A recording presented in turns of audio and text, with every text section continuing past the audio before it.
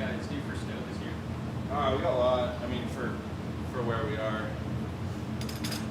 Last year in Steamboat, we got like 42 feet or something up at the hill, so it's like, it's a little different. You're doing all right here. But it's, yeah, but it's not like the nasty stuff that we get out here, you know, and it melts a lot being at the elevation, so it's a little different. But I didn't have a 400-foot driveway when I was in Steamboat either, so. You plow your own driveway? Yeah, it's like gravel and like steep, so I'm out there with the snowblower every time it snows. Are you still working with Peter? Not so much now. Okay. A little while ago, I think he kind of scaled back a fair amount of his output. Yeah, not so much currently. So you're working out of your house? Yeah, built a home studio a while ago, and so the past number of months just kind of building it out and set up a second bench space and a set place for my cold work and shit. Nice. Trying to look good and play good.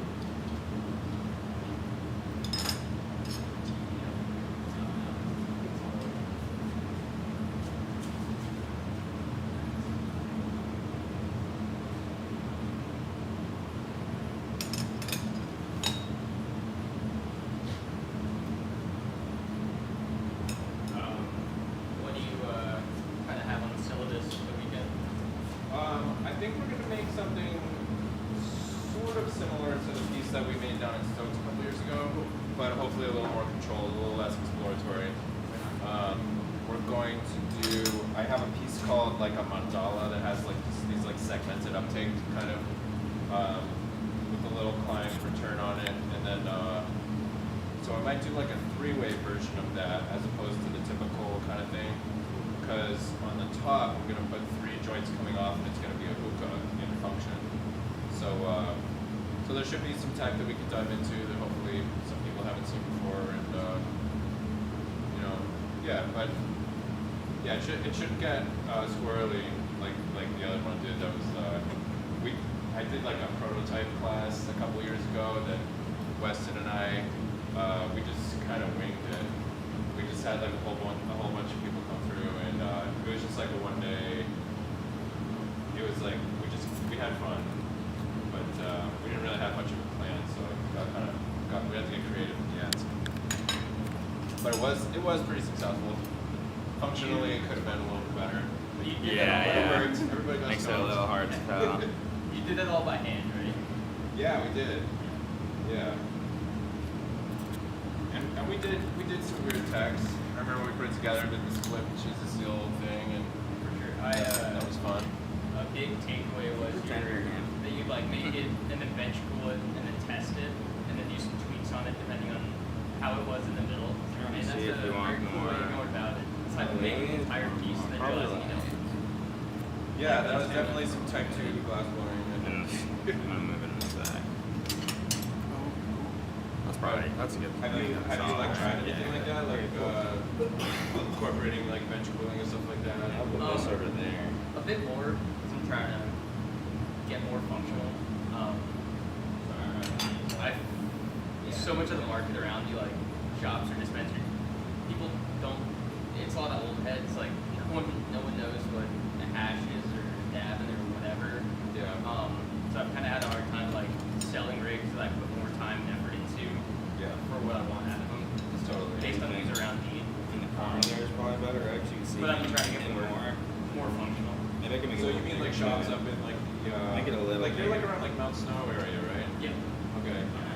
I worked with a couple dispensaries out there, a few in Brownsville. Yeah. Okay. Just right now, just kind of stockpiling a lot of work, sitting around trying to figure out more places to sell it. Yeah. Not bad, right? Little corner shot of your lane, and then you. More specifically, I could put this over there and cover you, but we'll see. I might change it, but I think this is pretty good. Okay. Got a little overhead. Looks good to me. Yeah.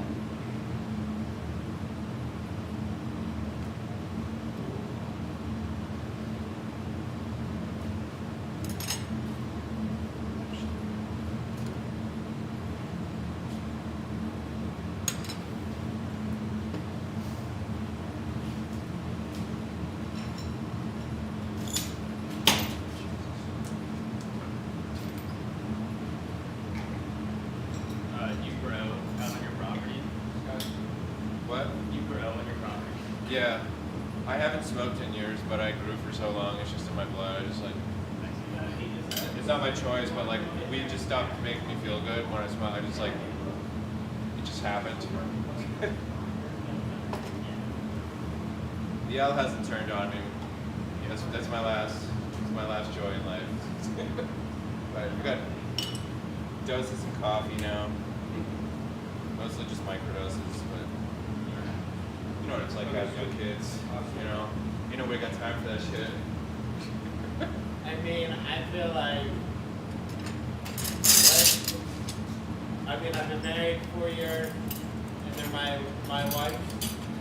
my wife's kids. So, Okay. but I mean, everything's changed for me in the past 4 years. I mean, I went through a real rough period through COVID, Okay. where my best friend was living at my house and everything, and I had my studio, and it was like fucking on party time, bro. It was no, but it got bad, and I got I actually went to a little rehab place in Mexico because of it, dude. Right. And sober 4 years. Nice, dude. It's something I'm really happy about because it's like, even before COVID, I was an alcoholic, but it wasn't to the point anybody was calling me an alcoholic. You know what I mean? Like, I was drinking too much, but it wasn't. It was still to the social point, And I'm happy to get that out of my life. Because, I mean, I definitely feel my glass is a bit better. And as a craftsman, I've learned so much. Like, I got a crazy perspective I never had back when I was drinking. Like, I was a little bit clouded. I feel that.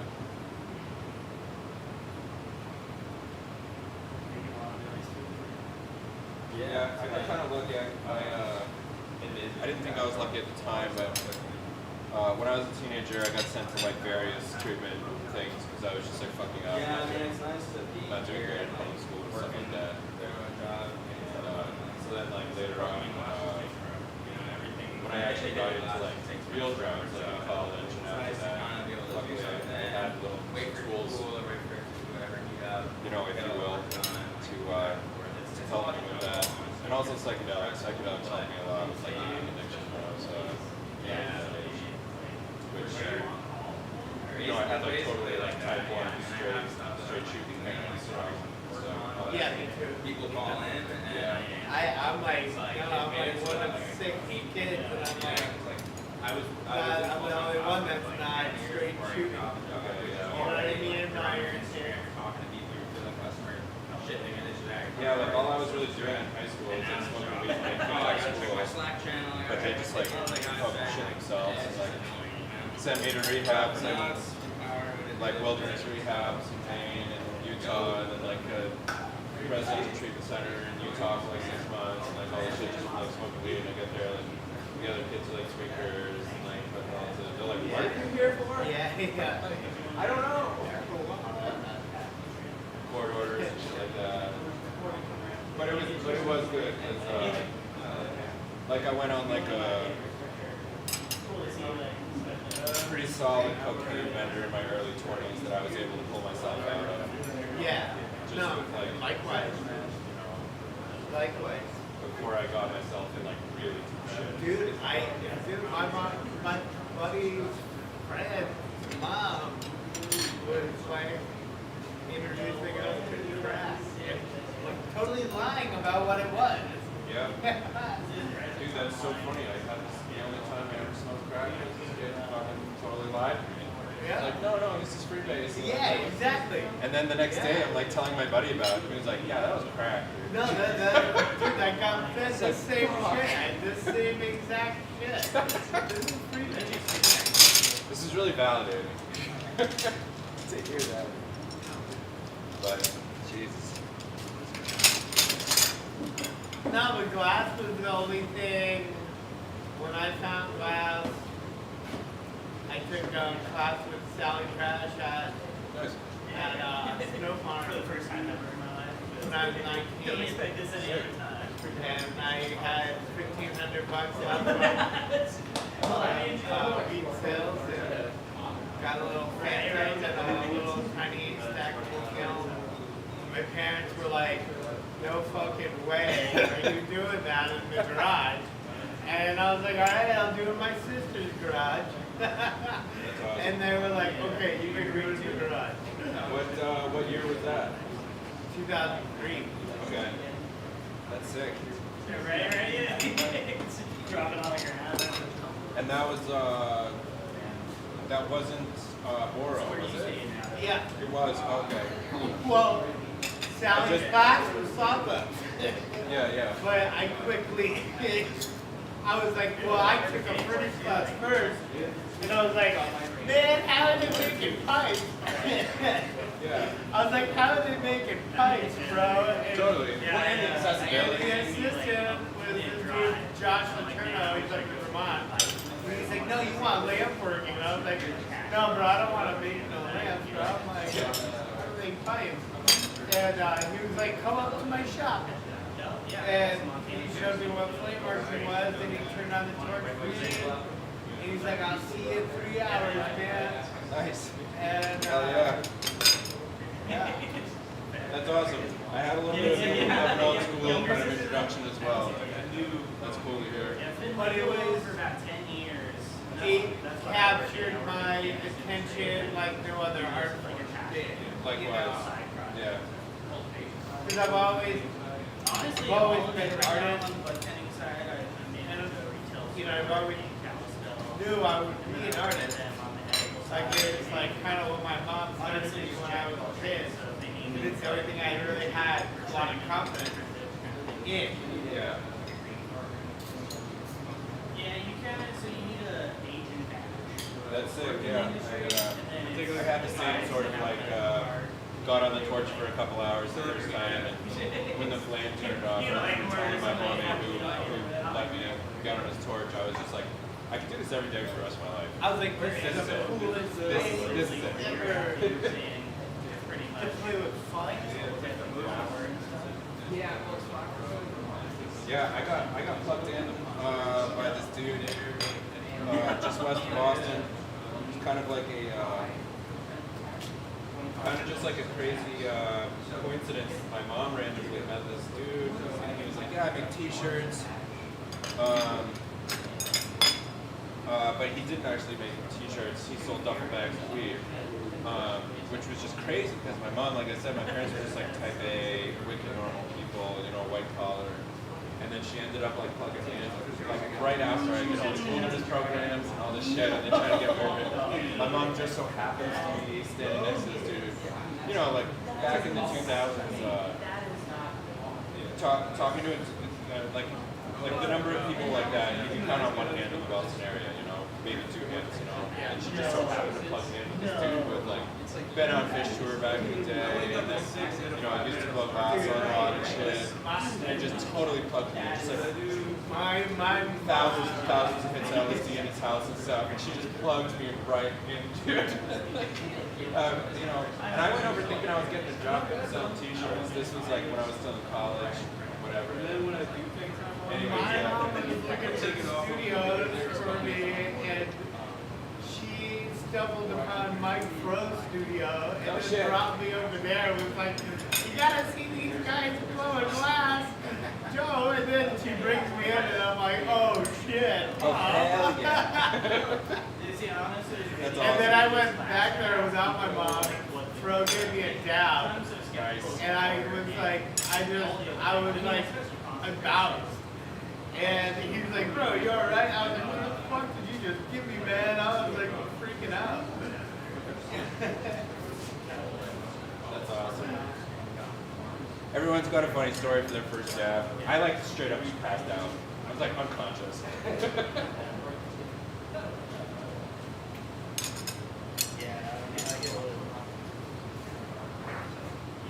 It's scary seeing people pass out. Like from Yeah, from smoking hash. Yeah, I was down at my best friend's house and I woke up. Just like couldn't figure out where I was and so she's like, oh man. But she's weird.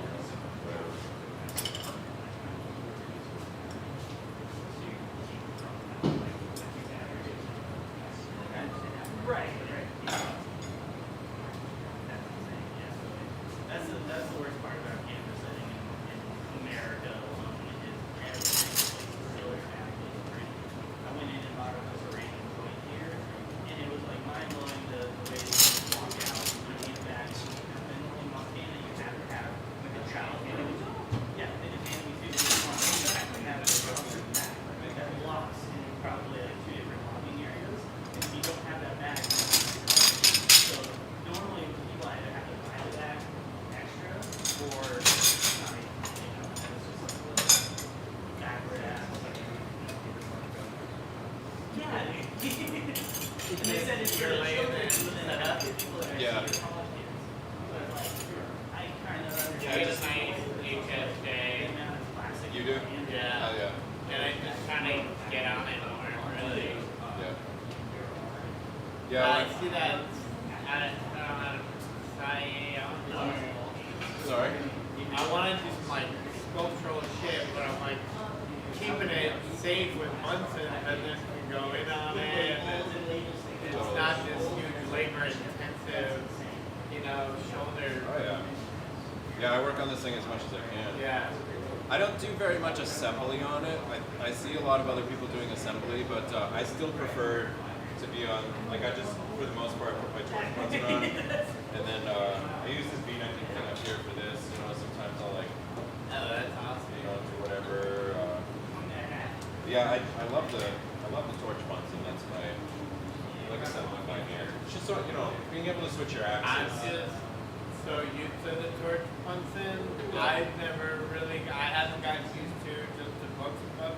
Yeah, Like I don't need it. I don't use it. I don't know.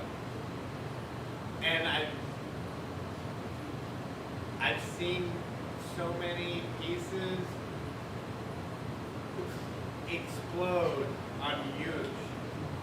On what? Explode.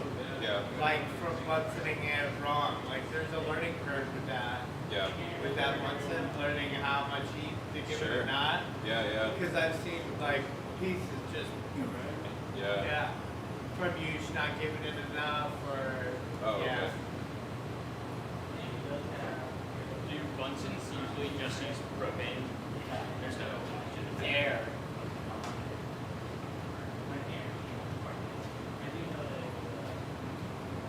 Yeah, I want to say it's like the Venturi effect, right? By like that it like pulls air up the. That's why they have the barrels, because I think it pulls air and then like the velocity increases. Totally talking out of my ass, but that's what I think. It sounds right. You know. But they might call it. I did a month internship with Mylan Hazard, and I mean it's a huge part of my basic primal education is that, and that's, you know, Mylan's great, but he's not scientific, Yeah. and he's a character. Oh yeah. He's a real character, yeah.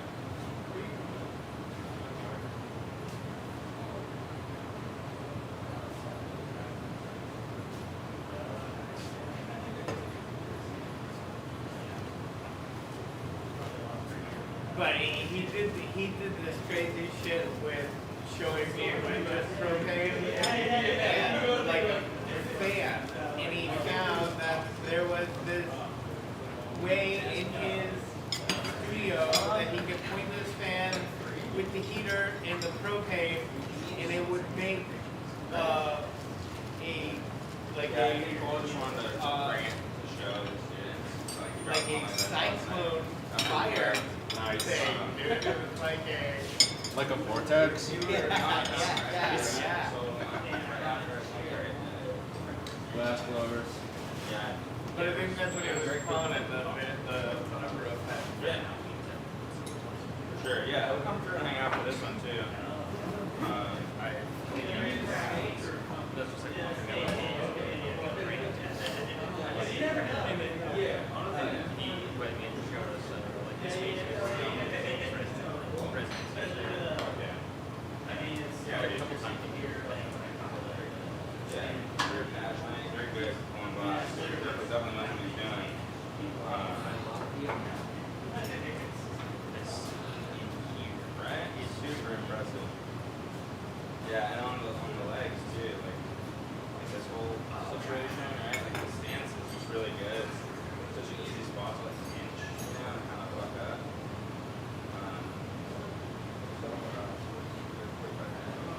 Yeah.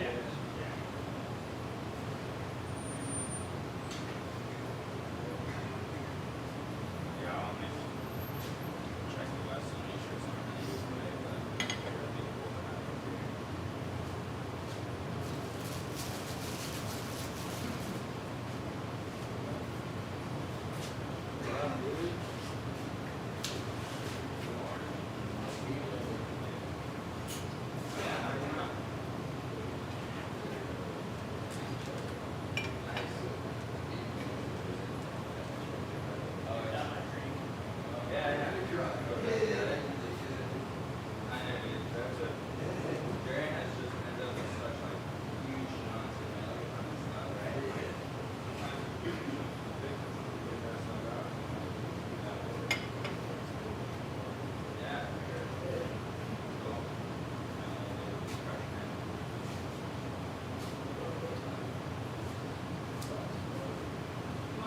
We'll be filtering in now-ish.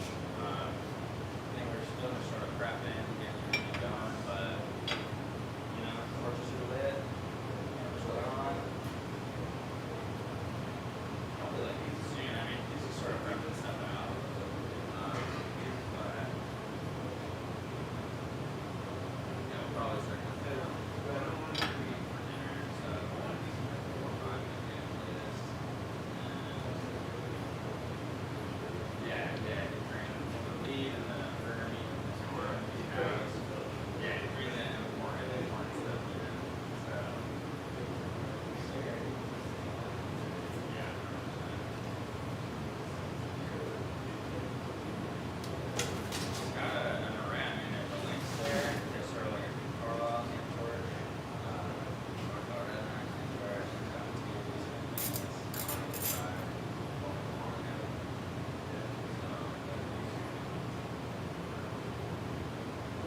yeah, no, probably really, yeah, definitely. But yeah, I really like the Bunsen setup. It's just sort of on the rail like that.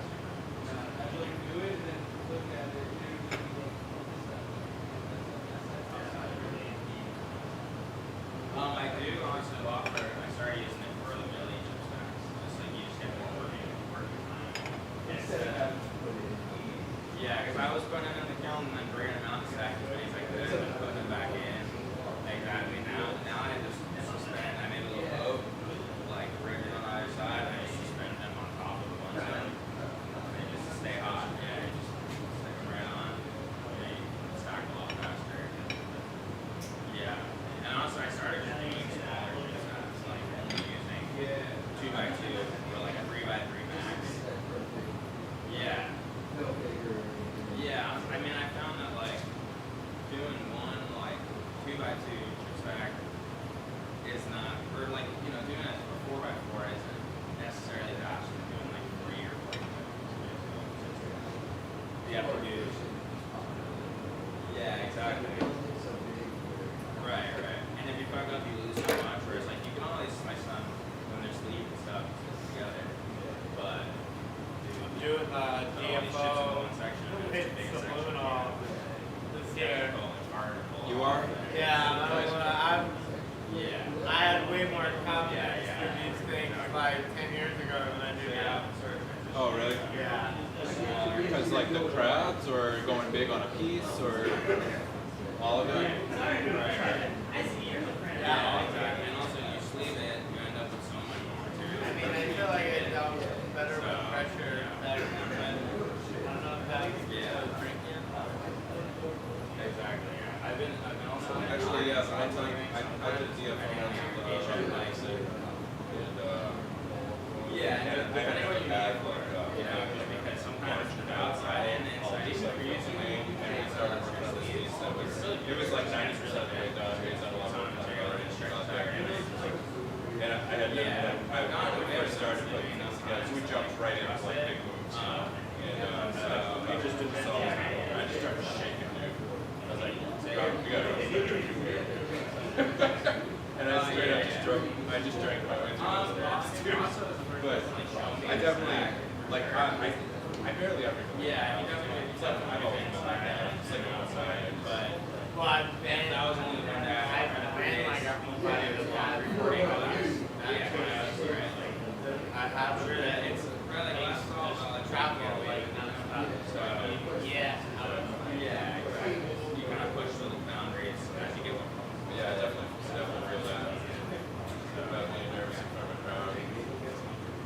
actually, we met for the first time the day after when I was at like artist styling. And he said something really funny to me. Me and Tim, we actually did like a project acid that day. Well, Tim used to hang out with me in my really bad, period. Yeah. During COVID, he would come up to find. Yeah, I was really spun in the tent that day, and I like met you, and like I told you about how you were like my first like last hero, you know, and I'm like all spun, you know. I was just like, part of me was just like, we should lose your time right now, you know. And then you're like, what do you mean I used to? And I was just like, oh my god. It was so funny, dude. But it's like how I think my response to that now would have been, you know, it's like The Dead. Like I don't know the favorite script that song, you know. But it was really funny because you know, like when you meet somebody that you've been looking up to for so many years. But I'm gonna have to text one of my homies from way back. Like Joe Peterson class. I mean, no, I do vaguely remember that.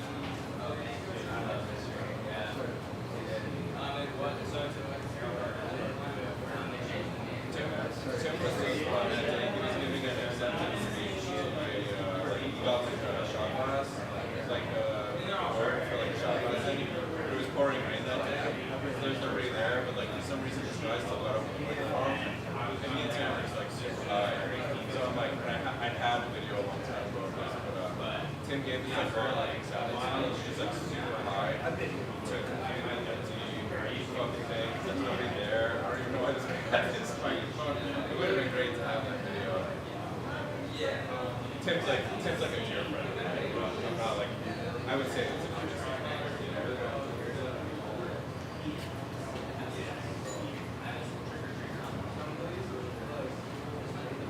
Tim, I thought I saw him at like a Champs or something, and I swear to God, like going through my phone, I got photos of me, like, cause Tim like looked like he just got out of bed, like literally at Champs. He looks just like Wade.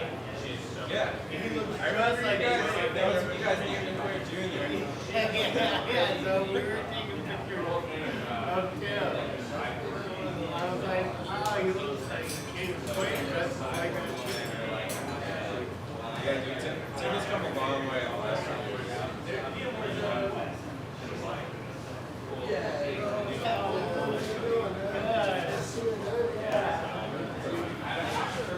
Not yet. I mean, we still gotta make a move. I still got we're just taking kind of checking out areas. Yeah, it's so different. Yeah.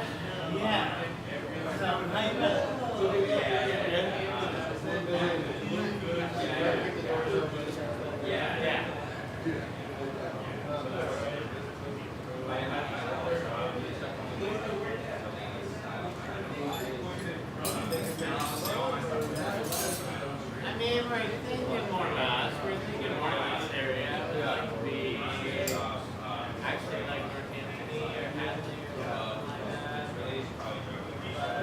I mean, it's a lot. I'm a little overwhelmed by the whole I mean, Colorado. We got 2 boys. Which can help the 18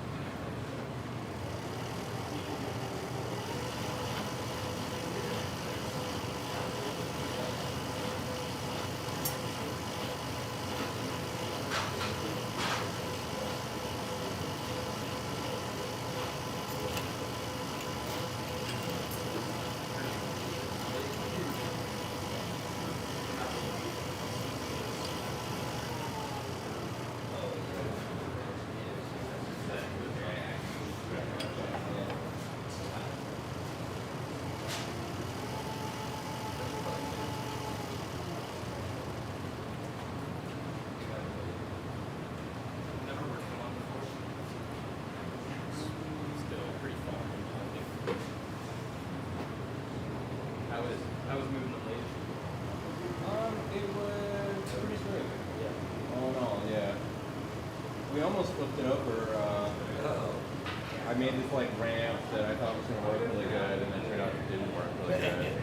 So That's this how thing- it be. Yeah, this thing almost hit the deck, going right up into my truck. But Class almost. luckily it didn't. Yeah. I got it. I just got it.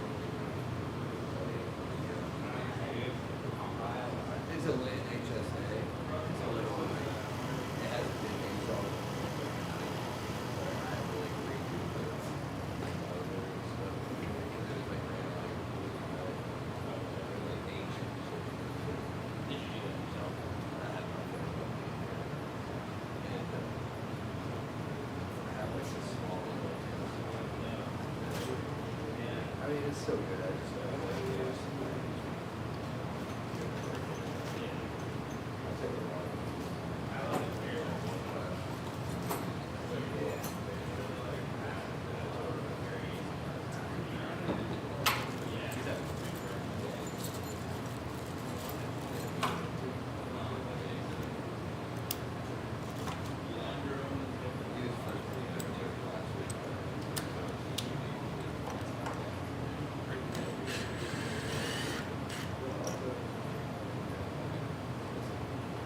Yeah.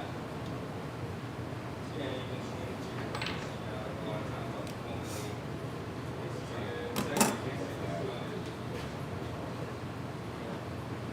yeah, exactly.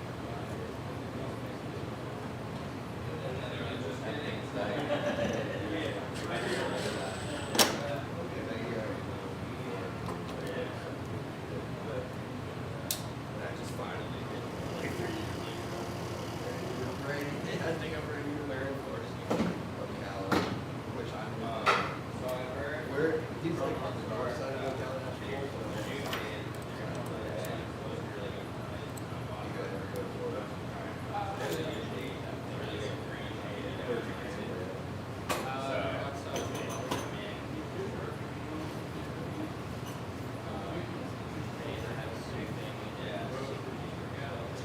St. Pete's like 2 hours. Which is a nice area. That's like And the better best experiences I've had.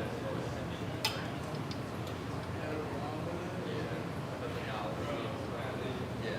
Yeah, well, Jerry would say don't use it. Yeah,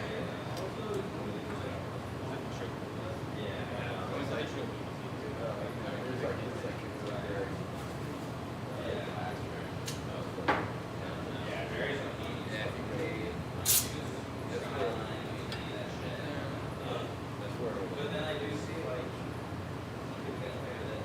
Daytona. I'm basically like right here. yeah, In between Daytona. around the next of it, for sure.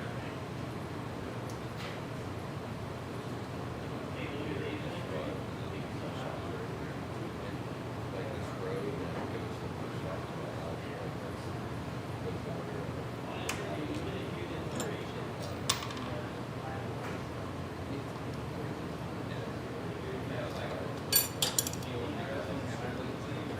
No, it's like right.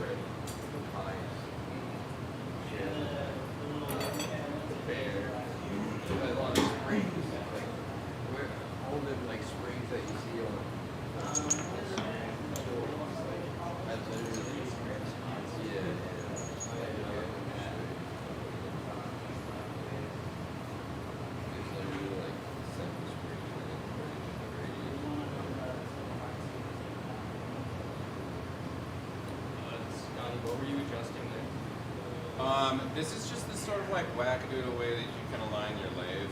That I guess these aren't like so rigid that you can just like I was talking to the guy Sean who made these lathes, and if your table isn't perfectly level, you can just throw like a penny underneath one of the feet, and then it can literally just make it level, it's like self-level. So I throw a washer underneath there because it was off by a little bit. And you're just eyeballing it with the rods in and then making adjustments up there. Pretty much, it should be fine. If it's off by a little bit, you can literally rip a piece apart when it cools down. Especially if you have like a lot of attachments on it and stuff. But I think that this should be okay. We'll find out, I guess. But it looks fine. I didn't bring them with me, but I have like a couple pieces of metal that are like machines that come down to a point. So yeah, so you can do it much more accurate.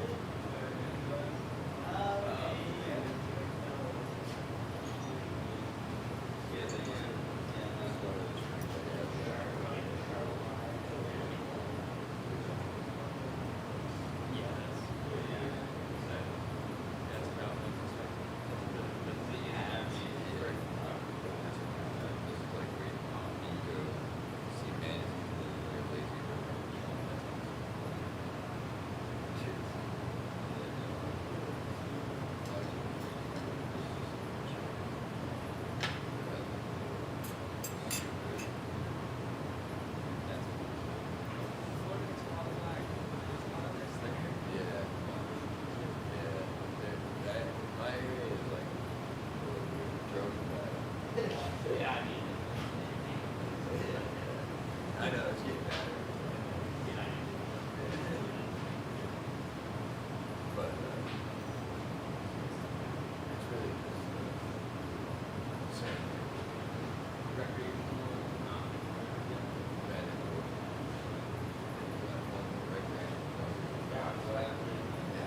because they want to do more and like the people who are against the reg have done real good like promoting it but against them they got multiple people like so that's good.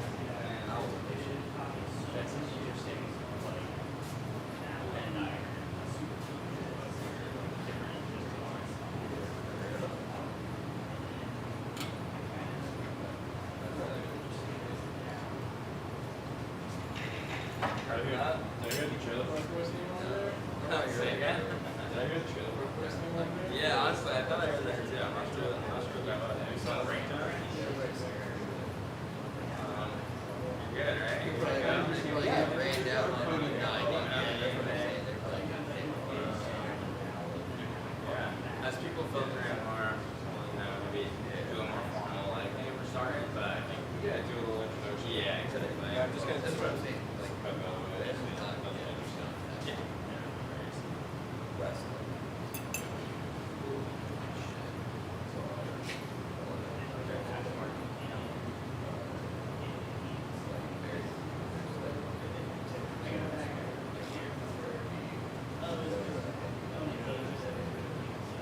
I tried to get her to make The noise like the females. during COVID time.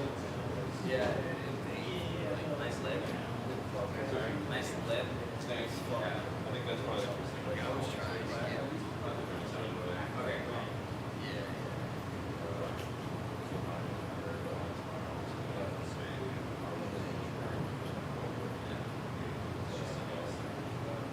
I feel like it's good to like get into tech stuff early on. Yeah, so I'm just kind of get out of the way. Nobody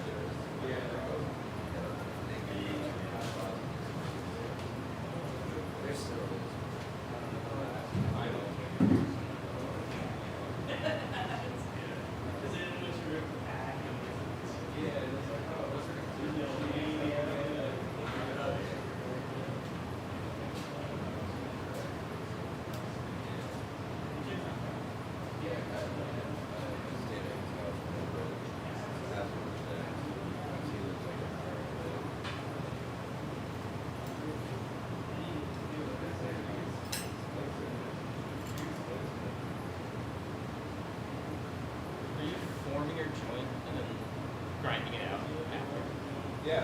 What do you use to join your joints? I use a drill press and one of those metal bits, and then use the sleeves to go over top of the metal bits. I actually brought all this stuff with me, so I'm gonna go over all this stuff. I have some stuff for it, but I've never put it together. Hell yeah, dude. Well, it's actually wicked easy. Okay. But yeah, I'll show you how. Yeah, it's wicked easy. And I've got a totally foolproof way of making joints that I love sharing with people because making joints can be such a pain in the ass. That I hacked the system a while ago and like told me how to do it. Love to hear that. I've definitely found like I'll make a piece and then I get to the joint and that's where I start to panic a little bit. Yeah. Well, I can start telling you about it right now. If you like, there's size 2, the one that I have in my hands here. I think it's 19 by 3.2. Basically, a joint fits about halfway into stock 2 before it hits the joint. And so, what that means basically is that if you flare that out, just a tiny little bit, like you can just ream it out how it is, and you'll get contact on the joint. So you don't have to work it, you don't have to shape it, anything like that, beyond just that last little, flare. So then you end up with, and it's a low pro joint, it's like you can see it's next to the block, but I have no problem with that, and I've never had anybody else have a problem with that, especially if you have color very early too. In my look, I've always subscribed to like the less joint the better, if you can have it smaller, great, I put 10 mils on pieces like that. I was gonna say you use 10 or 14. For the most part, I do 14s because it's a 14 A10. You get adapter. So but it's also scale wise. Like I'll put a 10 on a piece if it's really good for the 14. Yeah. It seems like some of these bangers and the marbles and the slurpers and whatever, it gets so front heavy Yeah. with some of them too. I've ended up like, I mean, I don't know, I'm trying to work smaller. Your work seems to be scaled up pretty large most of the time. It's so hard to get scale from pictures. Yeah. Some of it. I try to make things as small as possible, honestly. Also, just for fitting them in like decent sized pellets, so that it's more convenient for you to run them around. Yeah. And less water, more turbs, all that. So, I think there's every reason to make use of that. I guess it's a scale thing. Sometimes I think some people's pieces are larger than I see in the person, but very much smaller. Yeah, I mean, I have made a lot of pieces that felt pretty big. Ended up being 8, 9. Maybe it's perception. Yeah. On the blow tube, you're like, hell yeah, this thing's Yeah. Yeah, sort of. I mean, I'm not built like a tank, dude. I'm definitely feeling it. Once I stick a whole bunch of crap on there in the end, I'm like, why did I do this again? But I wear this gardening glove because it grips the glass a lot better, so it's not as hard on my joints. It only does so much. If you're doing a joint, color joint, are you just pulling out your stock to combo the size and doing it the same way? Yeah, exactly. So I'll just use this as like a cheater guide. So I'll just take the 19 by 3 and then just watch the ball weight. And just get it nice and perfect, and then I'll just make it right off of that. When I can, I prefer not to do like if I put a milli on a piece, I prefer not to put it where I'm gonna land it like on the bands there, because then it's hard. It's like a baller thing to do, because it's so difficult, but it's also a huge pain in the ass. One thing you can do when you're grinding joints is if you see that it's thick enough and you're gonna get a nice full grind. If it can even take less time just to grind through it, just plow through it. You might be on the grinder for a half an hour and go through 2 sleeves or something, but it's a foolproof way to like destroy. But it's I just prefer not to do it. When you're lining your joint, are you using just another glass joint? No, I like to use the brass reamer. It's not very nice to the glass on the inside. Like sometimes it'll leave something behind or whatever. But if you're gonna grind it, then it doesn't really matter. But yeah, I'll just usually just give it 2 or 3 little reams and then I'm good to go. Forming most of the time. Yeah. So this is the only tool that I'll do. Yeah, I always make on the lathe. I try to do pretty much everything on the lathe. Just for consistency, for wear and tear on my body, and also because then it makes me better at the lathe. There's a lot of things that I could do by hand easier, but every hour that I put in on the lathe, I'm getting better at it. You know, even doing you know, like monotonous things or whatever. Like, you know, you just get better over time. How long have you been working on the lathe? I think Yeah. No, for sure. 8 years, maybe 9. I think I had a lathe before this that was like this big Heathway model, and I only worked on that one for like a year. And then there was a few years where I didn't have a machine, and then I ended up trading that one out and getting this one.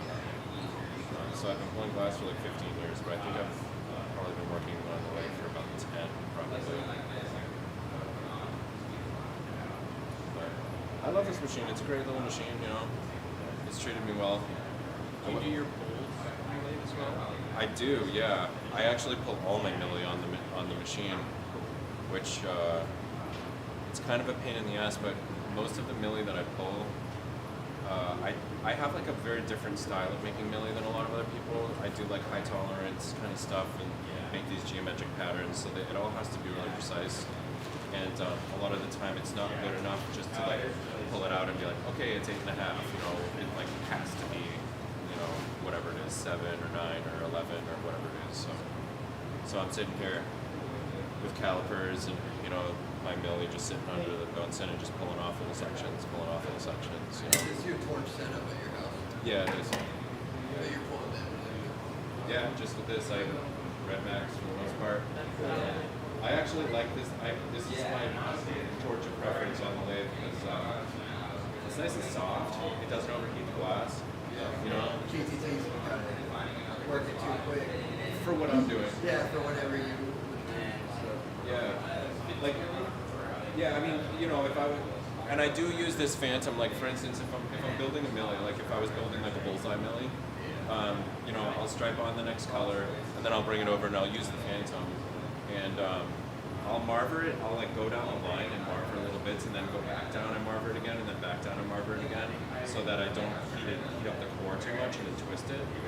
You know, so this is actually good for that. Good for like surface work or not.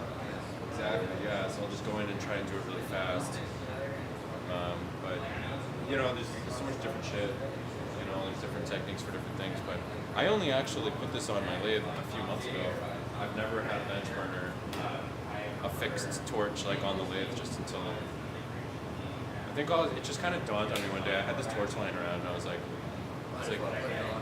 yeah, I was like, maybe like when I'm doing color prep and stuff like that, or heating up a milli, or just doing heat ends, you know, I just put it on and then take a step back, you know, give my face a break for a How second. was your torch affixed previously? Just hand torches, Oh, okay. you know, I just, Yeah. And torch, it allows you to get angles. I feel like I actually like feel the glass better too, Yeah, you know. it's more of a more glowing when you're like on a Yeah. bench. Yeah, it's like it's more of like an extension of your body kind of thing. Like you feel like you're almost like touching the glass with the flame kind of thing, and I don't know, just something about it. But yeah, mostly the angles thing, I would say. Is that larger hand torch what you use to tack your chips together? Yes. For some of those tools? Yeah, I do that all with the Red Max.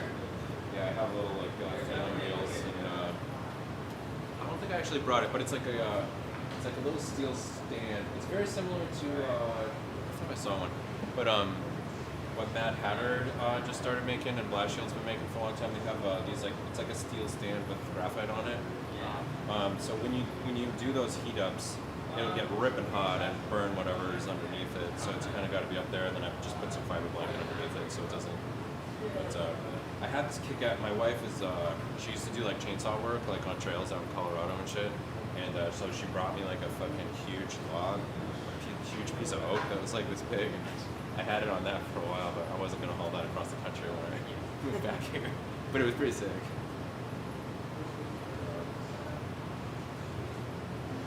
But yeah, I personally, that's my favorite way to do roll-ups. Is Yeah. just heating up the milli. Have you done it? I haven't.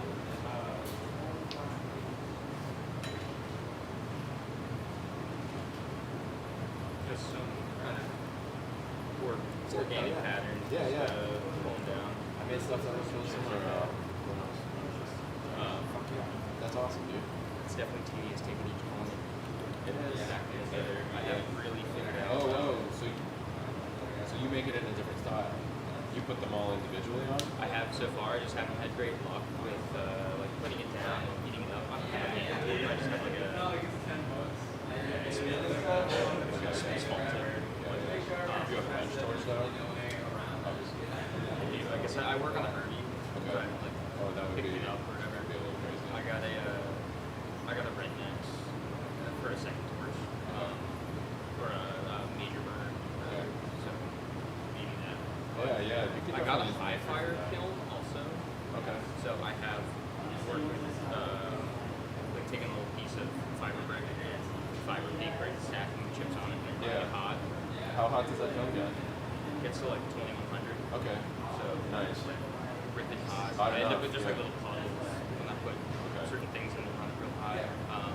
Can you time it so that they tack together and maybe you can squeeze them together with a paddle, or would that be kind of... It's the like it's a top loader. Okay. So it's sort of like reaching Yeah, in and then yeah. getting it back out. That So would I be haven't tough. like figured out yet. Yeah, But that- it is 3 layers, so I guess I could take the top 2 off and just have a hot Yeah, yeah. part. It might be easier just to get it. Yeah. It was a woman selling in the Facebook marketplace. It's like a Paragon Yeah, that's high it. fire. Yeah, $100 yeah. or Yeah, I'm something. familiar. That's it. That's I would. I want That's one not of something that you those. would necessarily. That's not a your repertoire. It's not yet, but I want to. Someday. Someday when I have free time again.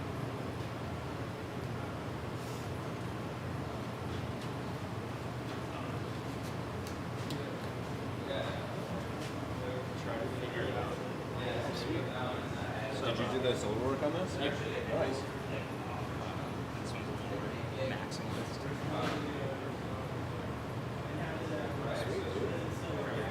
Trying to figure out some of the silver, how to mix it with the chips and whatnot. Yeah, that's awesome. I hope you continue with that. It's a hard time to start dabbling with silver as prices are just like skyrocketed. fair enough. I mean, it was rocking at like $15 to $25 an ounce for the past, I don't know, 8 years. And now it's $75 $100 an ounce.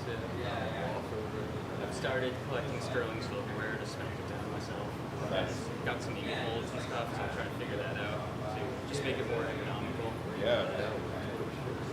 I was just using the hand torch to smell. I want to get something a little bigger. Or figure out, I was just saying to Scotty, I found a high fire kiln. It's like real hot. Like what type I would have to sort of run my crucibles in there and then kind of pull them out real quick. It's a really nice colorway. Is that North Star Aqua in there? You know, I'm not totally sure. I've been trying to be more organized with where I keep my color and the labels and knowing what colors I'm putting in. Especially after I've had a couple milling catastrophes where I get the whole way done and sleeve it once, sleeve it twice, realize it's a mood pattern, like 4 of each one checks or something like that.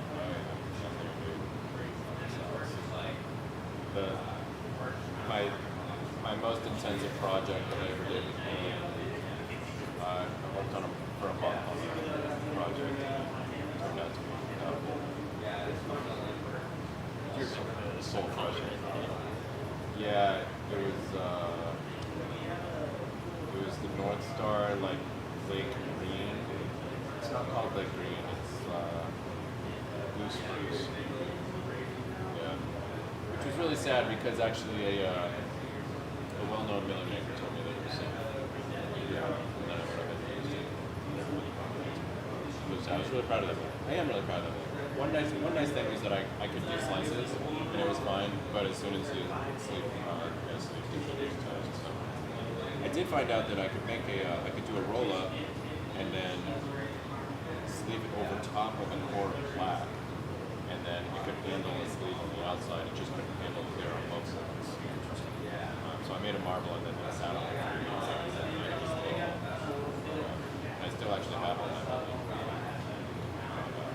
What are your Blue Spruce.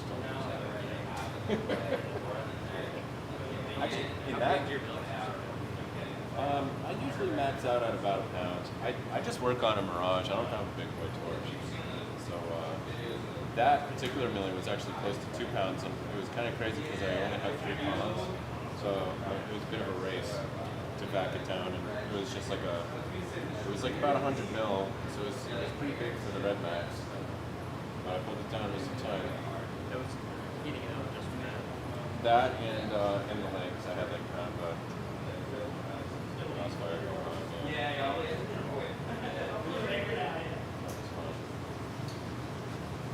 Yeah, my millers are generally pretty small, but I still manage to not use all the stuff. There's really no reason for me to make millers bigger molds because I have such ADHD that by the time I'm even like making a project with a milling, I'm already don't even want to look at it and I just want to move on to the next project. I love making milling. So are you generally working on one project at a time, or do you break things up? For the most part, I do have a bad habit of not finishing projects. But yeah, like I'll for like a more involved milling, I'll usually make like a few pounds of it because like sometimes like I do patterns, right? But a lot of my patterns are actually different pulls, but it's like part of the same pattern. So they're just components basically that I just never actually made one big thing. I just make it in that way with the little separate chips, you know, like you're doing. So sometimes I'll end up with like 3, 4, 5, 6, 7 pounds of stuff, but then I make a couple things out of it. That means some of your like rainbow silver. Yeah, a lot of those are different.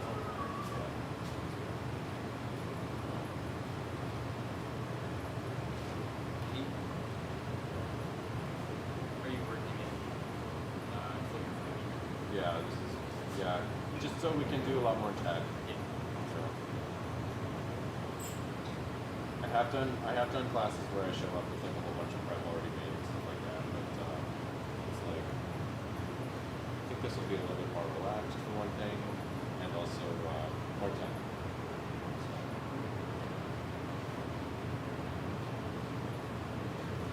You taught many other more formal classes. I guess not like this kind of one. It's more. I've done quite a few classes. Did one with Mickelson a few years ago, and did a couple out in Colorado. Taught a class. My first class I ever taught was with Bordeaux Scientific. That was fun. That was like 10 years ago.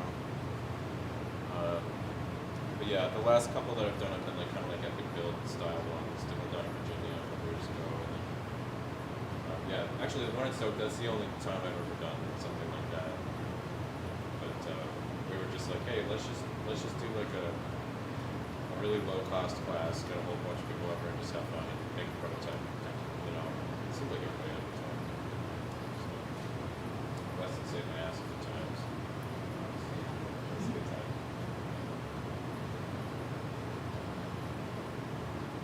Oh, and I've actually taught a whole bunch of live stream classes too. Yeah, I set up a couple of cameras in my studio in Steamboat, and that was during the pandemic. I ran those live stream classes for a bit. I don't know, maybe did like a dozen or something of them. And those were actually really fun, and you know, it was like a low cost thing that was cool. People didn't have to leave their studios, and yeah, it was nice. I got the cameras dialed, kind of like he does, where he's got one over top and then one from the side, and everybody seemed pretty stoked. Those were just like one day, like clear recycler build, kind of similar to this, but we're gonna dive in a little bit deeper. What platform were you releasing this on? So I had the video going on Twitch, and I had everybody tuned in on Discord so we could all talk to each other. But I only had like 6 people in the classes because I didn't want it to get crazy on the Discord.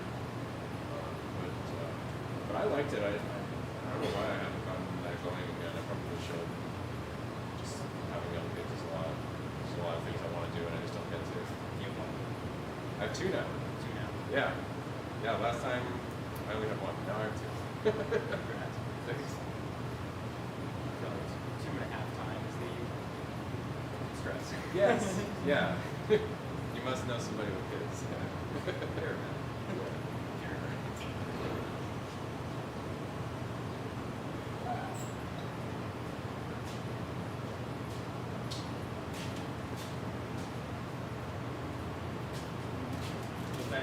got a notebook. I did get some extras and some pens, little composite notebooks, and whatever. Bought out the Stop and Shop. Yeah, help yourself. Oh yeah, so Hoyle dropped this off last night. It's what we made for his last class. So it's got That's the Pablo. yeah, so it's got so actually I did end up getting Lotus because Hoyle didn't want to experiment with Pablo, but the Millie is the Pablo, and I just didn't tell him. I'm like, bro. That white. It's the way, yeah, exactly. Cause like, dude, Lotus is fucking A, expensive, and B, just like hard to get. They don't always have it. So I asked North Star what their equivalent is, and they said it's this color Pablo Escobar that they only have like sluggers of, and it's not on their website. You have to like call and ask specifically, and you have to like ask for Daniel. Daniel Ness is like the guy who is kind of, I mean, he doesn't own North Star or anything, but he's like the head guy there, at least from what I've gathered, and he has sluggers that'll sell, and they're honestly pretty cheap. Compared to Lotus, it's like less than half price. So I love them. You just have to cold work the outside of them before you use them, which is a little annoying, but it's worth it because it's a badass slugger. So Which do that a lot. right? Yeah, yeah. Sometimes you have to. After, when they're in slugger form or after you? After I gather it up, Mhm. I'll lap it down to 600 and then speed that and then pull it out. Yeah. You can also do it with like cameos. If you're like me and you just fucking oil shit out of your cameos. Yeah. Is 600 usually where you can get away with flame polishing? Yeah. Actually, you don't even have to flame polish. You can just leave right over it, and as the glass like backs right down to Yeah, it, yeah. you'll flame polish it. That's what I'm trying to figure out for some of those kind of chip stack sections. Sections. Like, how much do I actually have to? Jerry would tell you Yeah. like 280. So, but, I'm sure. Yeah. That's, you know, that's Also, it Jerry. depends on your pad, because sometimes Yeah. a 280 pad turns into a 600 pad. For sure. You know, they all do. You know? Also, clear, you show Yeah. Right, like, I totally agree. Like, you don't see it on the color part, but you do definitely see it on your clear. Which makes me think that if you like looked at it with a loop or something, you probably would be able to see. So I usually just go to 6, but whenever I've like asked Jerry to do whatever, like full version of the creek, we'll work on cloud stuff. I'm like, please take the 600. I agree with you. You can do 280 or or whatever, but just for me, you know. For some small pieces that I've used for like incorporating the silver work, I like lap them down and polish them, and then I hit them with a cotton fiber bit with the metal polishing compound, and that kind of buff them out a bit. Like once they're already set, and if I notice that there's some weirdness or something, it's like You mean like on a finished piece? yeah, If there's a little, like, not like D-Bit, but like a little. yeah, just sort of weirdness, Yeah. and it like shines Cool. it up a little bit. Like after I've already set the coin with a silver bezel and stuff.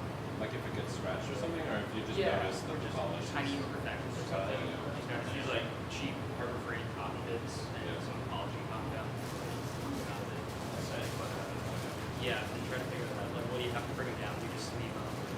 Whatnot. I went to like, eat with them around. Yeah, yeah. Mine are all color coded. I see people using the color delineation.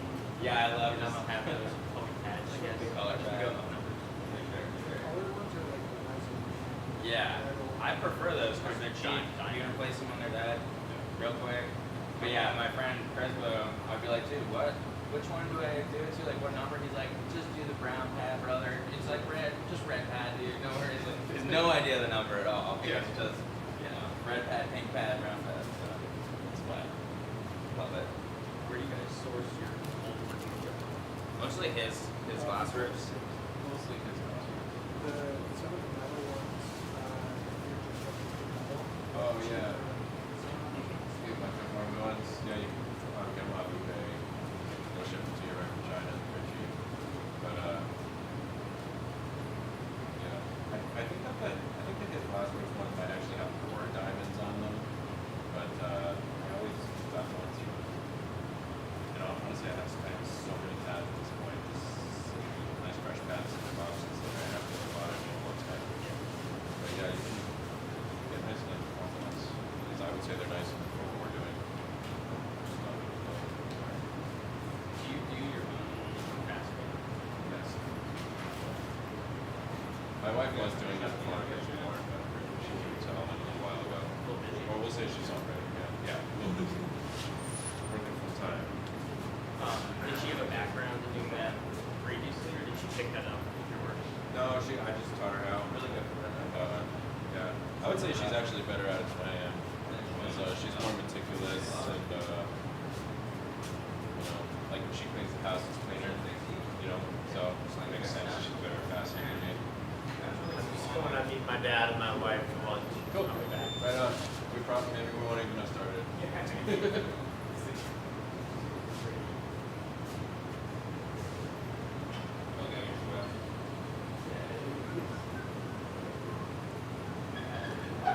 Yeah. It's weird because mentally it seems like that extra step thing that takes too long you don't want to do. And then you actually realize like it takes less time to focus on it. You know what I mean? So, You guys have a big deal for your policy. No, I only have like 8 inches. there is the same thing. So I thought about upgrading to the 12. I'm trying to the Ultratech, but like it came out with the 12-inch one maybe a couple years ago, and then I was maybe it was you that saw me. for sure. Somebody was telling me that I love your 12 inches have been like having problems with like the motor and Yeah, I mean, like, stuff like that, and it's okay to have so I was like, why not bother until they figure that out. I love the Ultratech other than that. I just progress. You a big guy? Same age. After I took a class a year or two ago up in Burlington, Yeah. Joe and Banjo. Nice. So I got like, and We'll practice. seeing Joe just bring out some rough one, polish them down real quick, do whatever they were doing, utilizing it a fair amount. But it's pretty integral part of a lot of work, even if you're not going to do ability, just I got patience for sure. So you have it on the natural, it's pretty good. He was on a big wheel, you're saying? No, Joe was just working on the small wheel, just seeing the amount of use he did in their lab. Pretty good piece of equipment. And I just use a like Harbor-Free tile saw to Dude, a lot of the time, that's all you need. I'm on the, I got the exact same saw as, yeah. just the tile saw that, HK, right? MK. I gotta get a better blade when it's like it hogs out too much material. Yeah.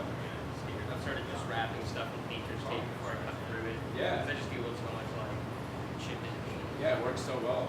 a lot better than what I was doing before. Oh, yeah. I've taken all my lapping equipment and I put it in a plastic tote instead of armholes. They just spray water everywhere. Oh, yeah. Anybody can take this. Yeah. Yeah. The smaller one of the two. Sorry? The small Yeah. one of the two. Yeah, the one on the left there. It's like the tile saw. Like I have the other one too, but I actually really don't like that saw. Maybe I just don't know how to use it properly. But I really don't like it. The auto one.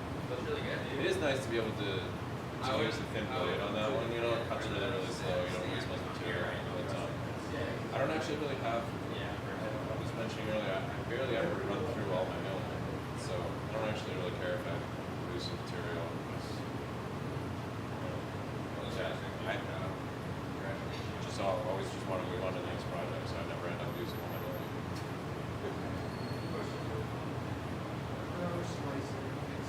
That's the one I have.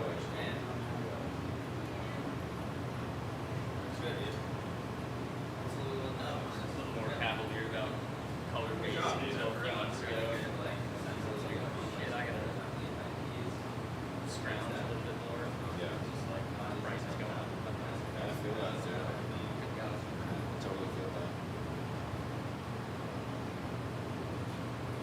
What have you East Coasters been doing since Mountain Glass? Unfortunately, is it around? You guys using more AVR, or Yeah. what do you guys usually? Rest in peace, dude. Yeah. It's so sad. MJ's gone. I buy like clear from UST mostly. Color just straight from North Star. And tools mostly just secondhand nowadays because everyone's like quitting and you can just get all the tools you want for so cheap. So, but ABR when something isn't available for sure.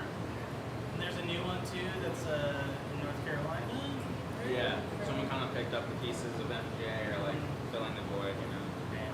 That's Yeah, it's rough. sorry.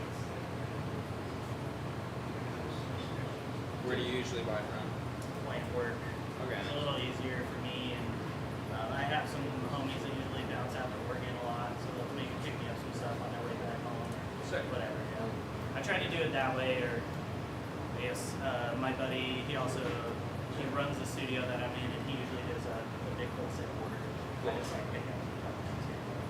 Nice. Yeah, I just end up having to buy like really, really big, solid, like 36 mil, Okay. Chinese, and Lambert was the only people who had it. Okay. So they came through clutch. They really helped out. Yours is one when they closed it over, they shut down.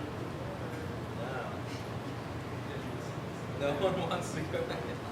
The ADR. Everyone wants to wreck. I don't know why. There's like more. There's so much more expensive. That's kind of wild. They put such a good face on that, and there's just one petty thing in there. And deuces. Yeah, I thought that was I great. don't like the website formats. Yeah. I mean, Mountain Glasses was a clean, modern website that worked Right. well, and the other ones are just like, I know it's so hard to tell like what you're getting. yeah. I've had to call and be like, "Is this really the shade of this?" And they're like, "Oh, sorry, man, it's a bad day." I'm like, "All right, like, okay, man." That's crazy. Yeah. Then you gotta call for it too. That's Yeah. Honestly, I started just calling everyone from now on instead of even using the website at all. I'm just like, yo, man, like, tell me what you got. Like, do you have this size? Do you have that size? Like, 'cause your websites are too fucking confusing, you know? Like, and it's good too because then you get to know them and they like hook you up with stuff. Like USC always gives me deals on Clear, even when it's not like a 30% off sale. They still hook it up. You're like, hey man, I know it's not a sale, but if I get X amount, if I buy like 4 or 5 full cases, like hook it up, and they almost always do. I think the dude's name there is Greg that I work with a lot. Right? Yeah, he's super nice, super helpful. Just gonna start name dropping random names Yeah. that you're throwing. Right, exactly. You think it's Greg here? Greg always gives me the hookup. Yeah. Yeah. You like Greg. Is that how you found out about the Pablo Escobar? Well, so with Daniel, so I've been buying from North Star for so long, and I buy so much fucking glass from Millies. And then me and Jerry started pooling Oh. glass that we're buying from Millies, and he buys a shit ton at a time. And so then I reached out to them after a while, and it's like they were sponsoring some of the classes. But the way they sponsor is basically like I would just buy a shit ton of glass, and they would just like throw in a whole bunch extra. It wasn't like free. Like it wasn't like they were just sending free glass, but they were like, if you make a big order, we'll just throw in a whole bunch of stuff. And so then, I've been doing these classes like once every month or 6 weeks since last August. So slowly I've just built like a relationship with them, and they're super helpful. And I think especially now, and sales are kind of slowing down a little bit, they want to make it we're still lying, Well, then hooking you up with something that like not the general public or also like silver bars or something bigger stuff Right. too is like that's a huge homie Yeah. thing to do for sure. They're dope. And they'll throw in weird experimental shit. Which is fun. Oh, hell yeah. Just gonna show off a little bit of stuff.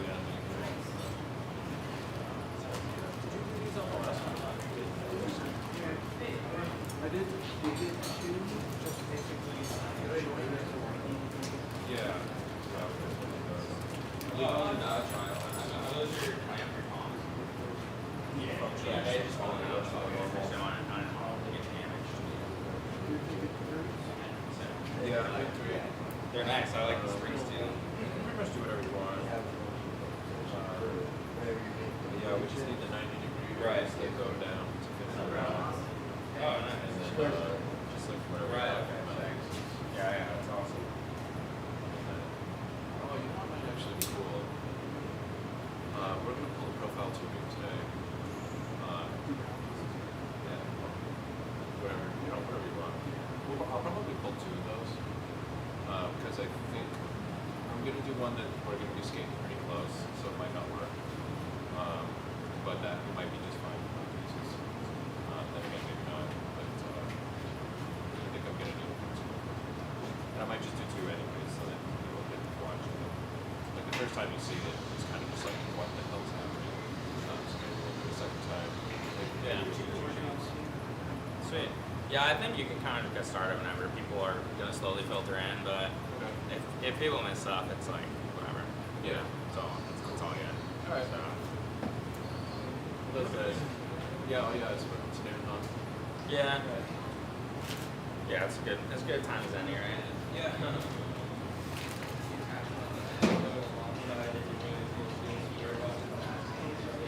Okay, cool.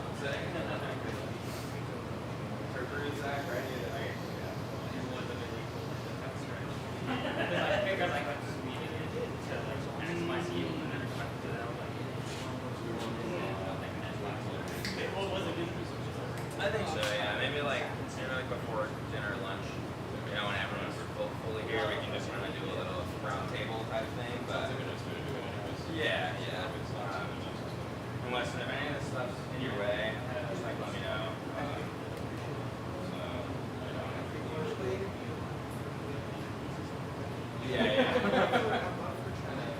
Yeah. Yeah, and honestly, like, no biggie. If this thing explodes, like, so be it. Fake squirrel, you know what I'm saying? So be it, right? Yeah. Exactly. I'll get some of this stuff off. Yeah, right. Keep the presentation next to the next one. Yeah, exactly, right? This isn't yours, is it? Okay, yeah.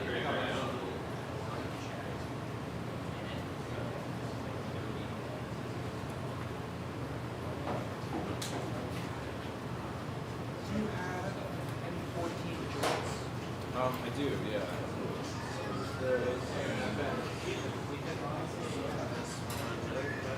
Base style. Because I think that might actually be the. I need that one to plug all the tops. But this guy, you don't have one more of those double-ended 14s, do you? Yeah, definitely. Yeah, of course. Yeah. I'll grab that. If you're uncomfortable with it, I'll yeah. Now you guys debated. No, I just want to make sure,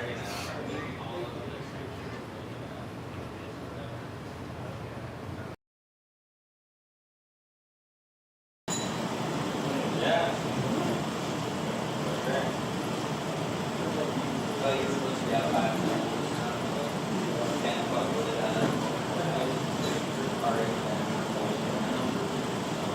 Yeah, I got a few more of those.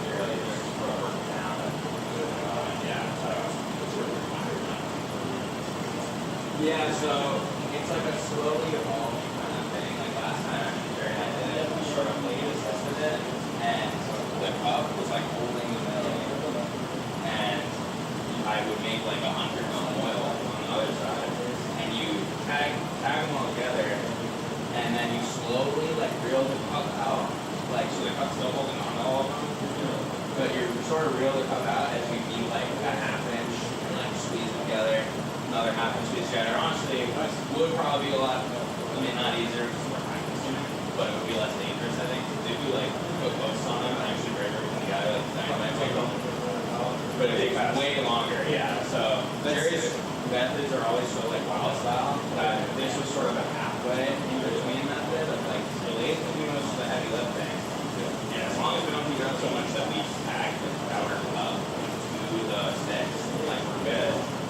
So, and that ended up being like the easiest pull that he was like, it's so much easier than I did. So, but it's a slowly evolving thing. And pros and cons are there. Yeah, the only reason why I do those posts is I wouldn't do decisions stuff. Yeah. I would never take the time to do it or do it in something organic. Right, right. You know, Yeah, exactly. that's a sick fact there. Yeah. Like, just mapping it out. Yeah, and then Jerry has this like graphite like half pipe that is super sick. You can kind of once it's on, it's on the oil like a steel pipe, and then you sort of like work it in this half pipe to squeeze the air all out on the side. I have the oil actually on both sides, so it's still open on the side that's like in the cup at first is still open the whole time, right? And like this side is the oil that you tie everything to, so you're just trying to squeeze the air kind of from the oil out this way. Yeah, I get that. Yeah. Oh, that Is it a tube? yeah. Let me show you. Sorry, David. I haven't found a graphite mortar to make me one yet. But yeah, so there's your it's like a it's like a flat, and then it's like a really thick flat graphite like this, but with like a small half pipe button and a little bigger one, and it's like it's a bigger piece of graphite. So you know, yeah, or also like heat up the whole like tank and then the whole cylinder, just sort of marking it, sort of squeezing it down, and also it's like half pipe. Yeah, no, it's serving that. No, I get it. It is a cool thing. Honestly, it's a lot pretty sick. Like, if Barry wasn't here with it, I would have but yeah, they're it's very yeah, exactly. Yeah, they'll like bring outside. Yeah, you just release your trigger all the way out. Doesn't always get all the way out. I mean, here's mine. 60th anniversary.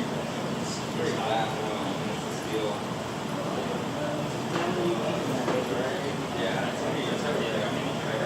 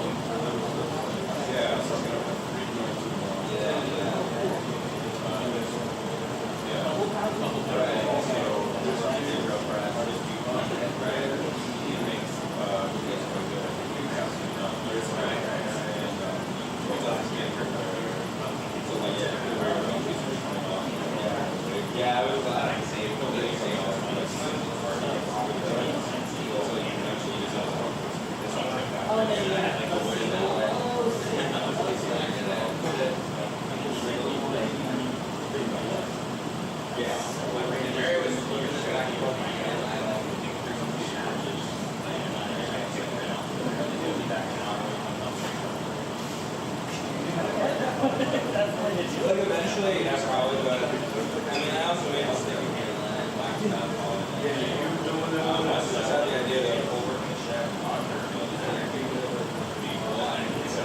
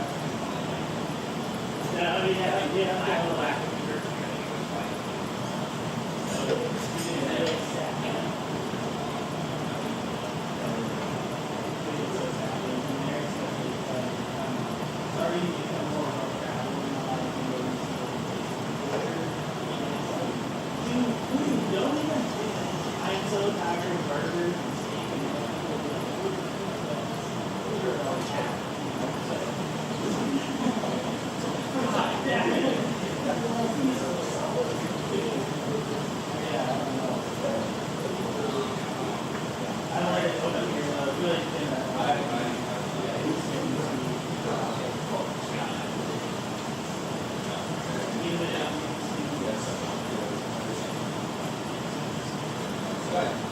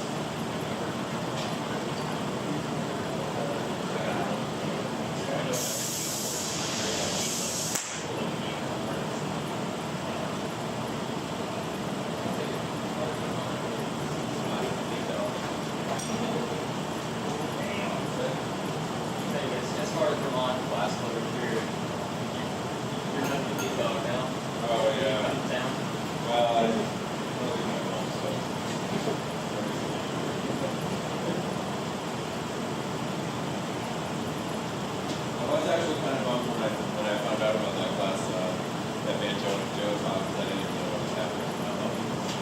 Yeah. That's where I met a fair amount of guys from Vermont that spoke like Lenny here. Definitely networking jumping off point. Yeah, totally. What's the homie's name? And then I was just talking to him. What is it? Devin. Devin, yeah. He's a good guy. Yeah, I remember he came down to the Sophie that day. Yeah, he was really friendly and yeah, his team and all that. He runs a good ship. Yeah, that class. Pretty not really awful, but it was outside its control. He mentioned something about that.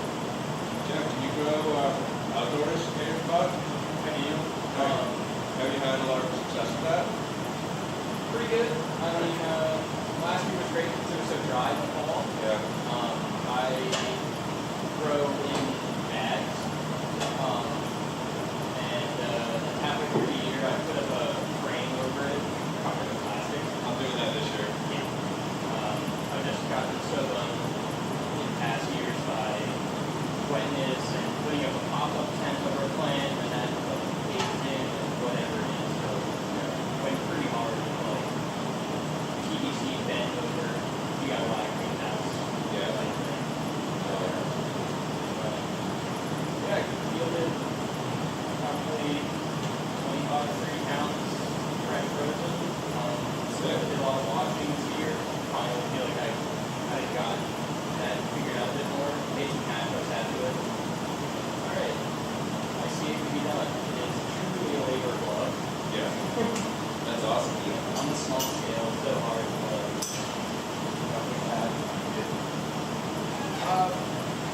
Couple ounces. It's been kind of sporadic because that's just, I don't have a piece dryer yet. So I've still been air drying piece boxes, rice testing packets, making sure really trying hard not to optimize stuff too much.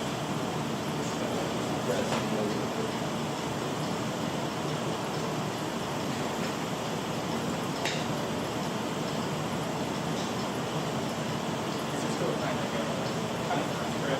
pressing like most people do. And like fully weighted and everything. Jeff, are you licensed? Okay. I sell just some production plates to dispensaries that talk about like, oh, if you want to, we can help you out with that, compare your product, whatnot. But Vermont has a 60% focus limit on Yeah. traits. So that alone makes it kind of difficult. I haven't sent any of my stuff out to get tested yet. But I'm just assuming it's going to be over there. Yeah. Yeah, I know, it's kind of tough for that. I saw some good stuff just came in recently, they just passed some good stuff, or maybe it's going to the house now or something like that. But, yeah, I was just curious. Yeah. I took myself and my dad is in that passion. Right. The second I got into the solid match, it was all over.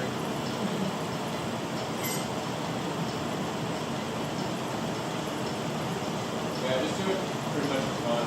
I've only got like 6 or 7 hours of full sun on my property. Really. So it's like, I just do it for fun, man. I do enjoy it. Got a pretty hilly, south-facing property. So it's like big exposure. Yeah, I'm west facing, so it doesn't actually get up until about 11 a.m. and whatever. I'm a little bold. I do it right in my front yard. So you're out in the woods. Oh yeah, nice. How much land do you have? We got 10 acres over. Sick.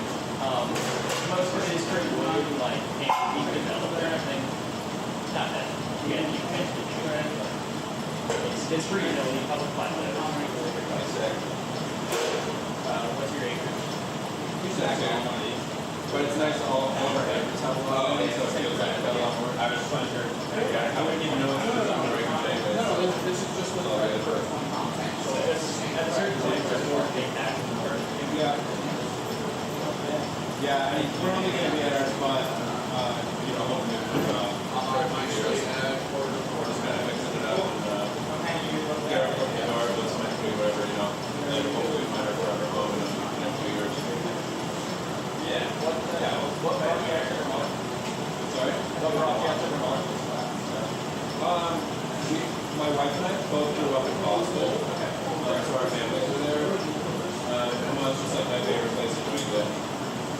When we had kids, we wanted to move closer to family, but we were on the city. So, I had, one of my really good moments had a place in Maine that we made like a vacation house. Like growing up. So Southern Vermont has always been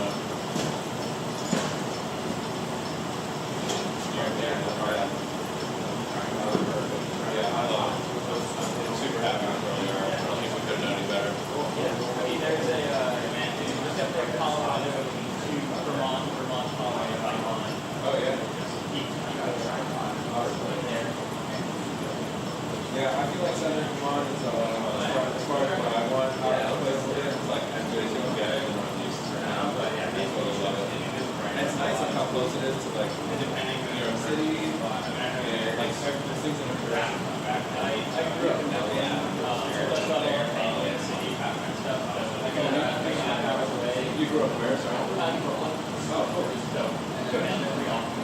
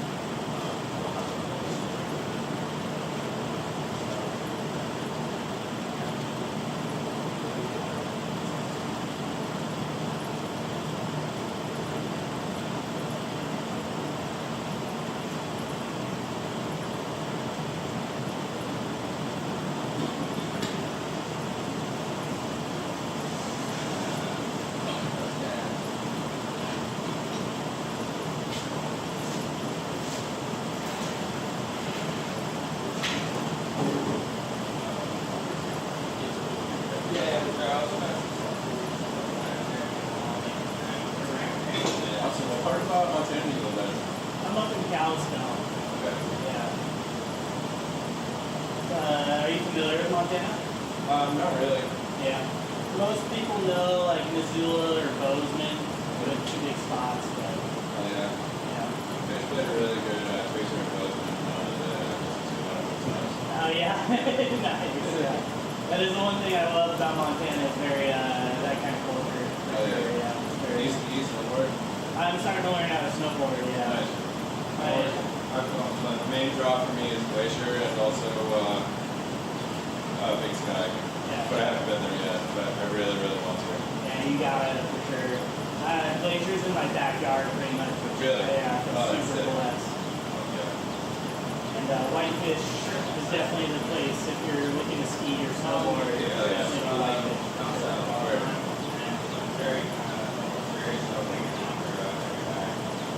Yeah, just say Big Sky because one of my buddies went there. Yeah. I had a lot about the movie report. Big Sky is nice. It's we're starting to call Bozeman like Los Angeles now, though. So Is it getting blown out? yeah, so blown out. Yeah. Kind of crazy. I definitely witnessed that happening in Colorado pretty savagely in the last 10 years. I cannot imagine. Yeah. It was nice up in Steamboat though, because it's far away from Denver, that there was pretty much nobody surfers up there. Oh, okay. So that was nice, but slowly but surely they're bringing it out. I feel that Kalisto's far enough away from Missoula and Bozeman where it's not too big. But boy, it's coming. Whitefish is the spot still. Oh yeah. I've been out to Jackson a whole bunch of times. that's still like a really nice spot. This hasn't been blown out. It's nice that there's like a family that owns Jackson. They own like a ton of the land around there and stuff too. And they actually like prevent. They personally prevent the town from getting like additional landed out. Huge, Which is yeah. really cool. We don't see that very much. Versus somewhere like Vale or, yeah. Fail being the worst.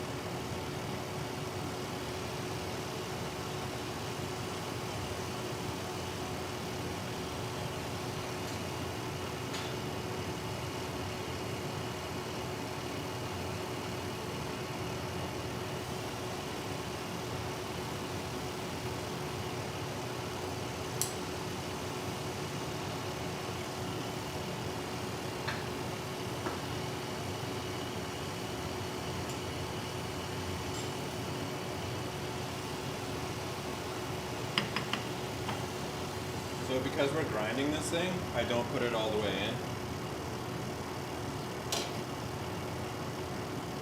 If you were to and then grind it, would it end up to? Your joint would just sit really deep in it. Joints have a 1 to 10 taper on them.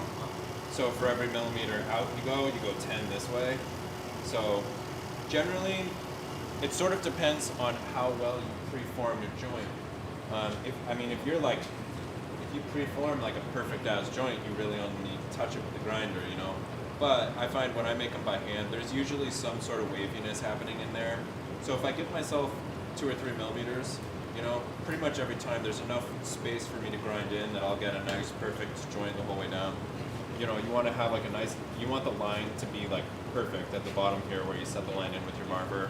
You want it to be perfect on the top, you know, pretty much. And then where you push your Maria in originally, you know, a lot of times when you push your Maria, it's got that little like V inside of it. So if that doesn't get polished out, then you'll have like a ring that goes around it that's on ground and stuff. So yeah, if you give yourself, I mean, I think I'm probably somewhere maybe 2, 3, 4 millimeters depending. And when I'm making something, I can generally feel it out and be like, I'm gonna give myself a little extra space here or whatever. You can take your pencil reamer in here and see, you know, if that V's been worked out. You can go in and even like, especially if you're using like a stiff color, that V might be pretty stubborn. And it depends on your tech for pushing your Maria. You know, if you can get it in and then pull it out a little bit, then a lot of times it'll work its way back out. But you know, like especially when you're making worked pieces, like a lot of times, like you know, you don't really have a feel for the color, so you know, you might just have to polish it out yourself. But like with clear, I don't even have to go in and polish out that ring a lot of the time, because when I'm sending it in with the links beforehand, it's enough heat to polish that out. But like if I was using something stiff like black or whatever, I would definitely take this or take this other thing and go out and polish out that ring to begin with, and then just a little security, extra 5 minutes, so I don't have to remake the joint later, you know. Before grinding. Yeah. Okay, yeah. Yeah, before I even ream it out, actually, yeah. I'll just go in and polish it out. I generally have a style that's like very like insurance heavy, where like I always take if I can and if I have the foresight, I'll take extra steps on the front end so that I don't have to clean up my work later. It's just my style, you know. If I can. Sometimes you have to take risks, you know.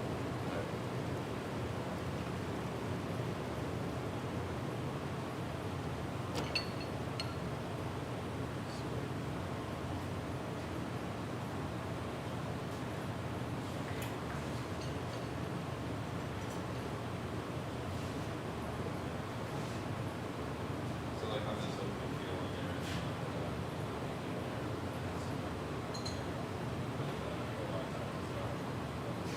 And it's, you find it cool to the bench cool. You're going to before grinding.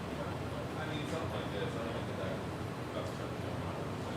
But yeah, I mean, it should pretty much anything. You know, that doesn't have like welds on it or doesn't have big spots. You know, as long as it's like if you hit it with the bumps for 5 minutes, then something like this. Something like about 5, 6.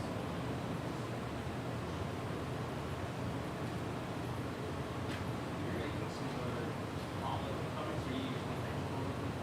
No, I pretty much always put everything in the vast majority of what I make is worked, is color and stuff like that. So there's really no reason for me to just bench cool it, and it's just risky. I have one of those big scuds that I work out myself, so I've got lots of space.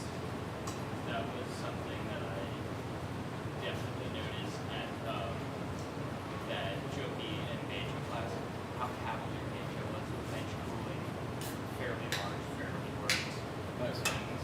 Oh yeah. I mean, obviously, it's like knowing what he's doing. But with that same kind of thing of just looking at it and like calculating whatever the thickest millimeter was, and going like, yeah, it's not that bad.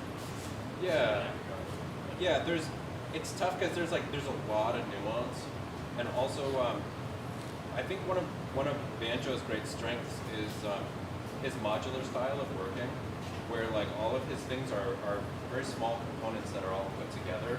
So I think that he has a lot more like leeway with that kind of stuff. You know, like you don't see him have like big bases, for instance. You know, like all of his things are relatively small. So also, if something does break, and granted, I didn't see the sections he was putting down, but a lot of those things, if they break, they're fairly easy to repair or replace. I just find myself, even like very small things, going in and out of the kiln. Yeah. I guess sometimes, yeah. Yeah, I do think. something more similar. Yeah, I think it sort of depends. Like, but yeah, I think like a lot of the things like his small marbles and small little components and stuff like that. A lot of those those things I wouldn't bother putting in the kiln.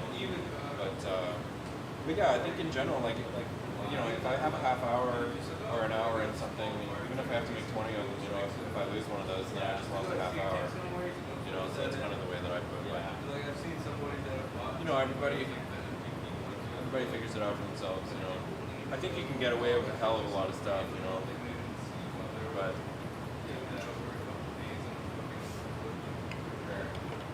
Yeah, there's like a joke like that I watched him fix the thing on the fingers on, just like fully cold. Like it was cold on the table And also, I would also say that a lot of those things, like, I don't know if they were just in the flame or not, but sometimes or like something else on it, whatever. sometimes it can even be better to like not put something in and out and be heating something up over and over and over and over again, because you know, like, and this is nuanced, you know, so this, I'm not speaking generally, but sometimes like if I'm doing some assembly, for instance, and I know that like half of this piece is going to cool down, I'll actually not put it in the Bunsen and warm it up every 5-10 minutes, because then it's just going to cool down again, and then heat up and then cool down and heat up and cool down. So it's like, you know, and there's a lot of nuance to this, so I don't want to like confuse or anything, but you know what I'm saying, sort of. Yeah. It just ends up being an added stress. So while working, you would just allow that side to sort of cool down naturally. Every once in a while, you know, and yeah, and a lot of stuff is totally fine to bench cool, you know, even color prep and all kinds of stuff. But I think generally speaking, like if something has a ring seal in it, it's going in the kiln. If something's been like a piece has been flattened already, you know, it's going in the kiln pretty much every time. I try to always sort of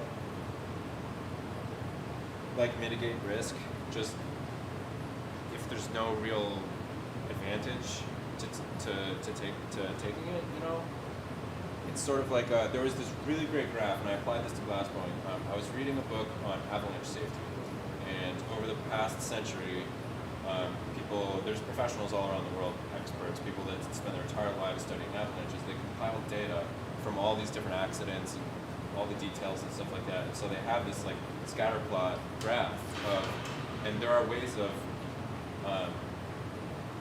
determining what your risk is on any given slope on any given day. You can go through like a questionnaire and figure out, and so you can find out, is your risk like low, medium, moderate, considerable, extreme, and they literally have data that say if you go out on a slope 10 times this season and the risk is moderate, you'll on average live, you know, 17 years until you die in an avalanche, you know, and you can apply that to literally anything, you know. And so, if, you know, for instance, if you work in a really safe, if you only ski on really safe slopes, you're going to live for 1,000 years, you know, without, according to the graph, obviously. But if you put yourself in extreme danger, you know, you're only going to live about 3 years. You know, if you go snowboarding 100 times a season, you're only going to make it 3 seasons on average, unless you're real lucky, you know. So you can easily apply that to glassblowing, you know. And I like to stay in the conservative space as much as I can. If it's not like a huge disadvantage, you know.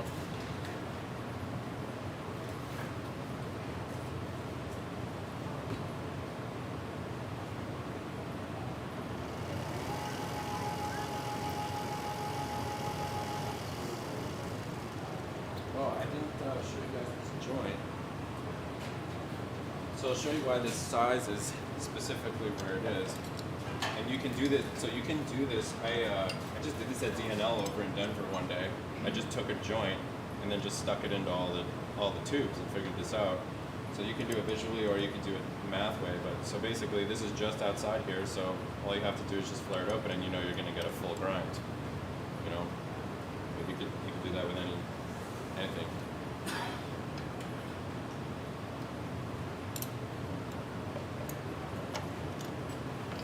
And that's like a 19 mil. Yeah, 19 by 3.2.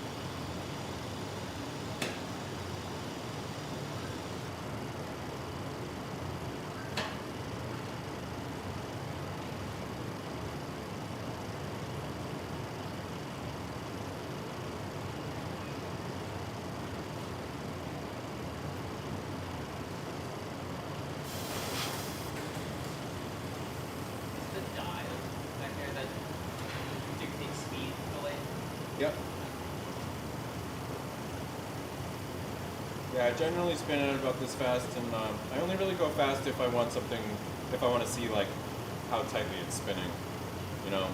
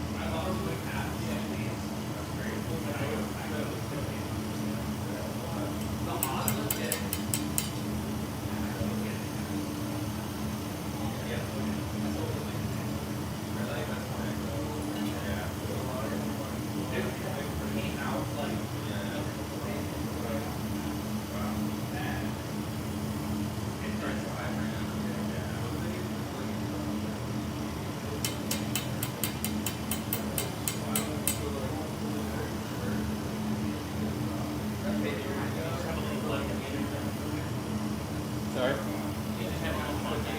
Yeah, it's like this little cast iron like bread pan, like this little square thing. I actually really like it. Just saw it at like a Bass Pro Shops a few years ago.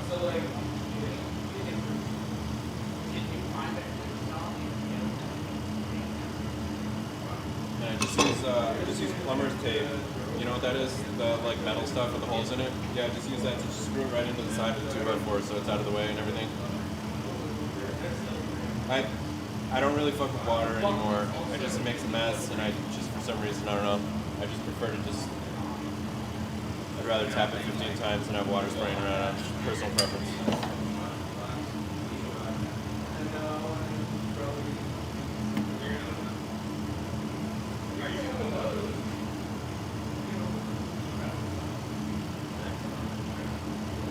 So right now is when I would usually go in, if it was stiff glass, and go in and work out that seam. And then I always take the boot out of the back so that the torch flame can, like I want to have a nice gradient of heat. I want the lip to be the hottest and I want it to cool down and literally, and to actually have the shoulder here that's holding it be stiff. You know, so I like to get the flame, see how the flame's traveling in there instead of getting bounced out. But it's a, you know, just gotta find the right spot.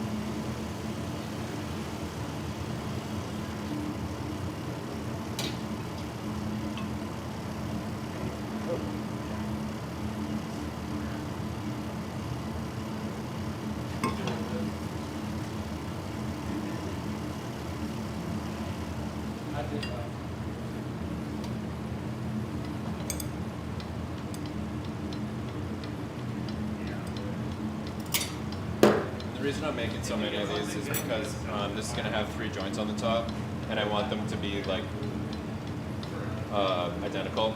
So I'm just going to make like 6 of them, and then just pick the best 3 that are the closest to one another. Because I'll, you know, use them for something else down the line.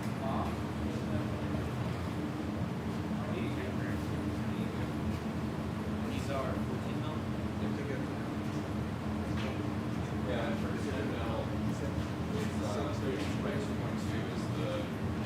the stop that I use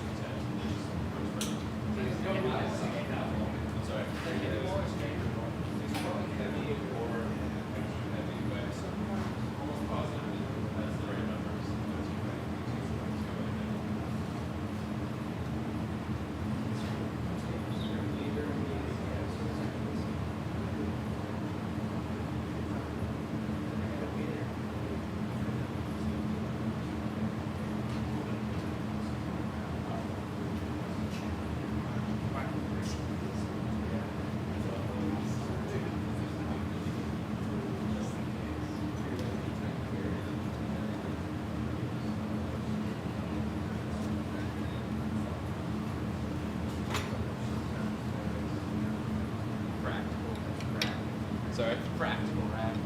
Yeah. Practical. I like that.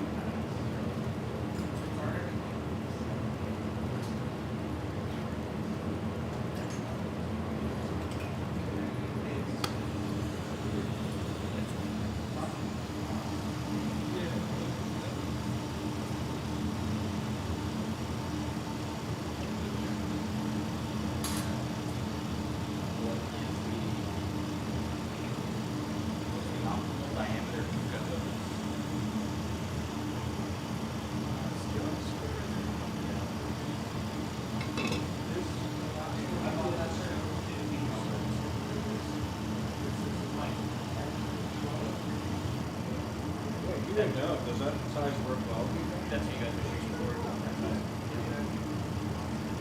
Do you think it'll be better in the winter? Maybe if there were more flower arrangements.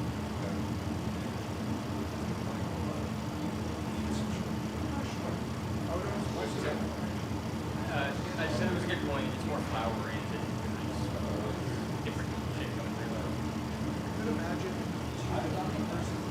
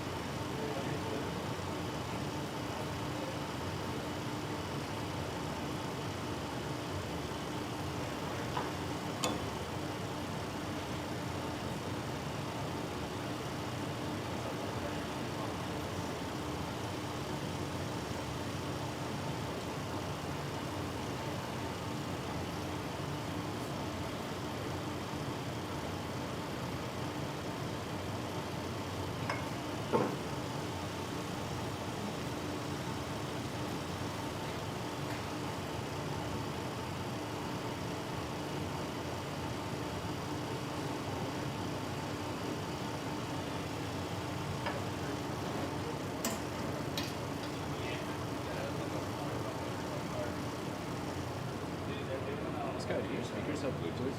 Yeah, yeah. I might charge Weston with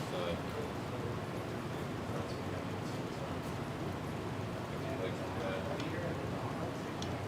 I was gonna ask you about that. Do you like working silent or do you like some jams?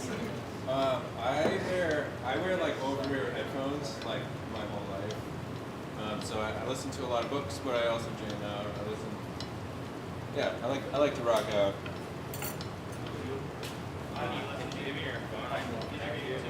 Sorry. For the most part, I listen to like Dead, Fish, and jam and stuff. But my taste, I was on like a pretty solid kick to that kind of music for a good 10 years. But recently, I brought it a little bit, and I grew up playing classical music, so I do have an appreciation for music, like just generally. I play violin because that's what my mom told me to do.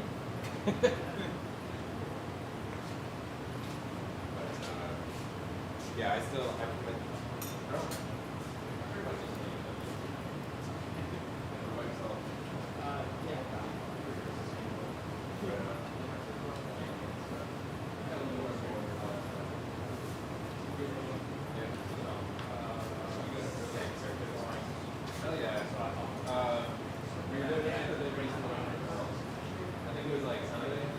I wasn't there Sunday, I went Friday. Okay. We brought our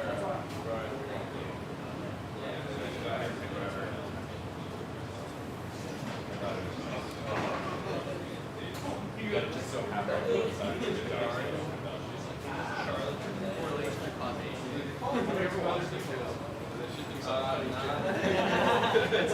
I do, yeah, I know. I mean, I like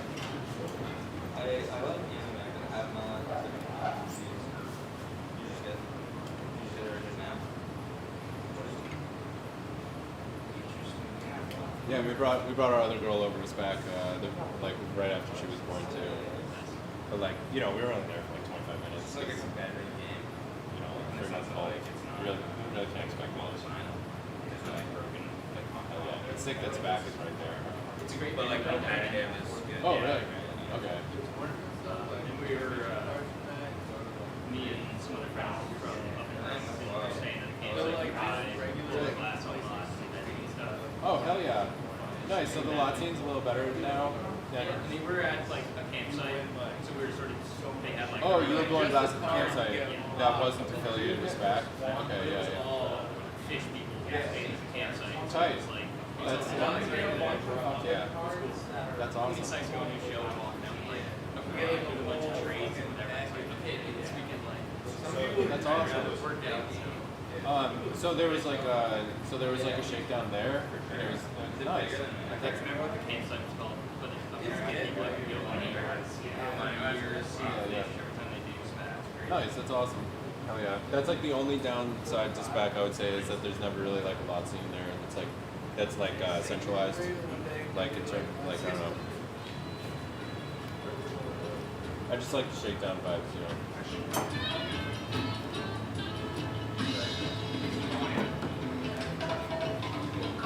Perfect.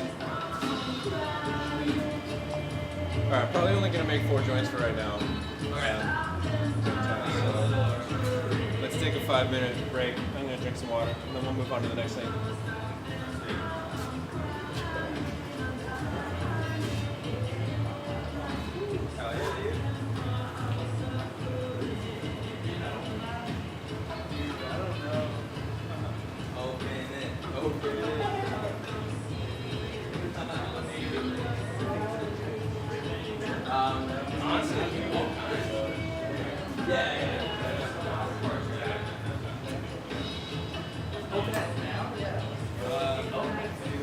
Yeah, it's funny. Jordan and I were talking about this last night. It's like, I definitely like a lot of like quality dubstep and like, you know, like Motif and Daily Bread and like Conjoy and stuff like that. But I also like the vaporwave, like nostalgia lo-fi stuff is definitely some of like my favorite guys to be listening to. But then I like a lot of like Dogger, like Rush, Yes, and like Pink Floyd. I definitely get that. I like that. They're not usually my first choice. It's like, I'm not gonna turn it on with someone else and put it on. Like, I like it, but it's not like where I can gravitate to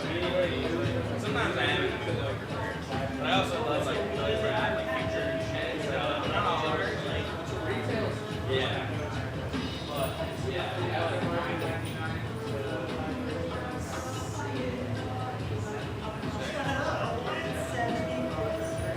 Dude, they had some 47. Yeah. Those from Adam, my God.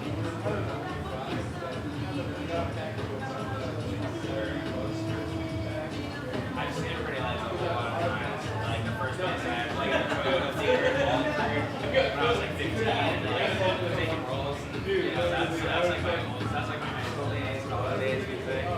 I really like Daft Punk. Probably like I would say like top 5 just of all time. Justice, just one of my favorites. They're really just like, but also really like house music. Like I love like I wish we had somewhere at like 11 o'clock at night you could go. Just like, Yeah, that's what I heard about the One Piece is just more important to actually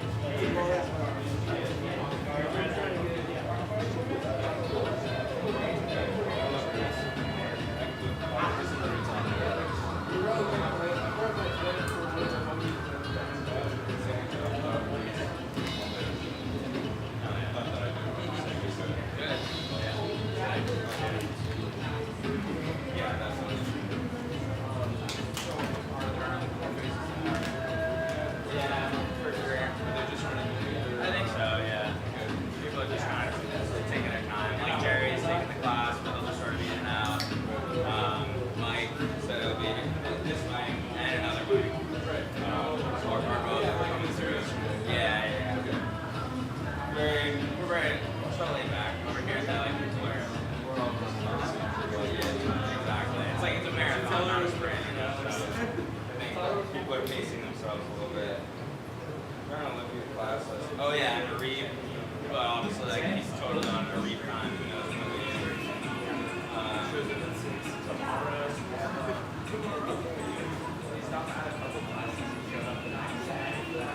Not even in the morning. Yeah, it's just a Reed, Jerry, and both mics. So okay, He said he's on Jerry. well, we're supposed to be here because I told him when I was going to be here this morning. He was like, okay, I'll be there. And he was supposed to leave me my Billy on his thing. Like last week. So on the front.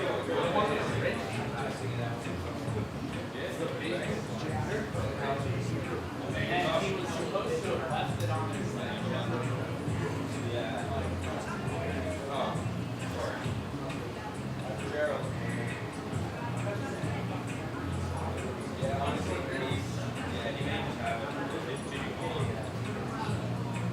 He told me he'd be here, so did I told him I'd be here like 11:30. He did.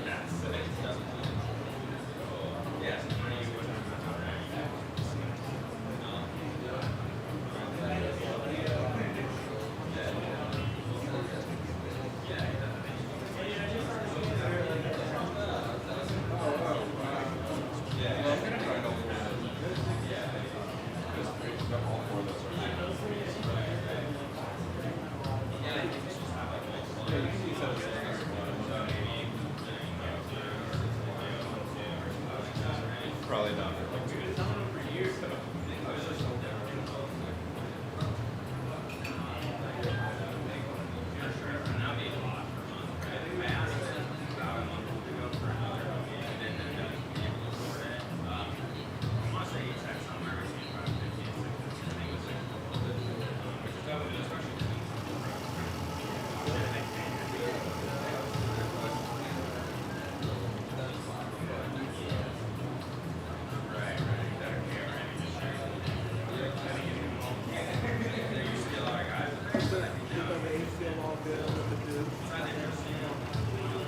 Actually, there's a little bit of chatter in here now. I had it wheeled all the way in.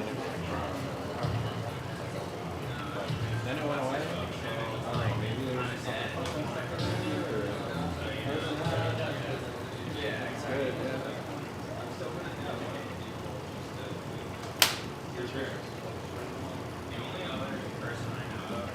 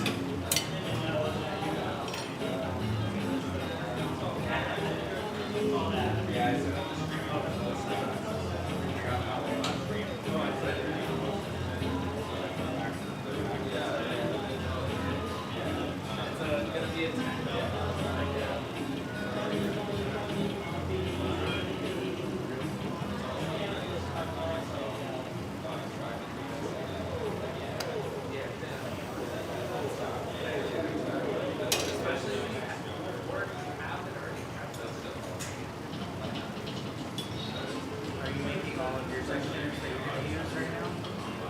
Right now, I think we're gonna pull profile tubing. I think it'd be a fun thing just to do on the front end. What sheet?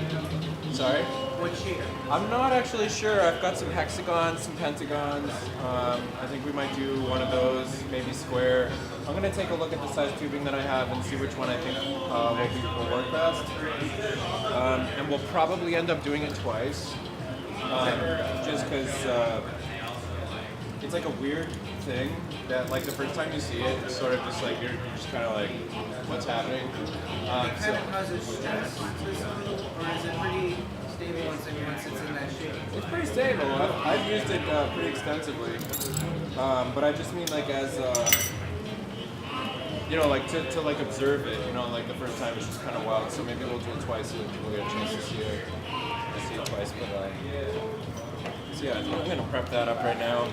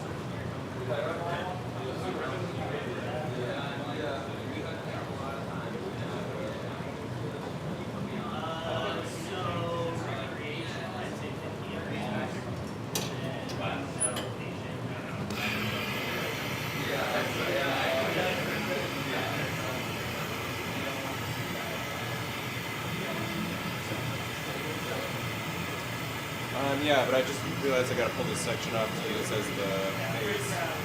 Oh, I forget. You guys doing well.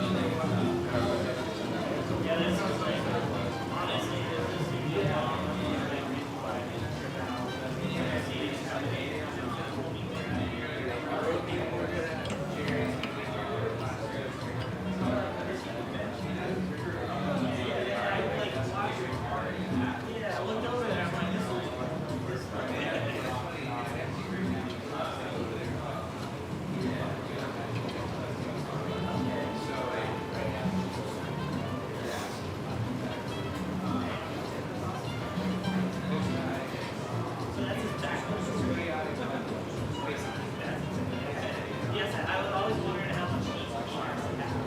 Both of those buildings.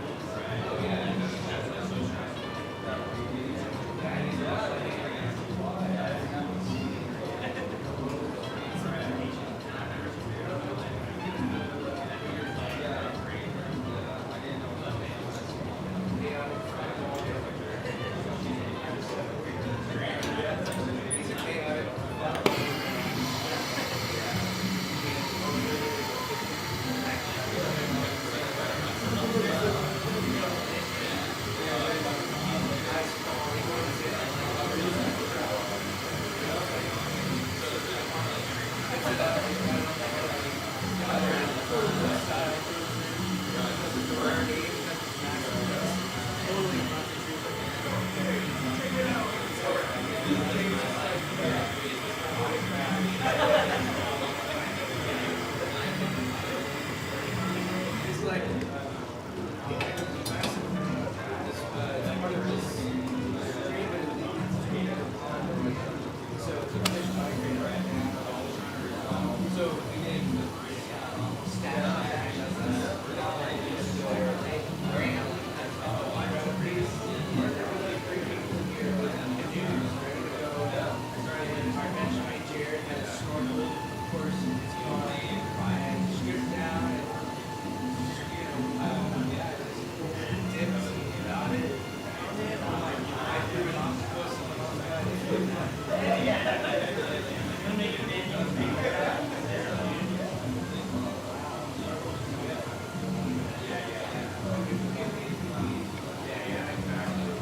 That would have never guessed this place was here.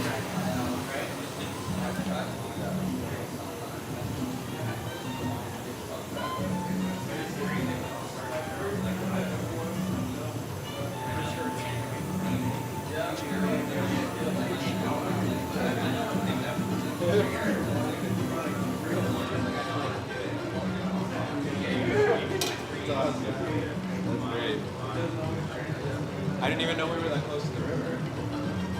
Yeah, right there. It's right there. Right there. That's sick. But it is funny because like that's what we do when we're waiting for kill meets or whatever. Is we'll just check our line. Nice.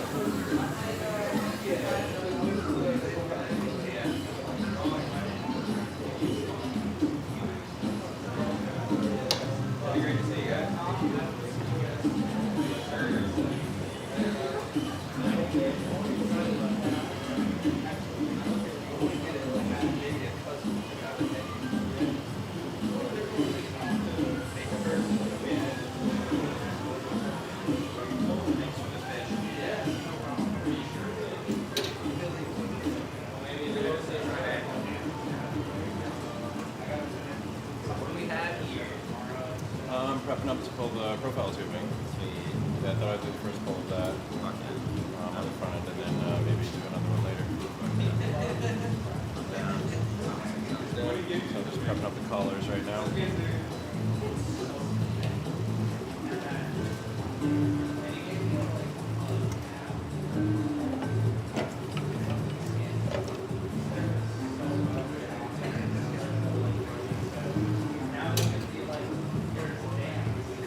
So when you do this with color, like you just pre-make your color as close to this as you can. Just Yeah. like, So these ones are actually the collars, and then a smaller diameter one is going to be the center. But yes, that center tubing, you just have to eyeball it. Okay. Like with the wall weight and there's actually a decent amount of math involved. More or less, you can eyeball it, but it's faster to just do it because like whatever. Like the inner diameter of the tubing has an inner circumference, right? Yeah. So the circumference has to be just a little bit smaller than the mold if you want it to get a tight fit. Right. When it goes down, you know. So you just have to figure out what the circumference of everything is, which can, you know, if it's just like a standard pentagon, then it's easy enough to add up. But if it's like a weird shape or like that, you know, you might be sitting there with calipers adding it up. But all in all, it's not super complicated. Gotcha. But it's like, Well, that's cool. 7th grade math. Yeah. A little bit of geometry action going, angles. Yeah, you gotta do it out, you know. I totally forgot. I just asked if you guys ever have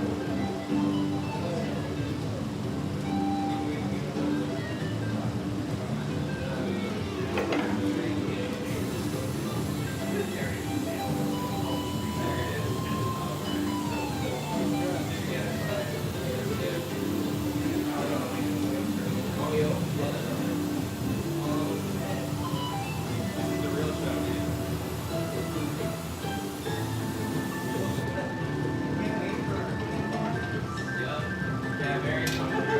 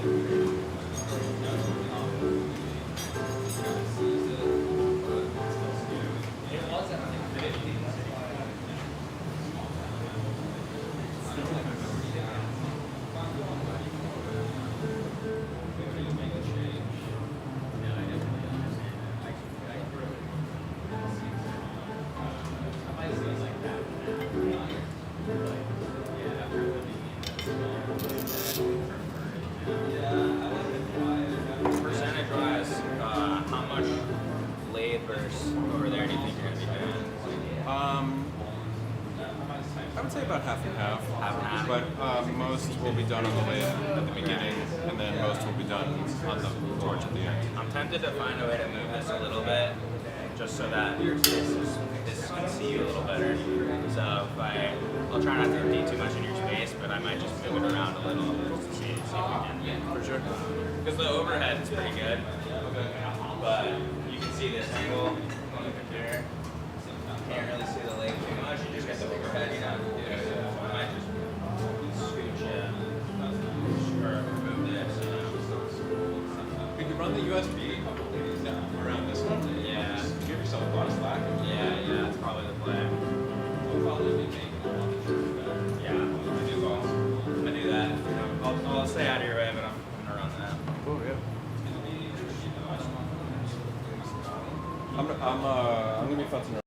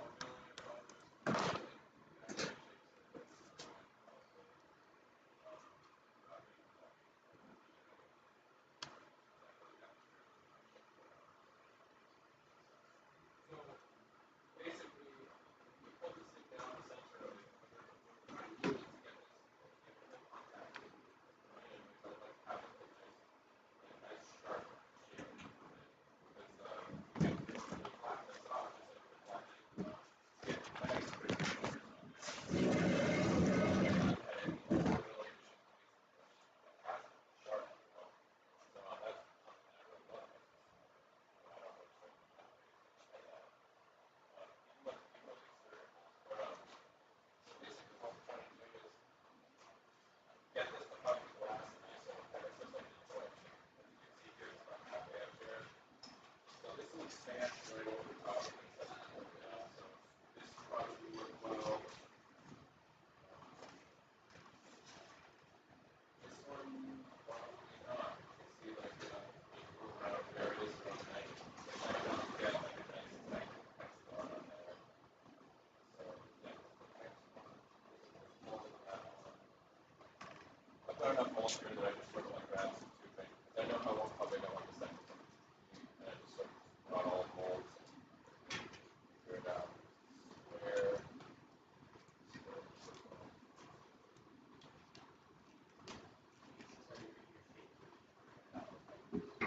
yeah, if I do want to shave. Most of the time I don't take anything.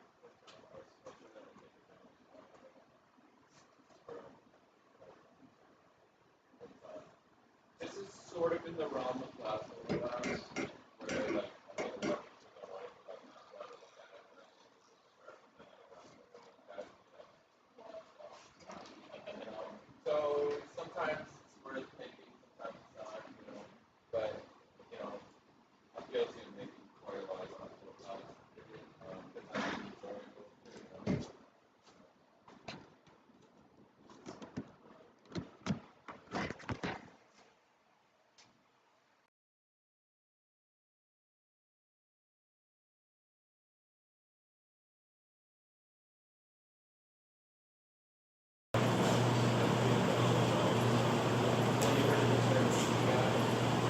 Yes, definitely right. Yes. What the world needs, what people want to buy, what you want to do.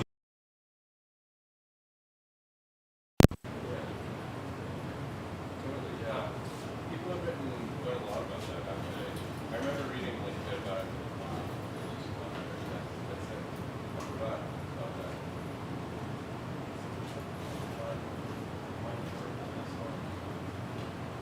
And then these little things on the interior, these are fishing lures. I don't know if you guys are fishers. So this cable, see that? I put the cable looped over that pulley there. Yeah. The cable's going to be spinning. So this, in theory, sometimes I put two on here, sometimes it does get snagged up. In theory, this thing doesn't get twisted up when it's spinning in here. But it gets pretty damn hot in there. So every once in a while, there's a failure. How does that like the graphite class? I haven't had any traffic crack, which is crazy. This thing is blowing up. It comes out fast. But I mean, you guys saw they get pretty beat up over time. I've thrown a couple of them out, which is sort of disappointing. But I started with the ISOs. This is really good quality graphite. Have you resurfaced any of them on the field? I haven't, but I've always been curious as to whether or not the top marks, like the popping, is like on the inside. Like, have you done any research? No, I just remember seeing Sir when he shoved his reamer back up into a fasten arm and redo it. Nice. Did it come out nice and shiny? I'm not exactly sure, I just remember seeing it when he would like fix a broken tip or resurface the sides or something. I just figured it would come apart his tip. Yeah. Yeah, I can totally see it working. I think I was wondering, I don't really have a way to talk about, trying to straight out. Freehand would be Oh, yeah, yeah. Totally. So, yeah, I think we'll probably try the square first, because I like to do some square tubing. What's up? What? Yeah? Okay, cool. I was just guessing. I think it'll work. It'll be close. We'll see.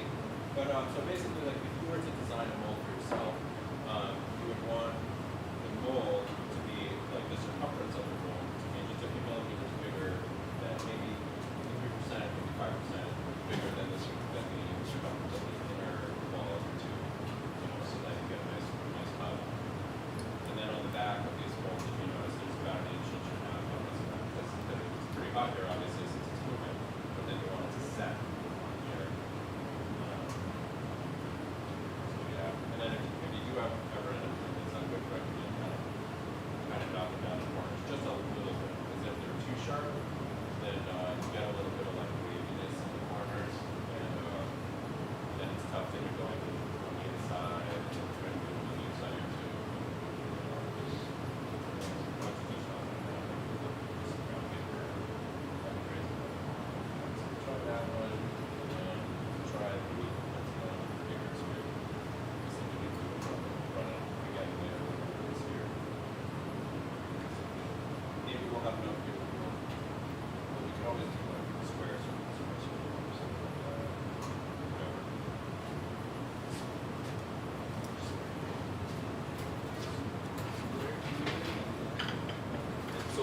draw out this so that you guys can see what I'm doing, getting prepared here. I'll draw it out on the whiteboard of like all the components and stuff like that.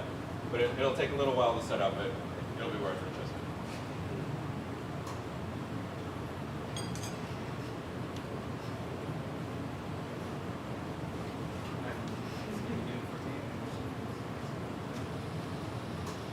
So you guys can come over here to the whiteboard if you'd like.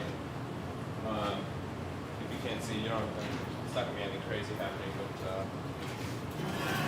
show you what I'm doing.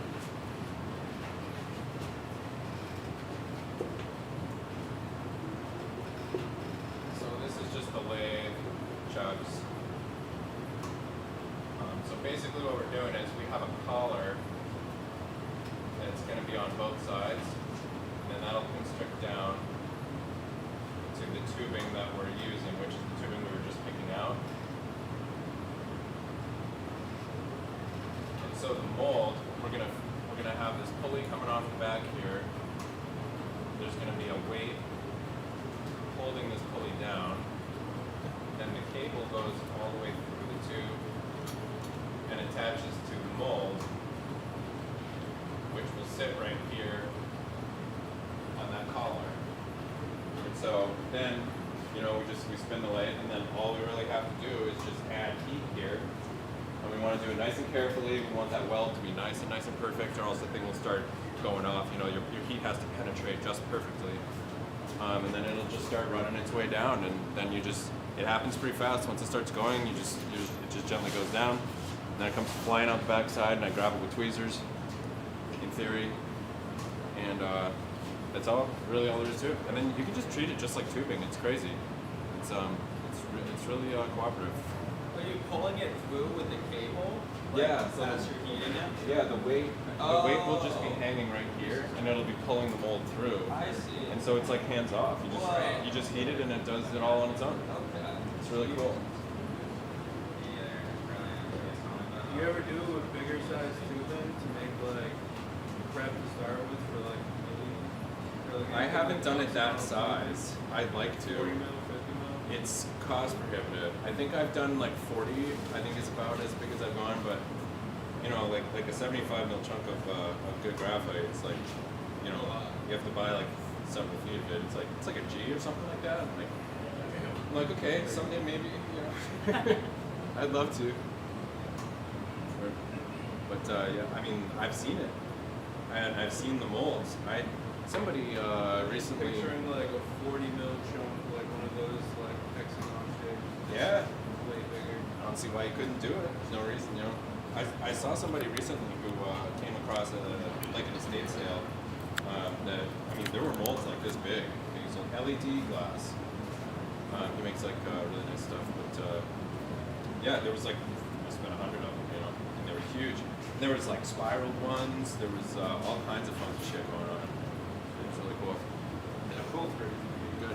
Awesome. Yeah, move everything over a little bit. Get the camera front and center on you. Awesome.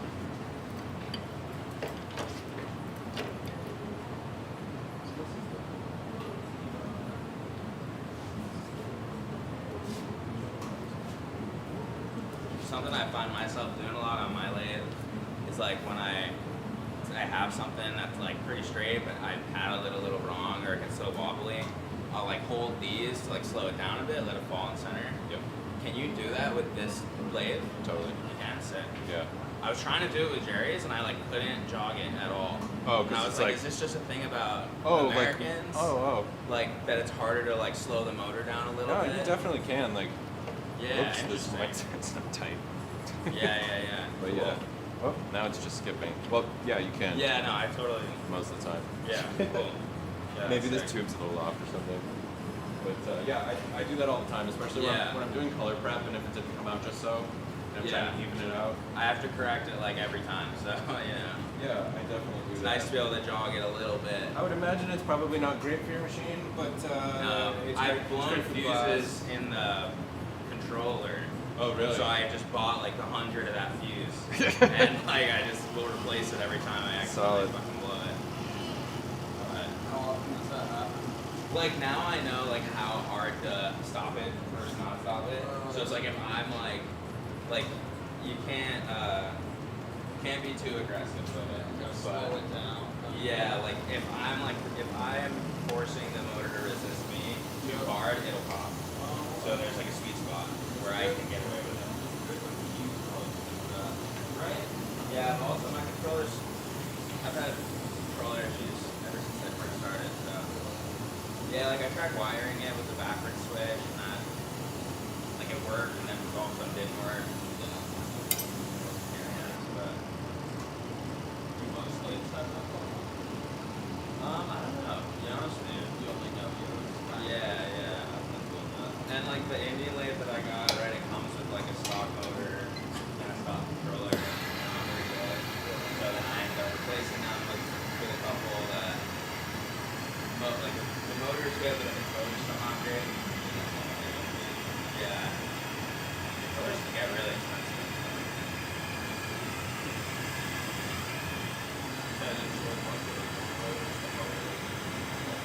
Yeah, so like on Scotty's, I guess, this motor's here, the controller right back there, and I'm trimming all the,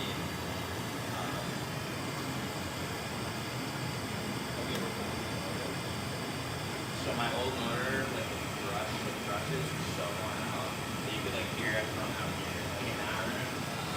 So it's really fucking loud. It was very irritating, but that's why I just replaced it. I got put in earbuds to try to replace it. But it still works, so I don't want to switch it out yet. Right. No, exactly. I'm trying to get the most out of it. Just need one cheap. Yeah.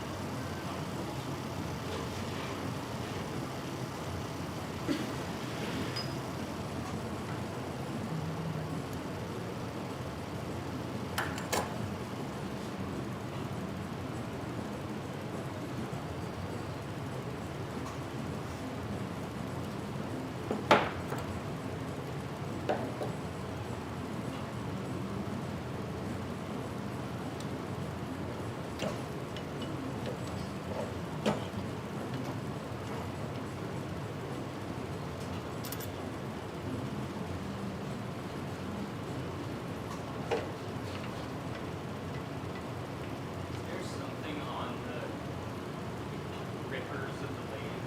Are those like added? No, there was masking tape on there, and then it got kind of burned on, and I was too lazy to scrape it off. God, yeah. I was experimenting with that with making red cello, you know, and I think he was here. I mean, he did me a huge favor last night and took all the tractors for me. But I think he was here kind of late.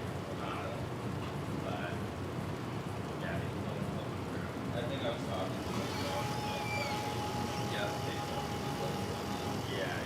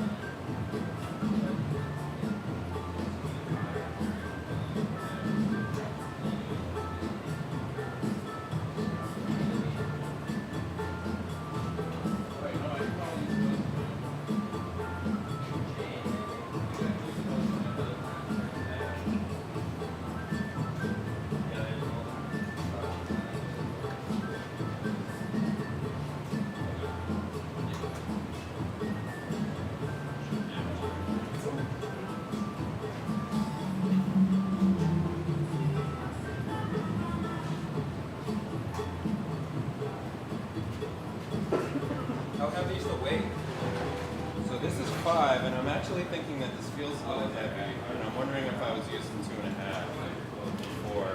It's actually been a hot minute since I did this. You don't want anything out. Yeah, it'll. But I don't know. I don't It remember. might be held back by the heating of the glass, though. I don't know. Yeah, it will. It's just I think also if you use too heavy of a weight, the cable, like the swivel won't work. It'll just get jammed up because you're just crushed on it, you know. I'm not really sure. I'm wondering. It's those wrenches maybe instead of a 5-pound weight. Yeah. Just wondering if this is too much. We'll see. I might just use it honestly. Give it a shot.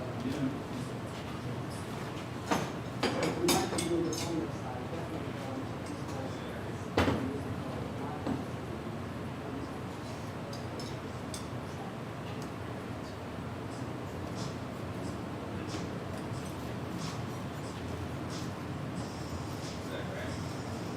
Yeah, I mean, it's just trying to compound, like, this thing, you know, I got it. Thank you. That was a lot. Trying to take it apart.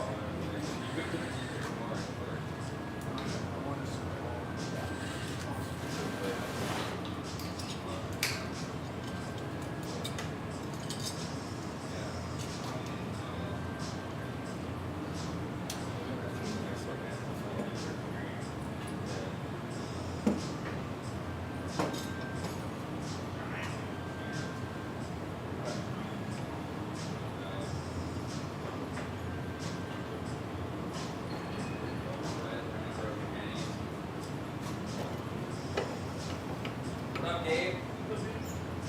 Hello. Good. How you doing? Not bad.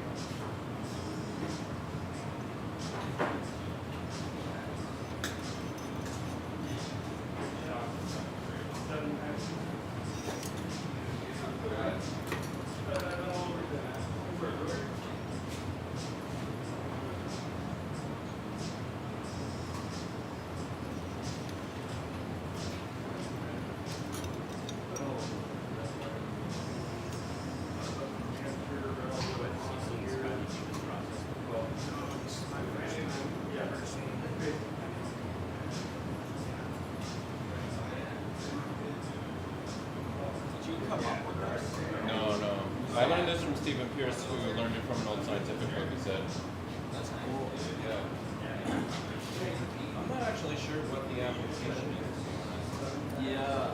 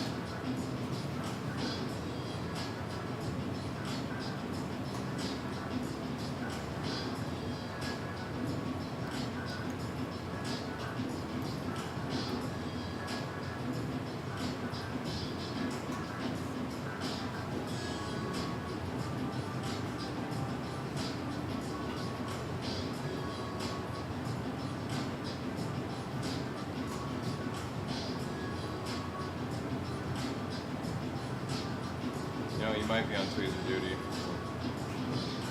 Because I think you might need to it's blown up like that. Yeah, and I'm remembering that every time that I did this, I had to actually attach a string to this and hold it up. This whole thing. Yeah, and then just basically put it over top of the cable like this. There's nothing to it. Yeah, just hold it over, but you'll know. Yeah, you can get right in there nice and close. And it's actually going to be quite a while, so we don't have to pull it right now because we gotta bounce it up to 10. But I think we're ready to go.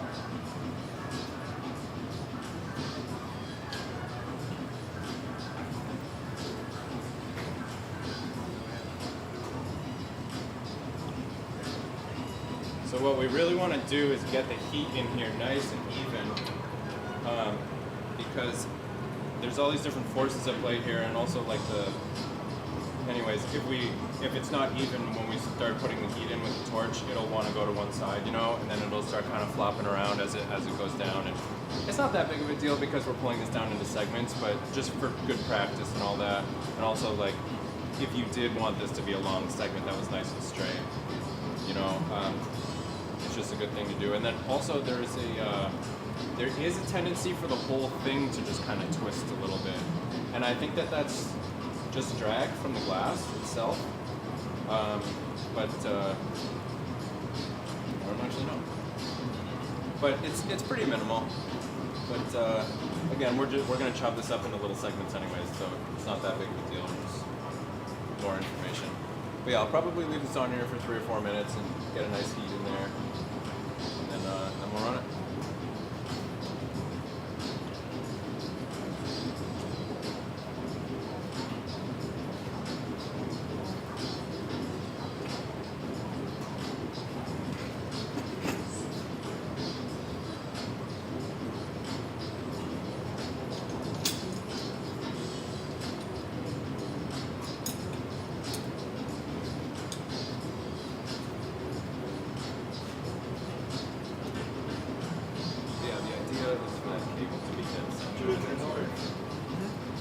So that's why we're pulling it back, because it's a little high. So I don't know if you can see or if you want to look or whatever. Yeah, see how it just, See, that's just. I'll be able to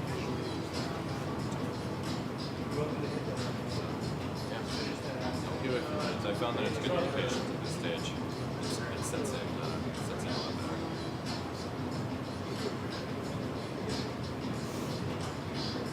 This feels so like against the rules, but Oh, I'm yeah. so excited to see this. Yeah, it's wild, right? That's definitely good too. My name is Gabe. I'm the power sponsor and I'm going to be eating burgers. Oh yeah. In my backyard. We have 20 beef cows in the house, so. Yeah. Yep. At all, man. It's about 45 minutes northeast of here. Cool. Yeah. My wife's good home with us now. Oh, nice. Yeah. Yeah, Mountain Sticks. Yeah, thank you, man. No problem at all. I have to go out there something tomorrow. Hell yeah. It's nice. Yeah, no, we're kind of in that whole I-State area right there. It's all back country. Same. Yeah, I got little ones that we just drove around hanging out with that. Yeah, I get it. I'm far enough out the sticks that I can do the same. Yeah. Right, piss off my neighbors. But Yeah. they might as well. It's awesome. Yeah, no worries. I'm not a glass blower, just a collector. I just like being involved and fucking being educated. Hell yeah. Well, yeah, you're about to see something pretty weird. Dude, Not a lot of people know about. I'm all about it. Hell yeah. The weirder the better. Hell yeah. It's awesome. I'm looking forward to it, man. Hell yeah.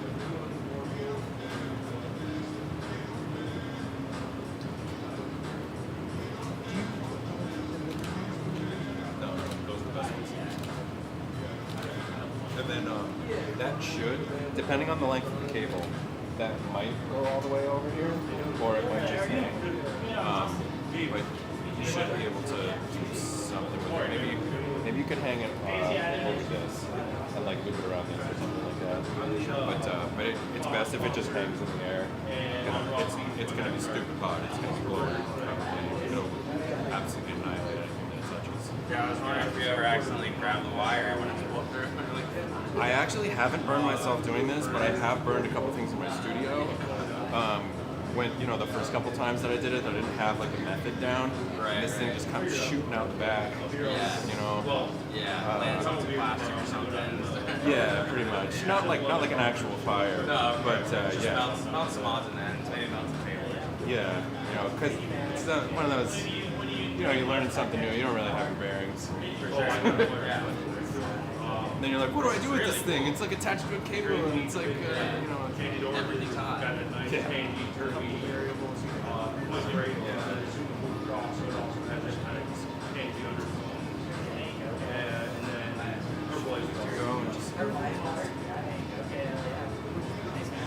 just cut it into pieces. I work in a legal pro. So it's something I just cut out. Yeah, I do mostly retail, but Maybe like the middle ones could just be I would have the a top ones could be circles. appreciation for other people. It almost makes it like wood. I'll be honest with you, I don't know if like all you have these things. I'm in school right now, but market is what Would it be is. cool if we had enough to do 3 on the segment. Maybe like something on the mouthpiece. Probably a little less. And maybe if it would be sick if we had enough to do it. It makes it so I can afford things. I'm a collector, I'm not a glass over. I know my limits. You probably never see me out of work. I just like being involved. I love learning about how a company needs to be appreciated that much more. And I just like being informed. The flowers all out of Maine. I just wholesale with a little bit here and there. I'm not in. Yeah, and then we'll do Pentagon too, and yeah. I heard Maine has some really good Maybe stuff. options. Yeah. A little bummed, honestly, that I didn't. Oh wow, shit, it's right there. At least this will be a nice little taste. It's only about 2.5 hours from the airport. Okay, hey, that's not too bad at all.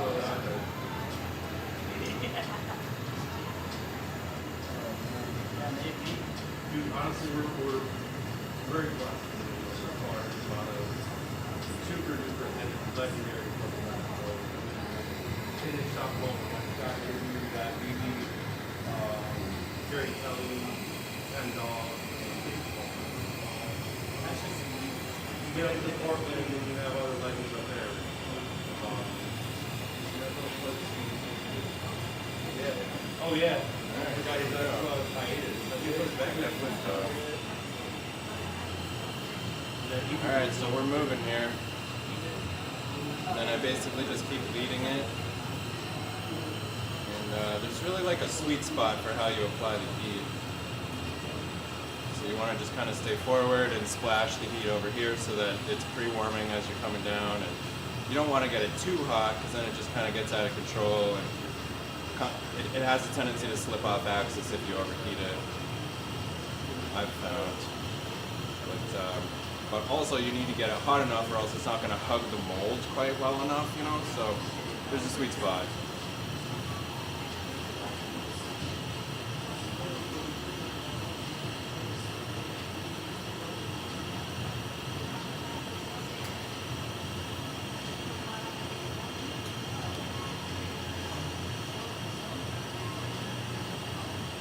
And I have gotten a mold stuck in here once or twice if you get it too hot too, so that can happen as well, especially on these smaller molds.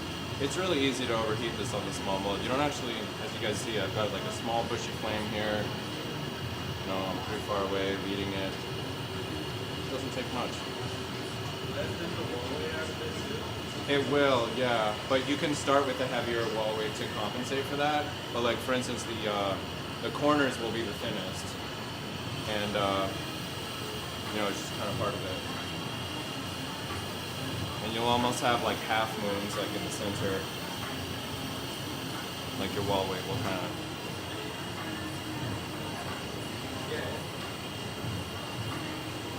I would just close it down over the cable, don't rely on your reflexes, yeah, it's just gonna go flying out. It also might bunch up at the end, we'll see. There's a chance it could just get stuck in here, but it's coming out any second.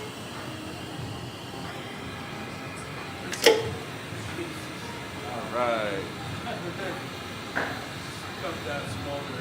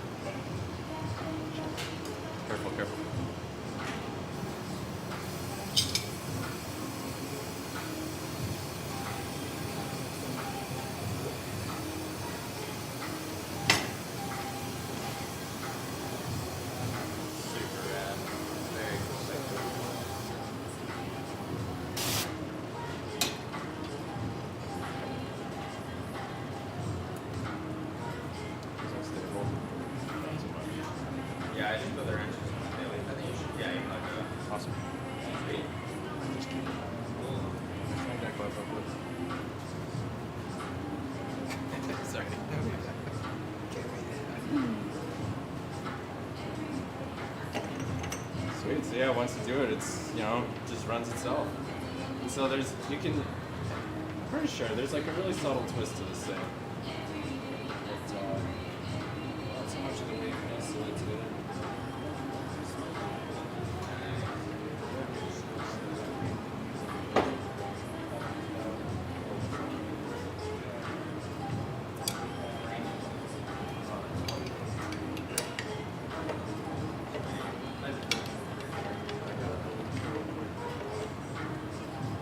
Oh boy. I didn't even. Hey, let's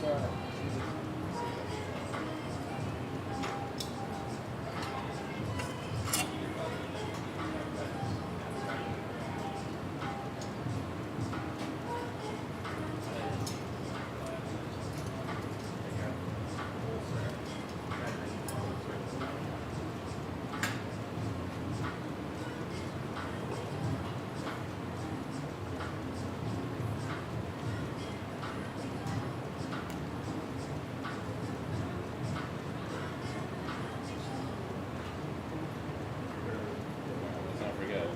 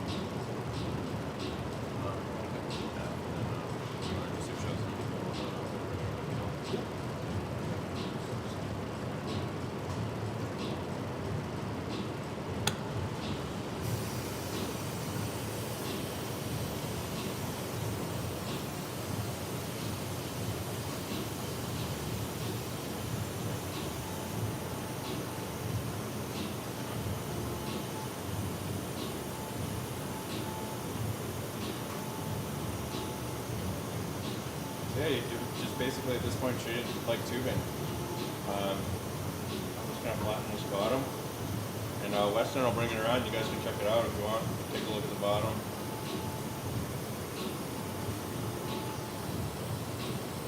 Yeah, I'm like not doing anything special here. I'm just evening up on flattening.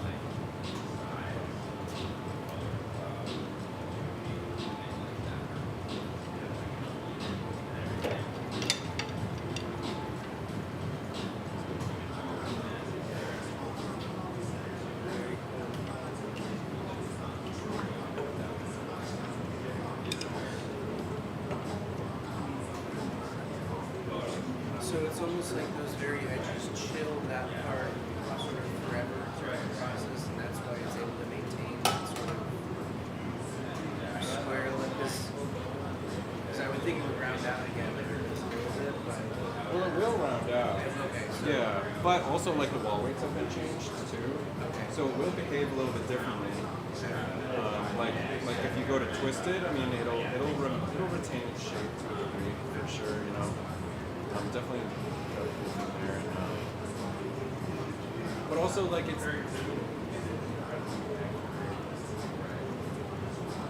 it's also like using an interior mold is like so much more involved. Like as a decides to be an entire hour just to make all this tubing, you know, than like an exterior thing. So if you were gonna like twist it up,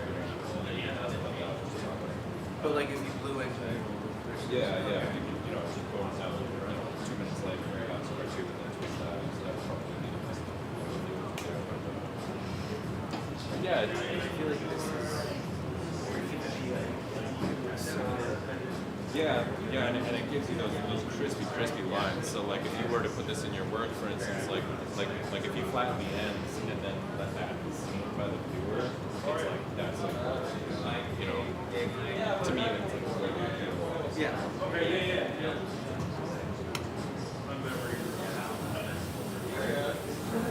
I recognize it. I would say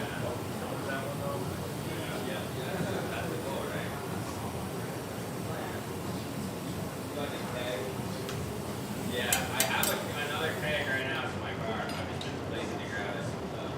So I'm gonna grab it around, dinner time.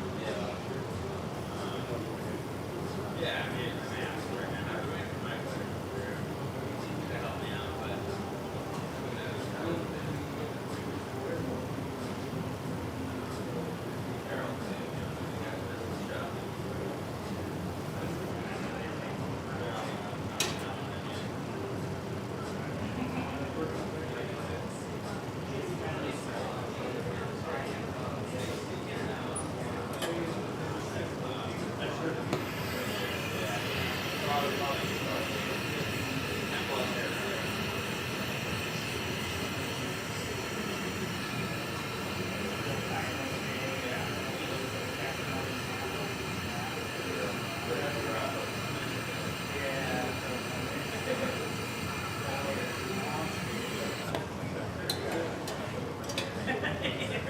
Where do you even store that?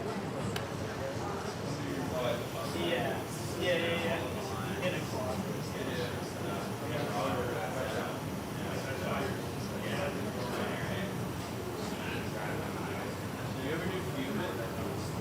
Me? I did when I first started. say if you're doing a clear pipe, you should spray some soda on it. Like, Oh yeah.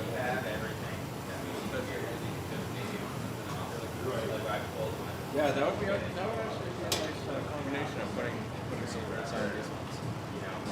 It's like scientific versus I was thinking too with like a different optic shaped egg or whatever that you know like how the light goes through viewing because I know there's like different lighting effects and different. I wonder if the angle will change it up at all. I'm sure it would.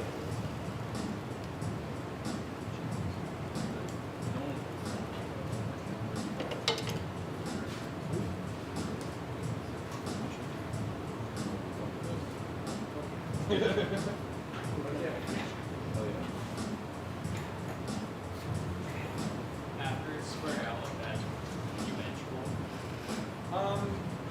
You can, but I mean, I probably wouldn't.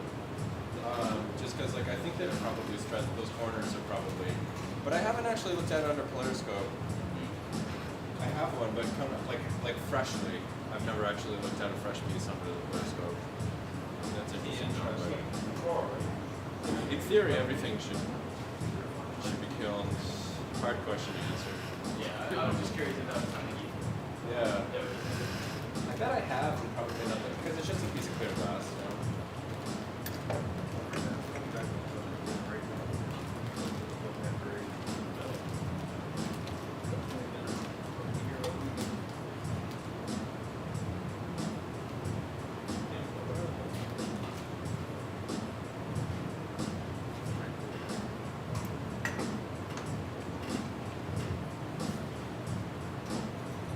I'll get that. Sorry about that.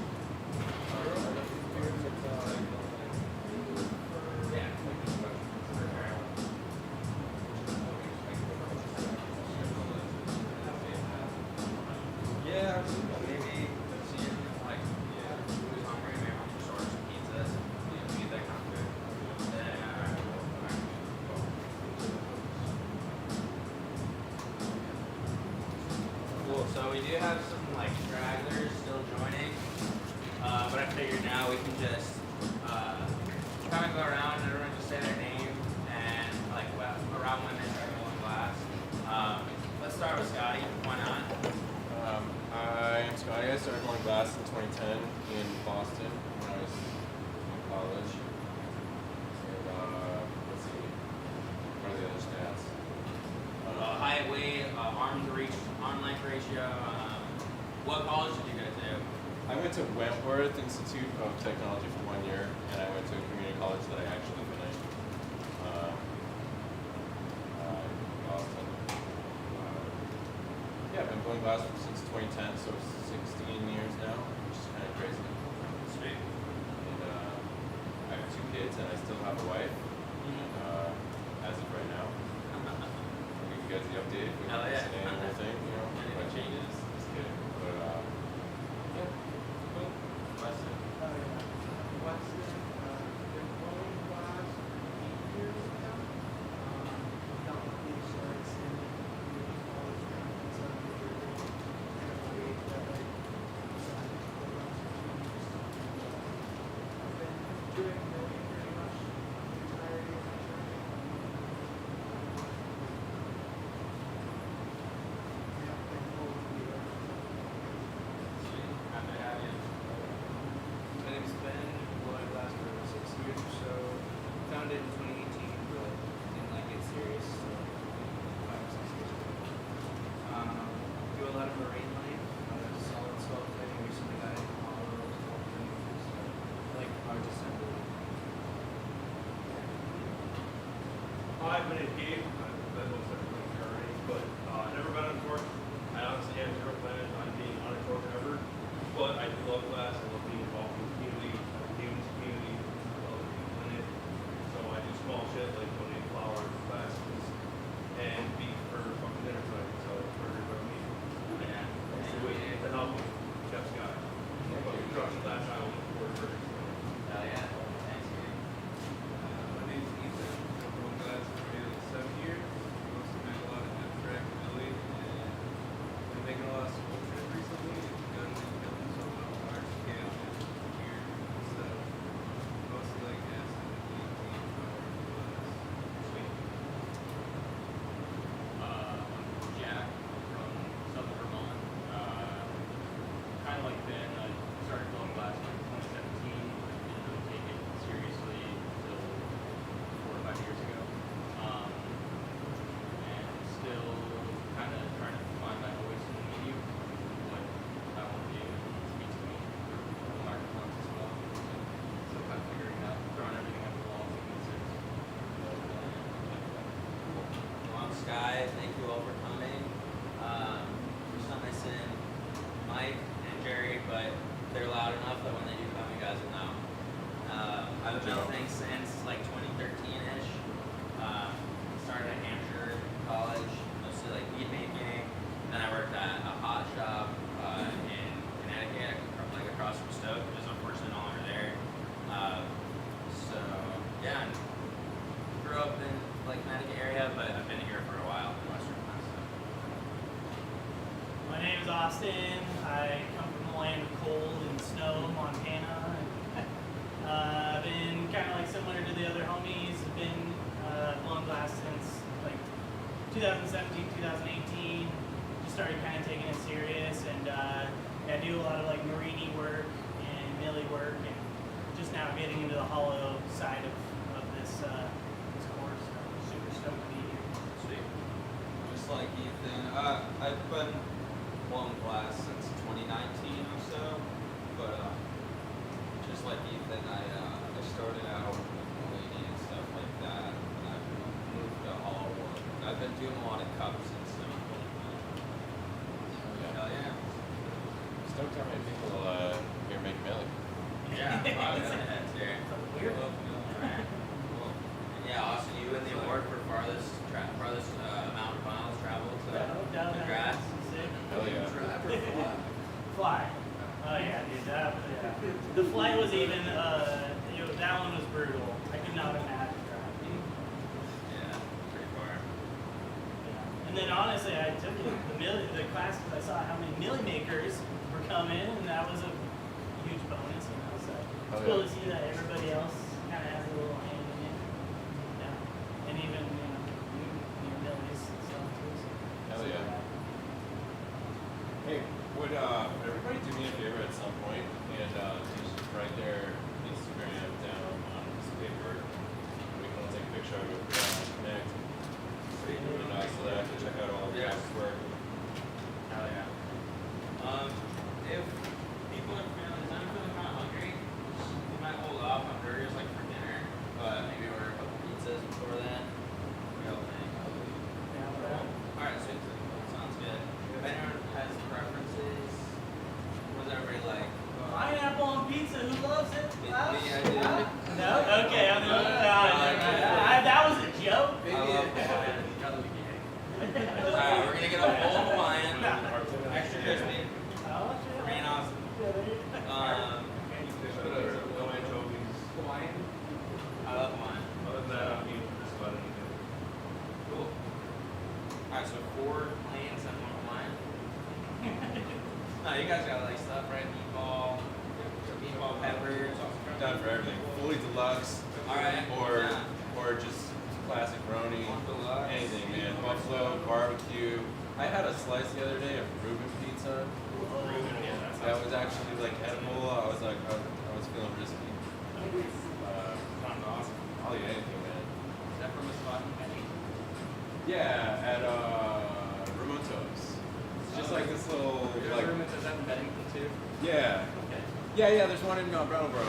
Yeah, it's like walking into a time capsule from the 90s, dude. It really is. And they play like 2000s music and everything, and like Harlan like dances and embarrasses us and stuff. It really is. That is Awesome. funny that the other one's the same way. It is? That's awesome. Yeah, totally. Yeah, it's exactly the same. There's like a picture, like a framed picture of John Daly on the wall. It's like an independent Olive Garden.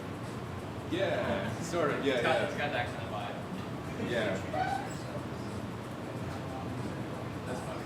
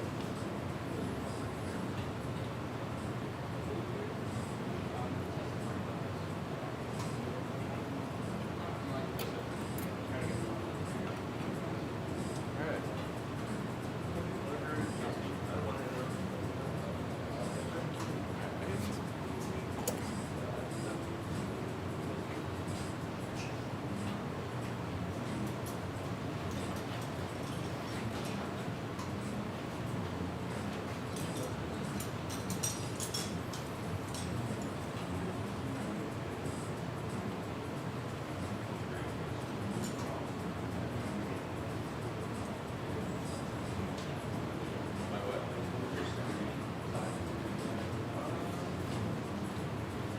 It started at 22, and now it's actually 21. Why? So I pulled it in. And it says pulled corners out.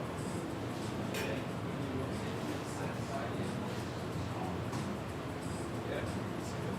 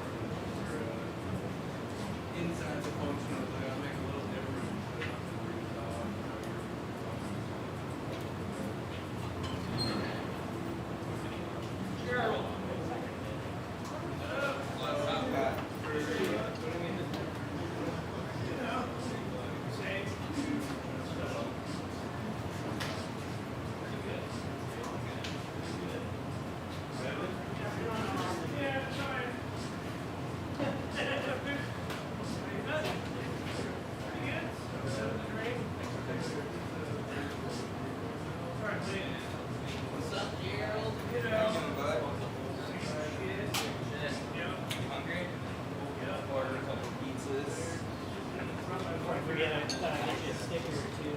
I can carry it downstairs. I need to go grab. How long you been on the lathe for? Like almost 10 years now, I think. I think I've had this machine for like 8 years, and when I first started blowing glass, I got a lathe, worked on it for like a year.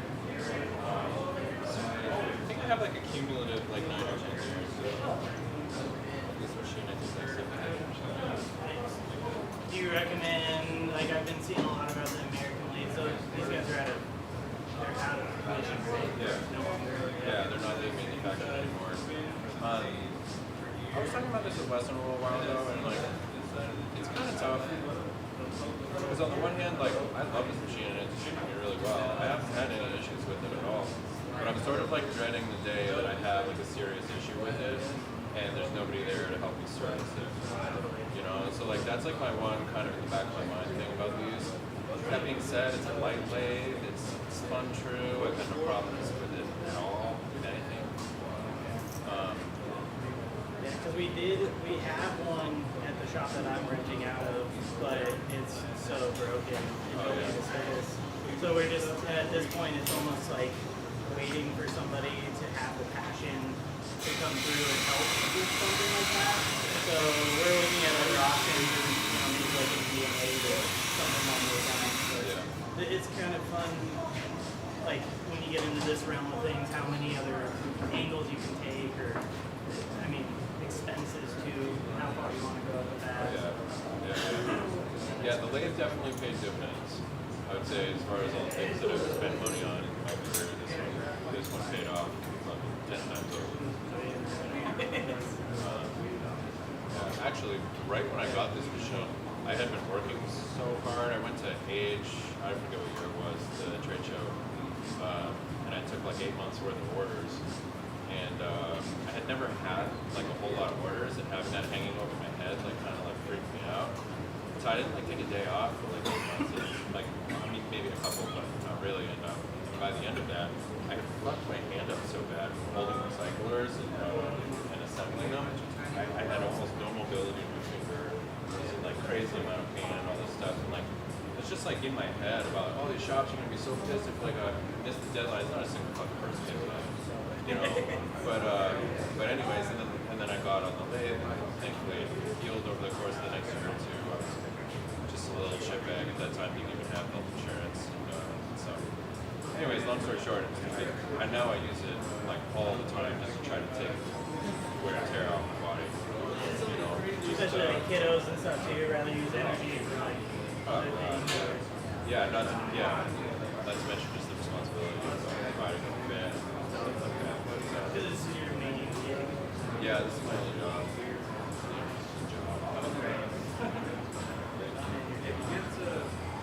It's cool to see, all the differences between lane workers and, I have a passion, or like a really huge respect for people who are passionate about glass. And then also the tools that are, I would have never thought stuff like that. Yeah, a lot of the knowledge is tough to come by, you know, and it's not trivial, that's for sure. Figure it out. To a degree, sure. Right. You know, at least that's been my experience. You know, You taking many classes in your time then, or just mostly? only 2 classes I think actually. I took one from Stephen Pierce and Mike Evans. They did a collab class together out in Viticulture. That was pretty sweet. And then I took a class from Salt and Banjo, which was pretty cool too. Heavy hitters. Yeah, I learned a lot about those classes. Obviously, these guys. Steven is definitely like I have, kind of like Pokemon or whatever, I have all the people who want to like go and meet or kind of have your like class blowing deck of people who want to go jam.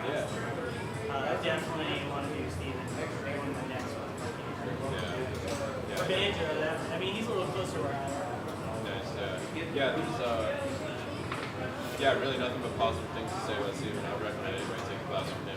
He's so talented, he has so much knowledge. He has like he's the type of dude that reads like scientific basketball books and stuff like that. So finds things out himself, you know. So he knows a lot of things about a lot of stuff that most people don't. And tools at your disposal, like it's crazy to see how many things that he does with the 2-torch setup, with the joints, and Yeah. like, Yeah. man, that's so sick. Yeah, he demoed that in the class that I took, and I was just like mind blown. I'd never seen like a proper joint forming setup before. Yeah. Is it 2 Bobcats or is it something bigger? I don't actually know. They could be Bobcats or Lynx, but yeah, it's something small, but small to pod. But yeah, his when he rolls it, he uses his whole arm, on it and stuff like that, while still keeping the thing nice and even and stuff like that. Does he play work with it too? Yeah, but I think the joint forming thing is best going back and forth because like the tool itself will twist the glass. So like by going back and forth at first and then going long, keeps it even because you go back and forth.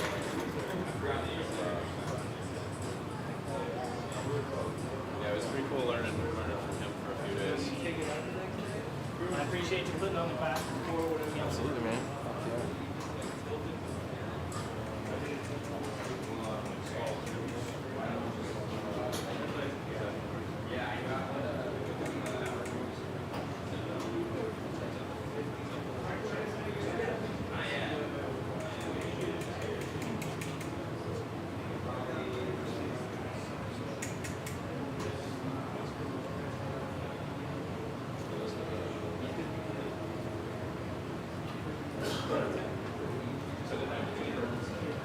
Just to make it, makes it a lot quicker than like waiting.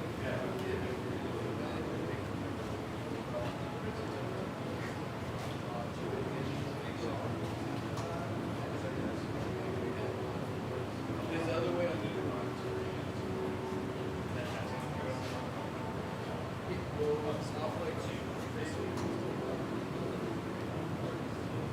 it was really cheap.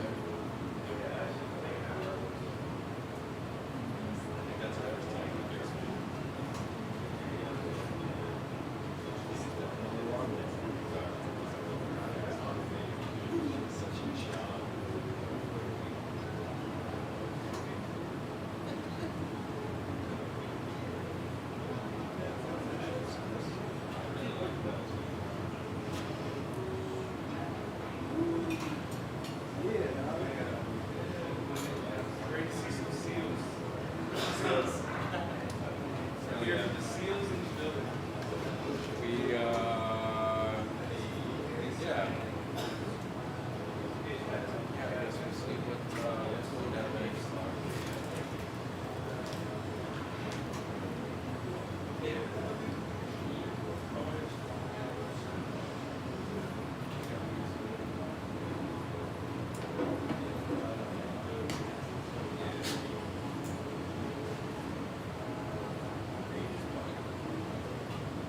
I'm assuming you're gonna have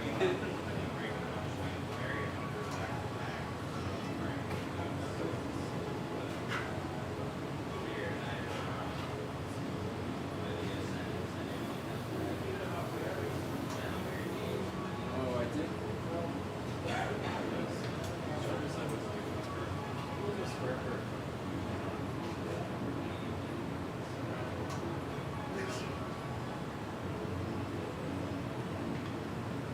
This is pretty small.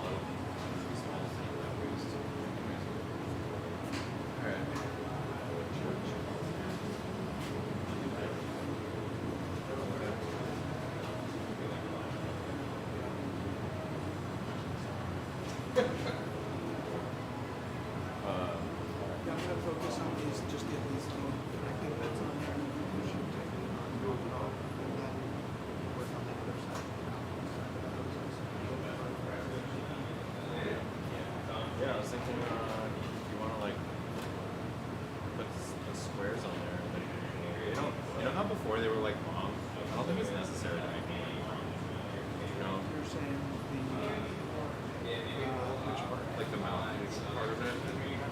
where you pump pull the hose and go like this. Like before that, like the last one, I think I knew it. They were like this, like kind of like a standard mount. And then the hose went over top of it like this. But I'm sort of thinking like we can, you know, the simple line, and then bring it over. Yeah, I mean, I'm definitely gonna get free. Or like Giant Maria on the other side of the square, like this. Yeah, you can do it. Doesn't have to have they call it different.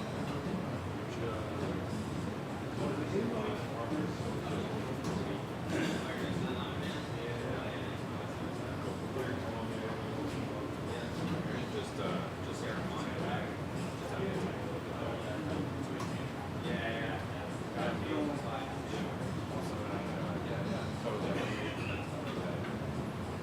oh yeah, because the Maria like company's also they can always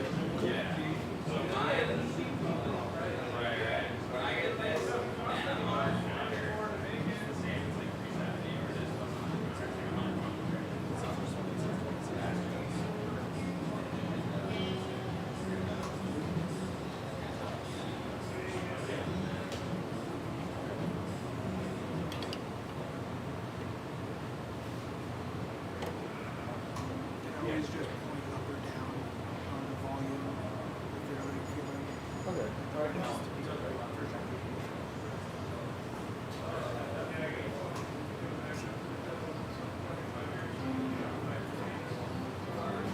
Watching him this over a couple times, and I was like, you know, here.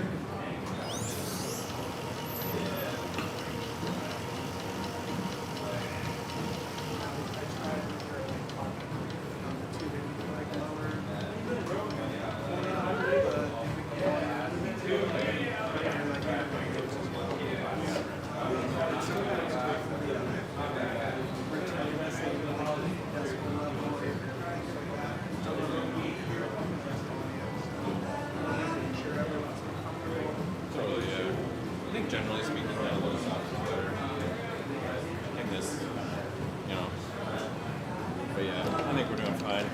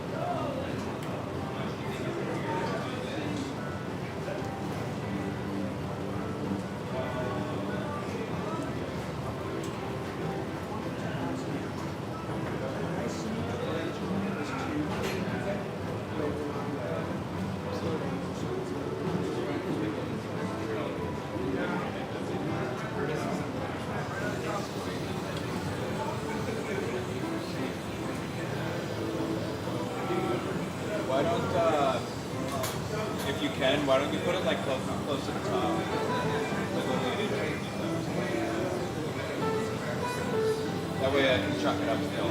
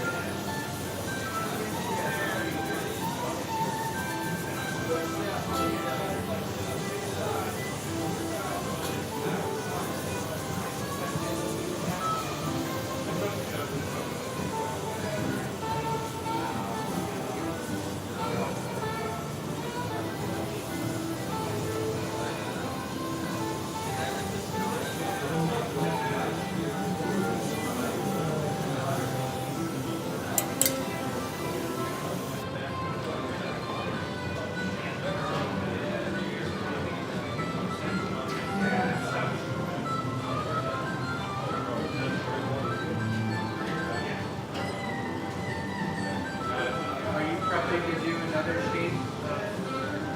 I don't think so. Okay. That thing's pretty much all I use here. So I think we'll probably just stick with the square. Cool. And if we end up needing something more, then we'll do it later. But I'll probably, I think I'm gonna shape out the can right now. And probably like make the perk and just get going on prep and stuff like that.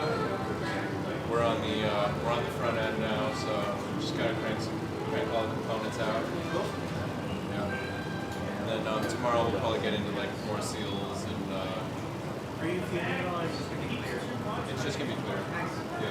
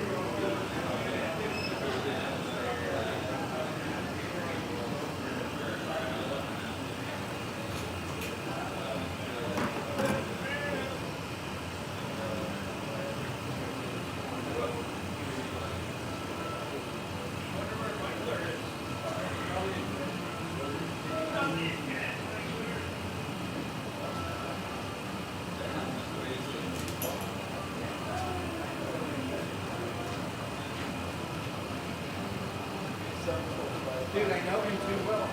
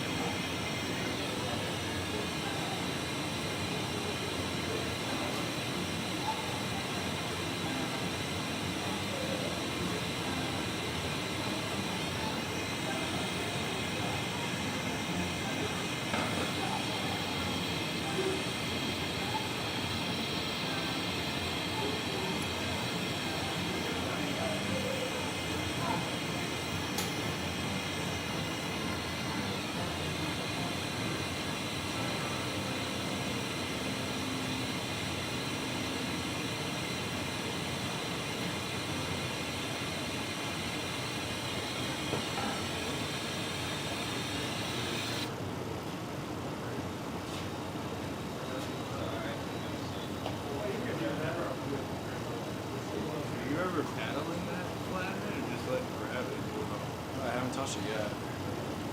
But I am gonna flatten the bottom of it. But just I'm gonna get this back to go in just a little bit, and then I'll bug that.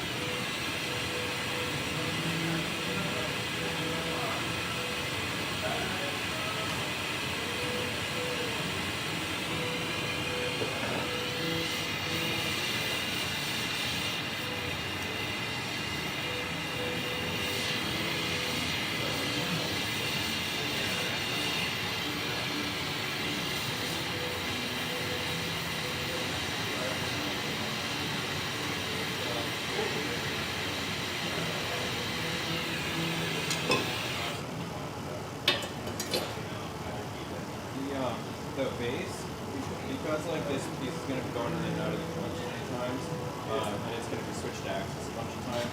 The base isn't going to stay perfectly perpendicular. So like I'm usually like I get it nice and flat for now, but it's going to move no matter what. You know, it's going to move a couple times. I'm going to have to recenter this thing. You know, we're only talking like a millimeter here and there, but that's why. Like I'm not like super concerned about it right now. You know, it's good to start with it straight, obviously. But yeah.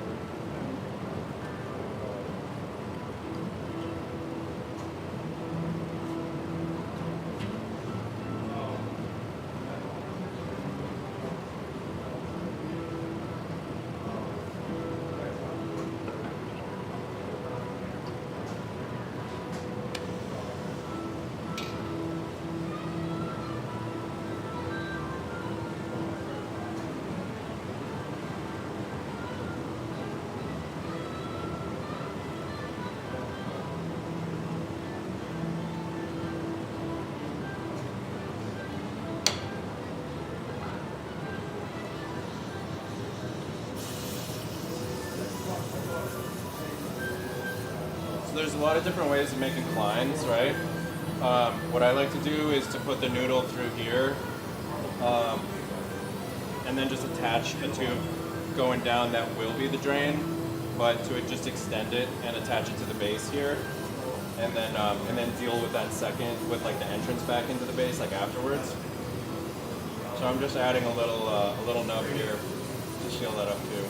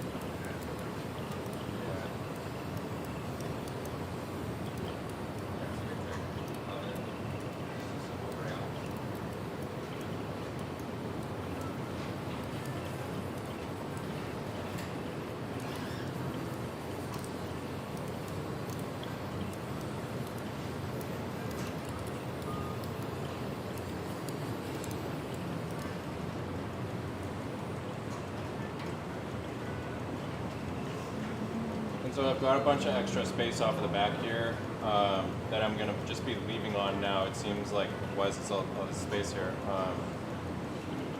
After I put this like noodle in here and the drain and stuff, we're gonna need to put the perk in the other side. And so we're gonna have to open this up and then close it. So that's why we've got this extra space on the back here. I'm doing like a kind of like a standard puck style perk going in the bottom there. But for now, just tear this off and maybe do the bend for the top now.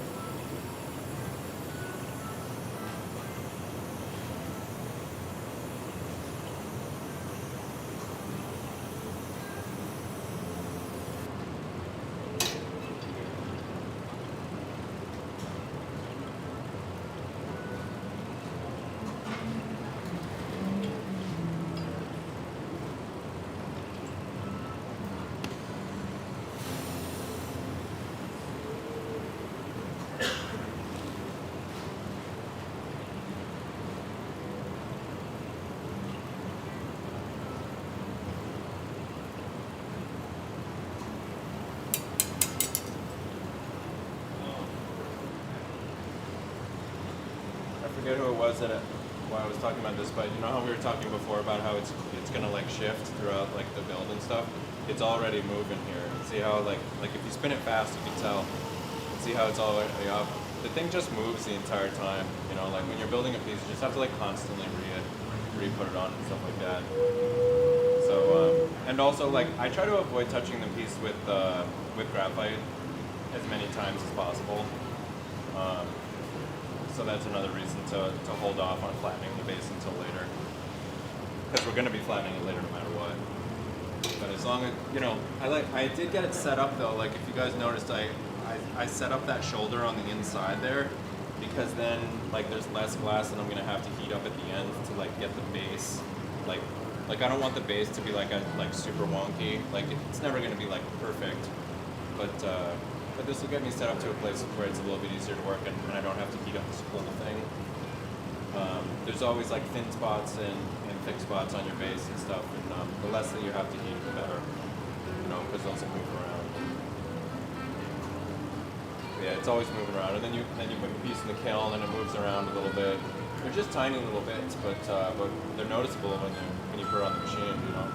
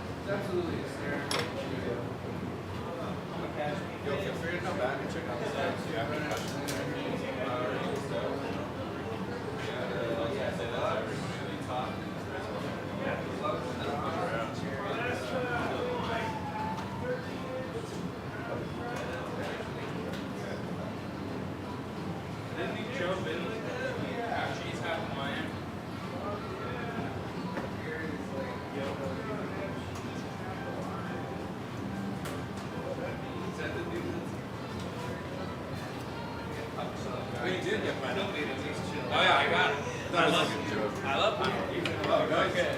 But the deadline is up for that. Yep. It's pretty spot on. Thanks for the pizza. You know, get it $5, $10. Well, they did it crispy too. You did it crispy, bro. Yeah.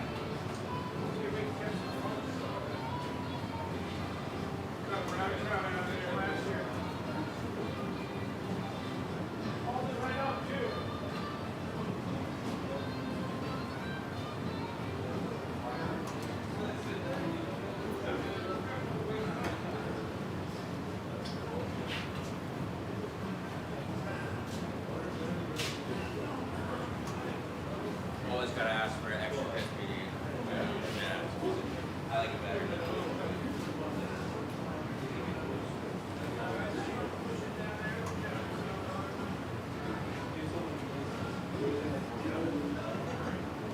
I don't know why I never realized the purple was right there. Right? Yeah, I should look doing this like kayaking. You know, in this hard.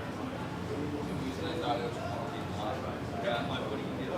Yeah. Ran for a fucking Caribbean before he left. He was like, someone go get it. I saw that. And everyone was like, dude, people swim there, man. Like, I hope it didn't break, you know? But it was totally fine. And that dude, Jared's, his bench. You showed me the video. Yeah, he jumped in with flippers on and everything. He went and grabbed it. I was like, man. I was like, dude, some of the guys right here are a little monkey see monkey do stuff. Maybe don't throw a glass in the river. Yeah. Oh, no, Dave, over here, the cheese.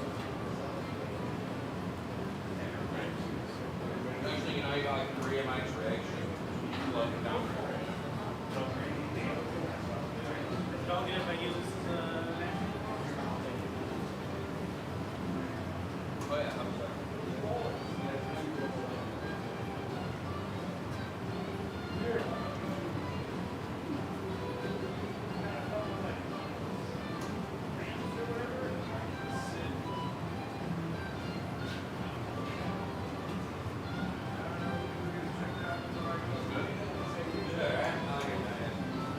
They are, they won like best chicken wings.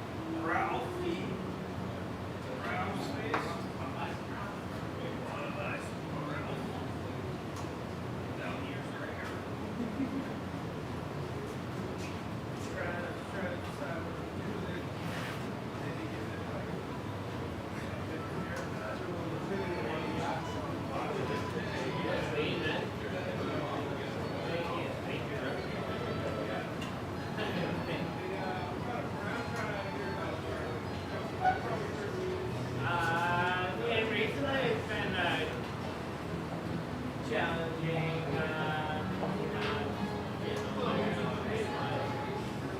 Shit, trying to move back here.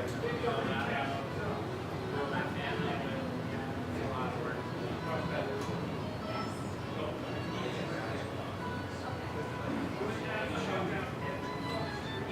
Oh yeah, my studio.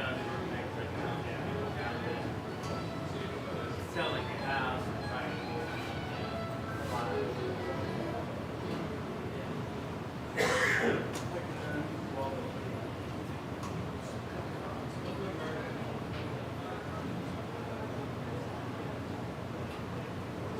Oh, the market, the house market, it's not great. It's just kind of shitty with the Iran shit. It's just holding it for but so like selling my house might be a little bit trickier. But I think 14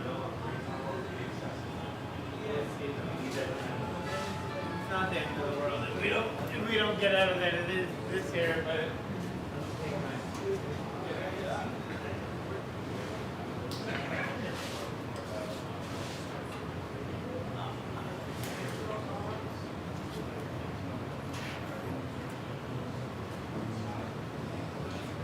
you work here? I work down in Philly. Oh, nice. Yeah. In do you have your own shop or do you work for one of the? I work in Hobbs Studio. Oh, nice. Sound like someone's up. Oh yeah, we do. We have like 7 or 8 months in there. Yeah, I really want to make it happen Philly. Dude, I've been traveling more, which is good because I wasn't really traveling the past 4 years at all. Just, I don't know. Yeah, it's great, you know what I mean? I got married and my wife is from Honduras, and my kids are from Honduras too, so we're working on their street cars and everything. Yeah, so there's a lot of life things coming at me. Yeah.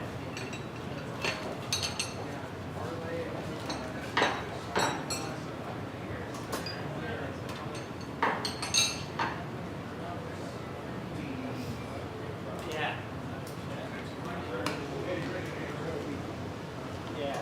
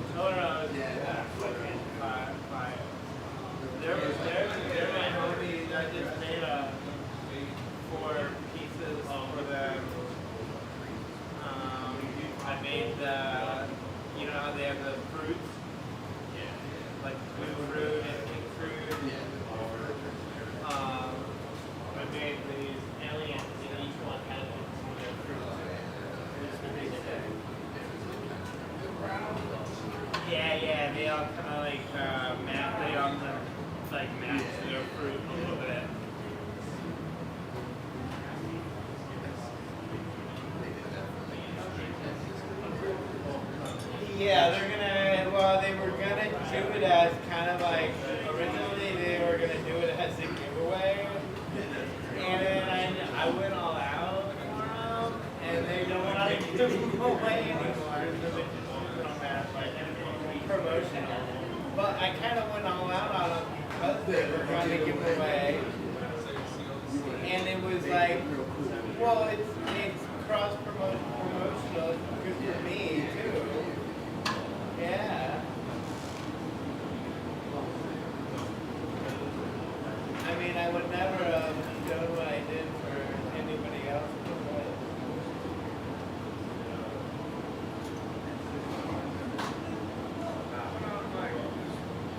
But yeah, you from Colorado.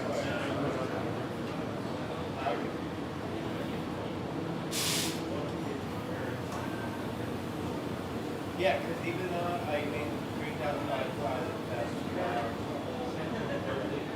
I mean, unless you know you're forgetting your personal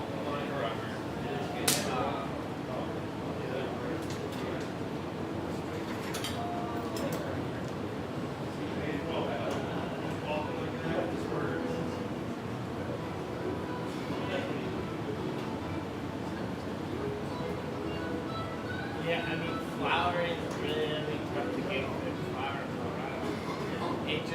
It goes kind of, I think, goes stale really quick. And I don't know why people, I mean, that's the only people I find that really are putting attention into the flour. Like you get a jar, it's always perfectly, it always makes up. You said you did violin. I did when I was I wish I had time to keep up with it now. I bought a mandolin a couple years ago, just tuning is the same, with the intention of learning how. I was between kids, moving across the country, and fixing up the house that I bought and everything. I had no time to do it. Yeah. I wish. Something, like, a better way of saying it is, not yet. But, do you play any instrument? I'm a drummer. Sorry. Oh, yeah. You played any bands? Yeah. Sure. One of being a Allman Brothers tribute, so I heard you like the jam bands. It's very jammy. Yeah, yeah. Oh, yeah. That's awesome. Where are you out of? I'm living in Northampton, just right down the road, 5 minutes from here. Okay. So you guys do gigs around here every now and then? Yeah, and then also like Connecticut, sometimes we'll be in Vermont. And yeah, but mostly Mass. Yeah. Okay. Boston. A lot of the Valley. Do you guys post your shows on like a social media page? Yeah, I'll send you more. It's called Hit in the Notes. Cool.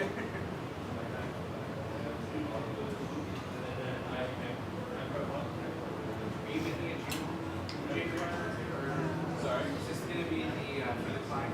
Yeah, this is gonna be the dream. So I'm about to go size it up. And usually I have to go back and forth a few times just to get it exactly where I want it. You can sort of fudge it, like the way that I do it, you can put it in. You could just eat it and then just let it like fall into the side of it. But I just like to get it as close as I can. You know, without doing that. That's longer.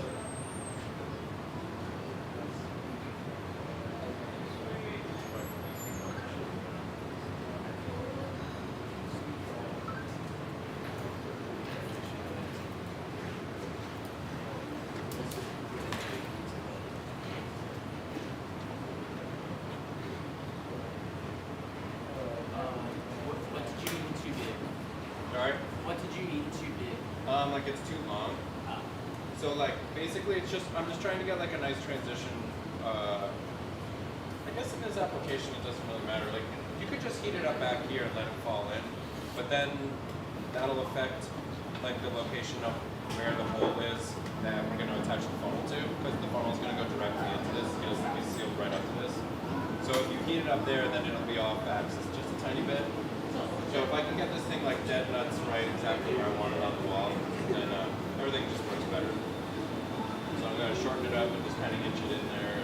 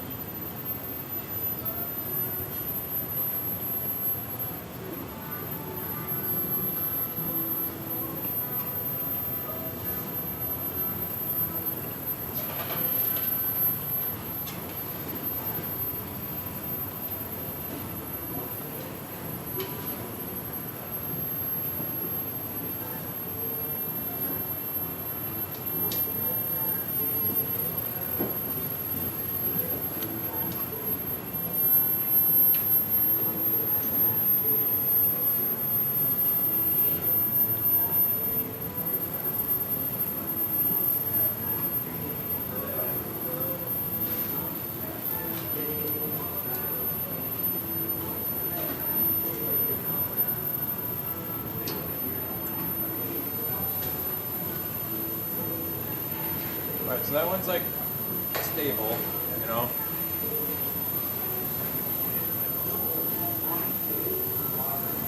So now we'll push this Maria and then we'll have air from the left side as well.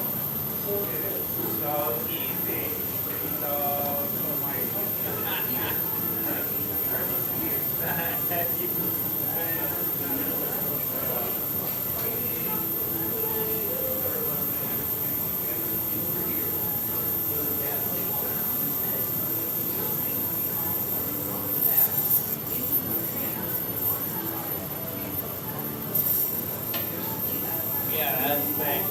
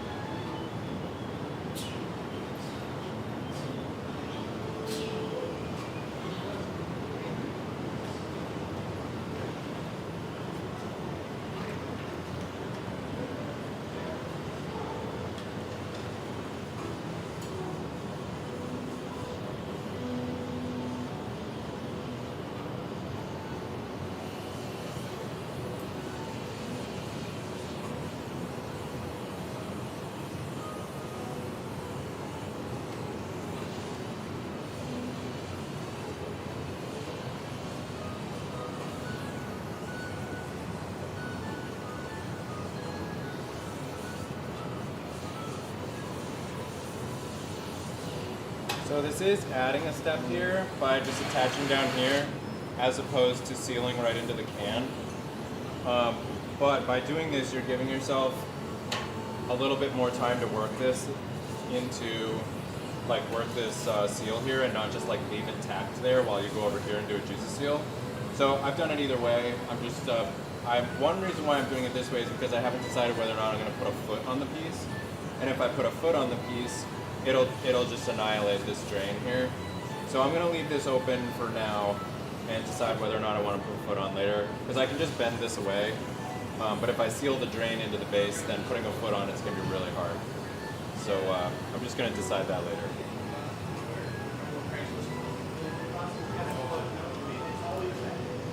What kind of foot are you Sorry? What kind of foot are you talking about? Just like a really small spun foot.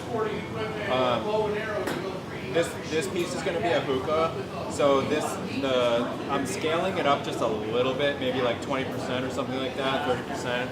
So I'm going to see once it's in hand whether I think it needs a foot. Back here.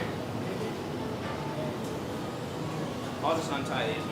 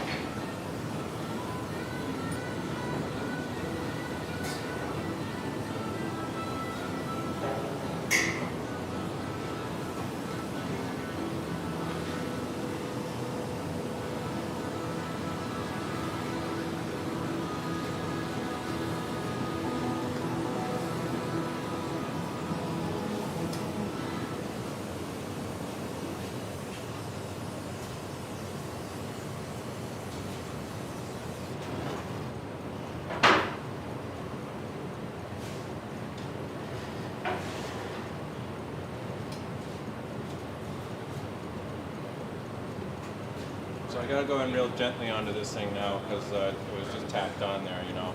So I don't know if there's, you know, in theory it was a nice weld, but it probably wasn't, you know. So just gotta go in real gently so it doesn't crack.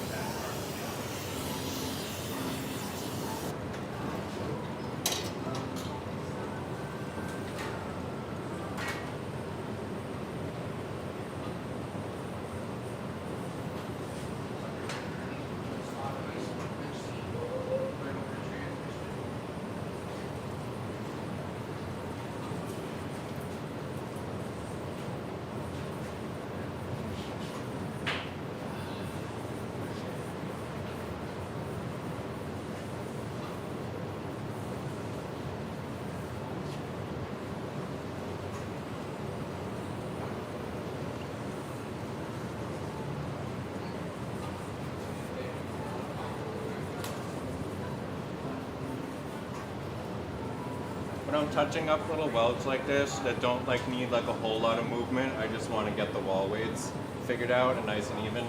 I like really try not to overheat it. Like I never want to get it like soupy hot or anything like that. I just gently let it move into place. If you give it just a small amount of pressure and just a small amount of heat, it'll generally, you know, if it's already in the right place, obviously. If it's gizzled, that's a different story. But like, you know, if everything's in the right place, then you just want to be nice and gentle and just let it fall into place. At least that's how I work.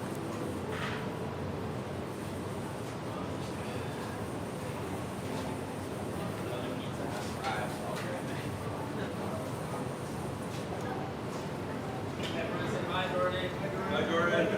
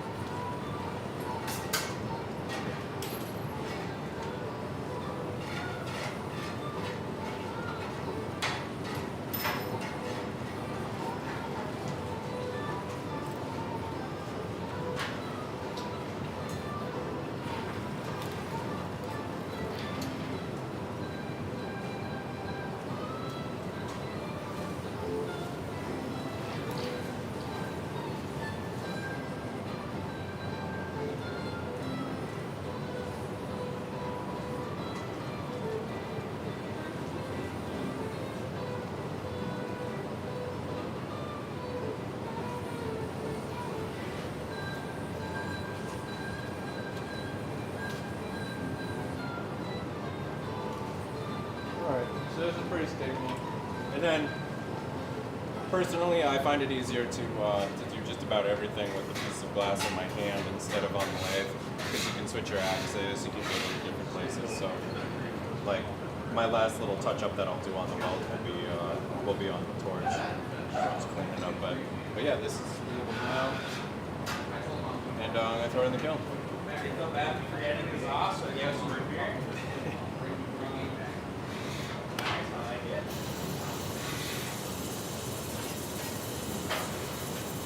What's the whiskey temper?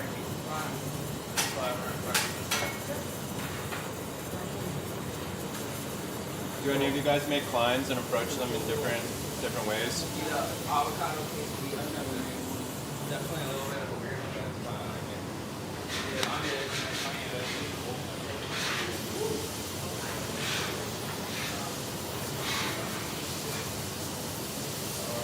Definitely faster ways to do it. But this is how I can get the cleanest result personally, given my whatever. So. We're thirsty. I'm gonna do a little bit here.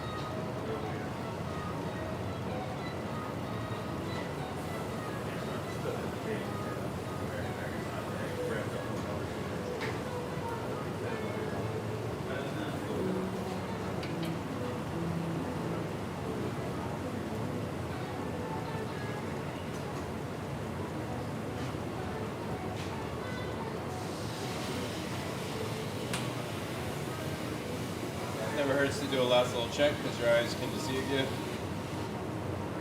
But looks all good, so.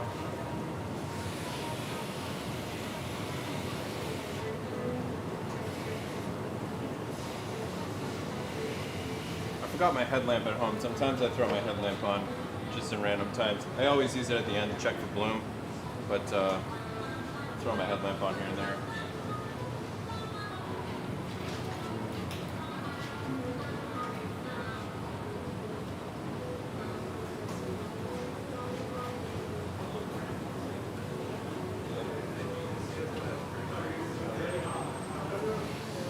I know, I was like, what's the sound?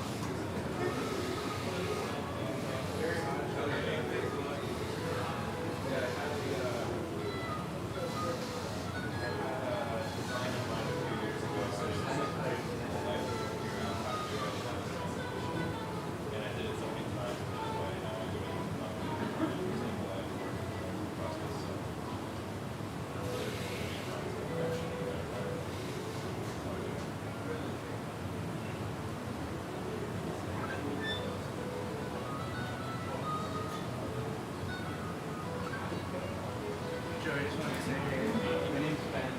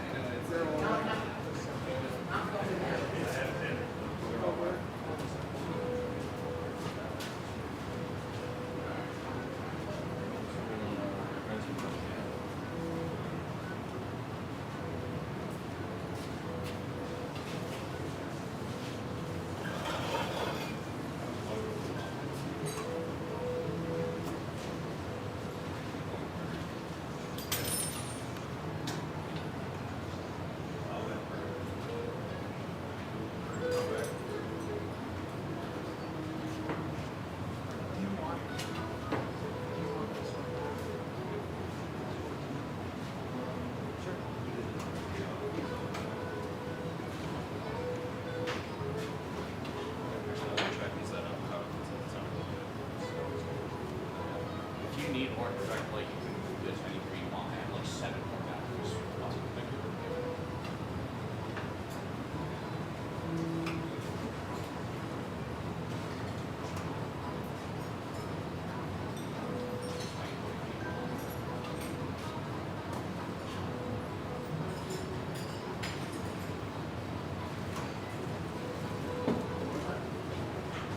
Thank my wife and my mom for it. They gave me all the novelties.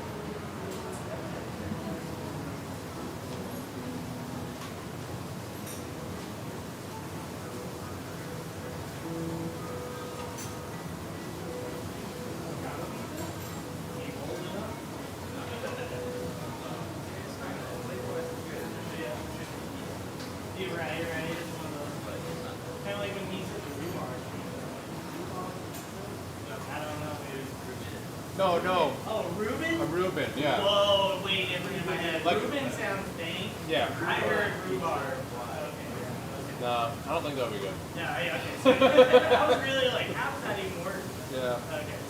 Hey, if you Reuben say so. sounds so If you say so. Yeah. Take this word.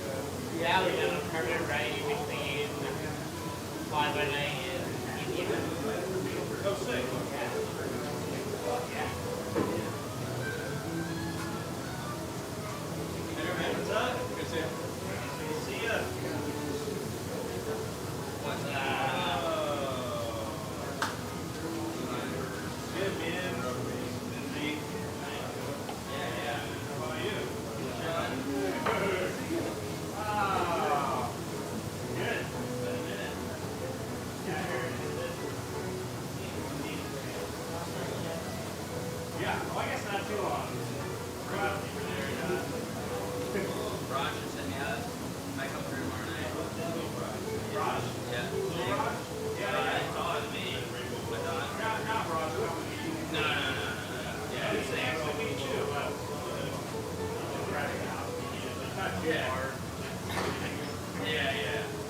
Yeah, I go home definitely swing by. If he's only gonna be here like one night, definitely say hi. Yeah, he's a man. I love his stuff. I haven't seen him since I processed like 6 years ago. So it's been long enough that Good. So I guess you have pizza already. It's like at the church up the road there. really. It's like a big one. I'll talk to Steve. It's one. Yeah. I'll line up right now for 20, but I go back to work. Yeah. Drove up to Bradford Road today. After what? I hope nothing on the side. And drove up there to Bradford. Yeah. Yeah, I got this from our friend about that. Oh yeah, he has most of them. Like there's been another one. That's about the only thing I ever Yeah, used. still works. Like grinding the doing out. It's a cool day function. Yeah. Soft off too. And I gave them two like fully work 401.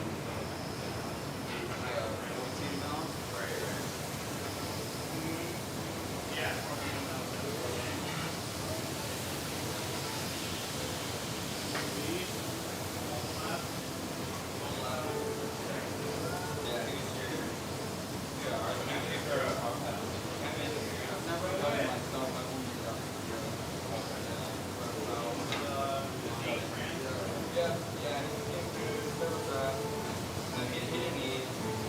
I'm not really sure. It's usually like so you money's around it, you know, but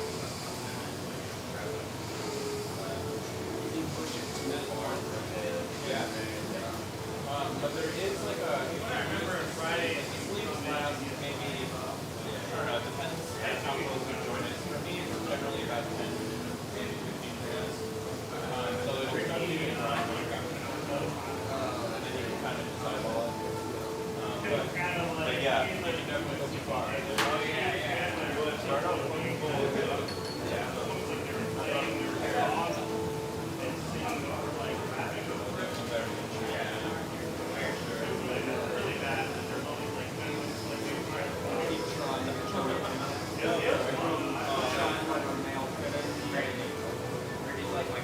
Yeah, although I will say that there is some variation even in the factory.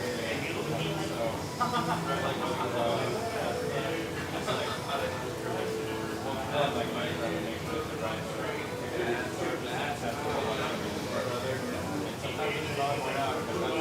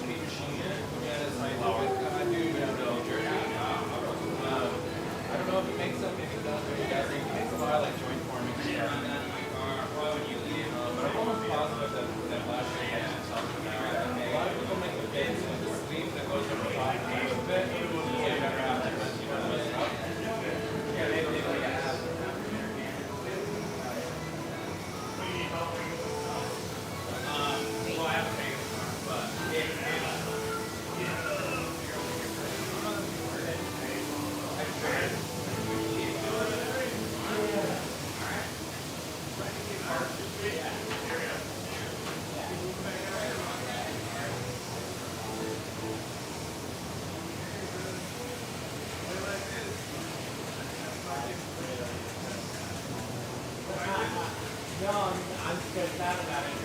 Like, it's like, I really only have 2 months to get it all done. You know, it's like, tell them out, buy one that. So, chocolate or no? Yeah, thank God, yeah. Last summer. Yeah. That's a good thing. Yeah.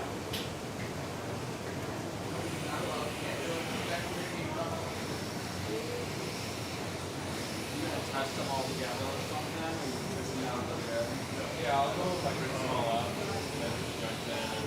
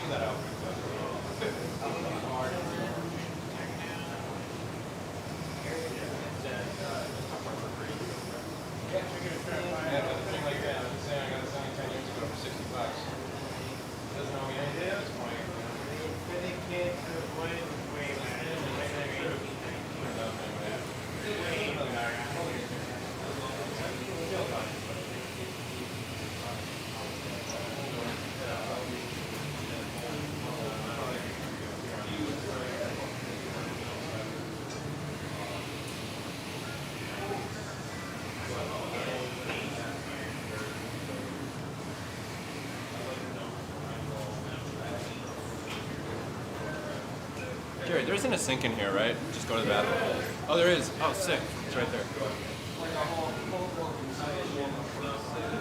Oh yeah, of course.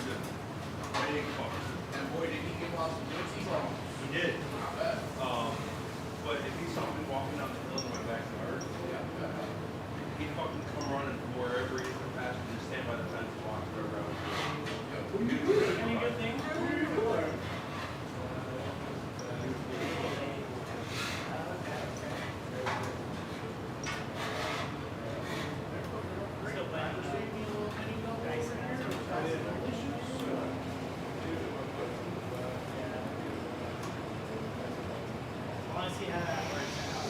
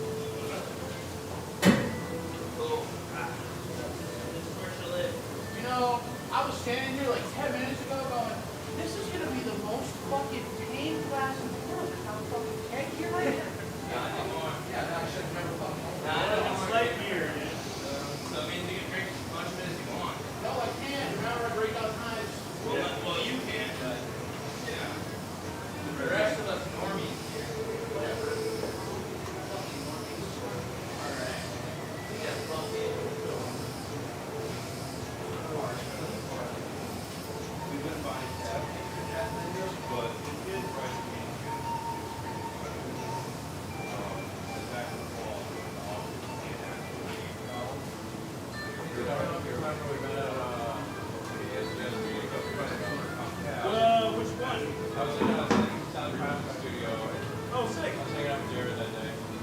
Yeah, and then I think we met up at MGP, we're like sharing a phone. Yeah, that'd be great. It's great, Sally's having a meeting tomorrow. Yeah. Yeah, more place. Yeah, I think me and Ben are going to I'll tell her to swing through if you want, but Jerry can help. Over there. I think we got a pretty full schedule. Eric House don't Yeah, Eric, how about Yeah, you moved to Vermont, or? Yeah, I was out in Colorado for about a decade. Then my wife and I started having kids. We get hooked up to Vermont. We grew up in Boston. And they're one of them. Like it up in Vermont. Yeah. That's what's up. I just had to drive up the Grenoble Road today.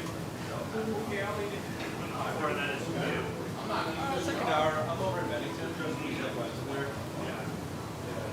Probably nice up there. Yeah, it's pretty nice.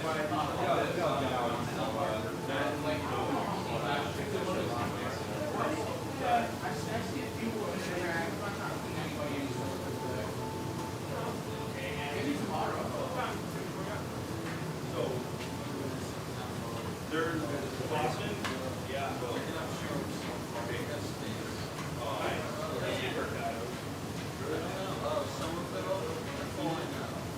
There was a building where there was a shared space that never went there. You get another class. That's for sure. That's why there's multiple people in the shop.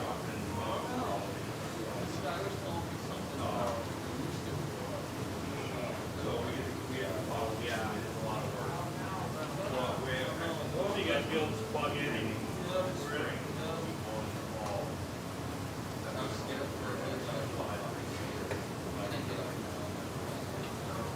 There's Fiyama glass. It's not.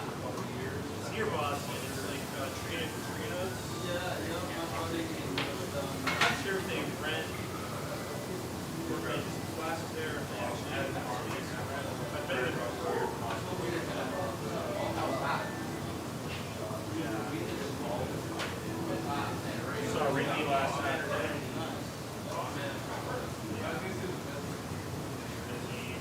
He came over and did a little bit of glass work.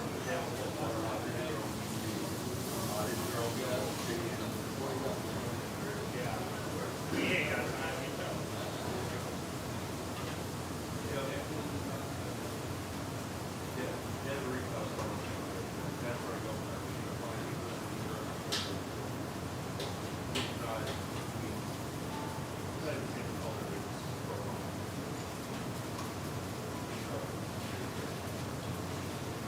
You remember you were like talking about like Sky being California? From SNL. Well, one of the times you were here, couldn't get over how to run. Started talking about how to drive.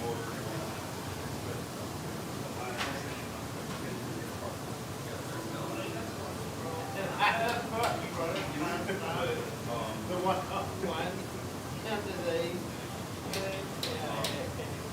My next door neighbor is been on the property.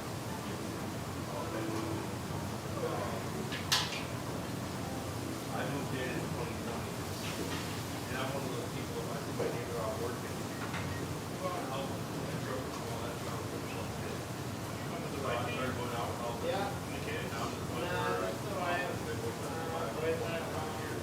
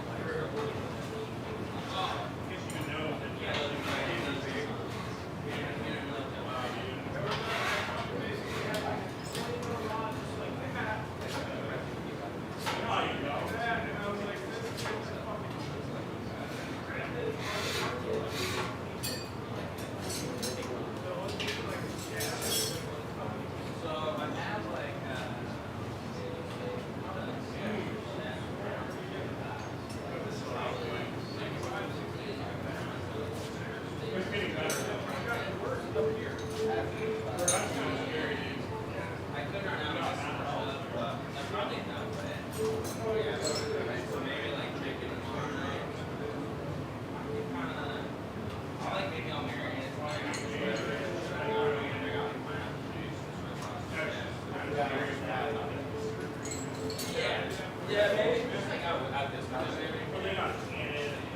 Only for Joe. You're not outside saying that. I did not know that, no.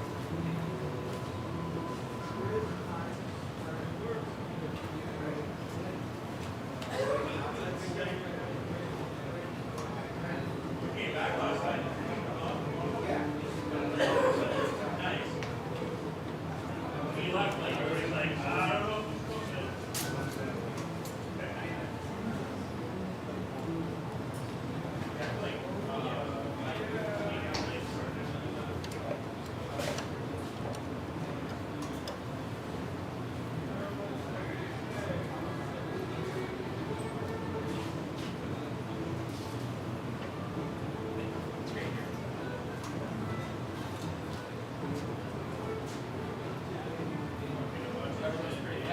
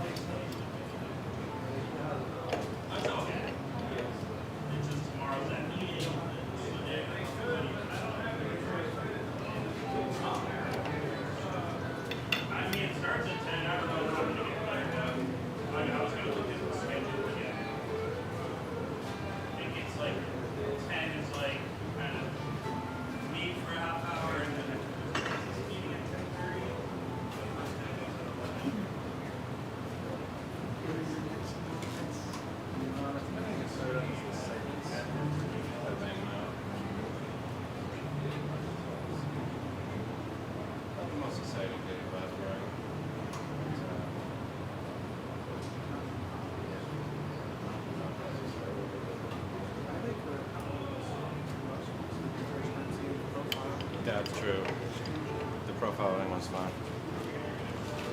Blew my mind.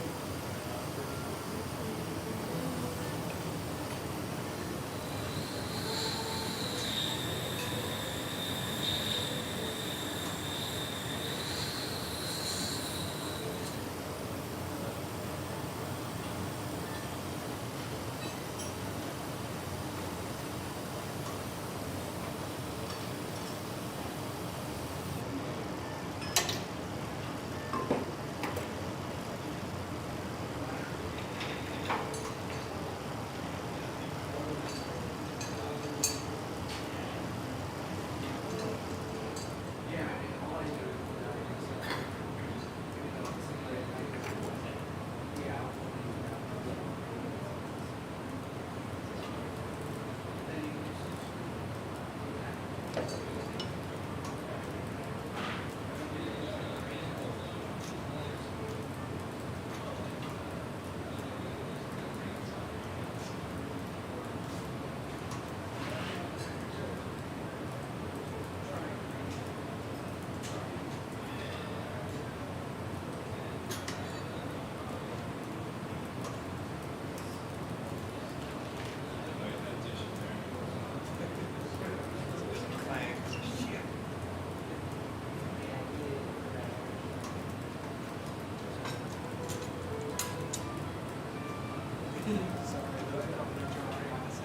all good.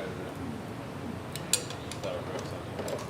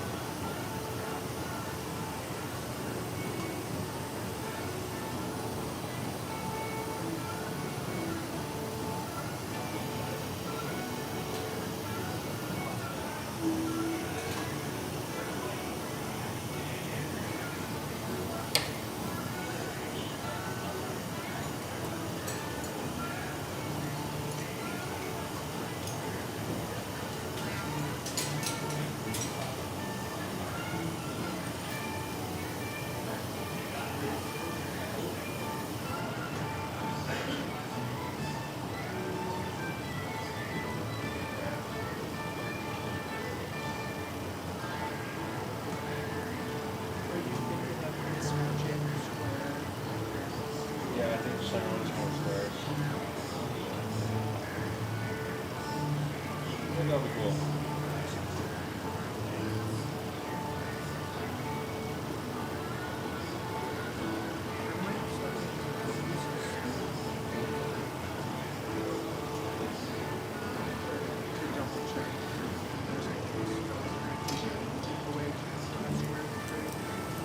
Oh no, if you want, I mean, if you're just looking at one of those, like just add it. I'm only making 3 seconds.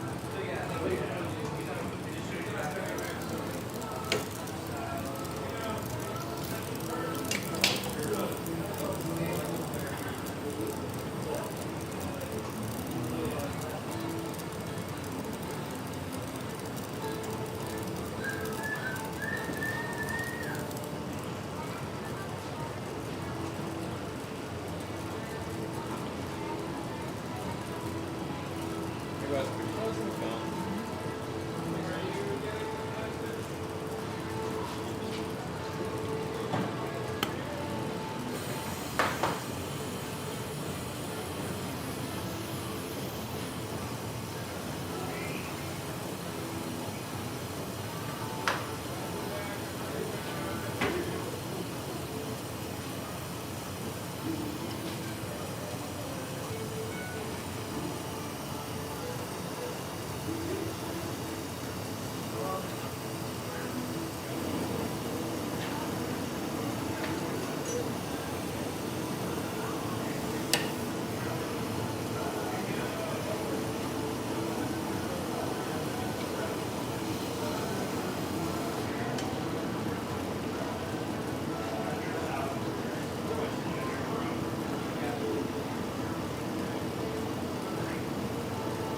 Stickers here.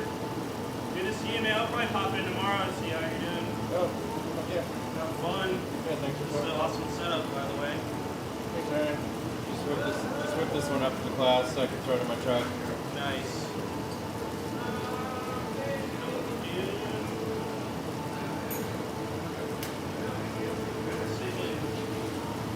See you guys.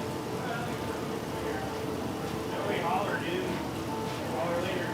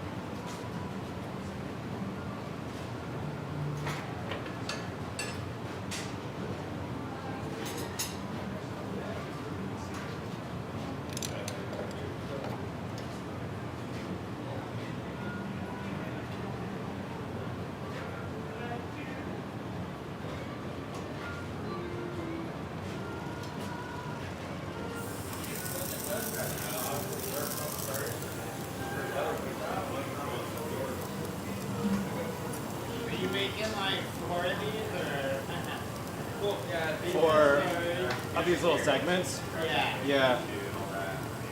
Yeah, it's not the most exciting part of the project, but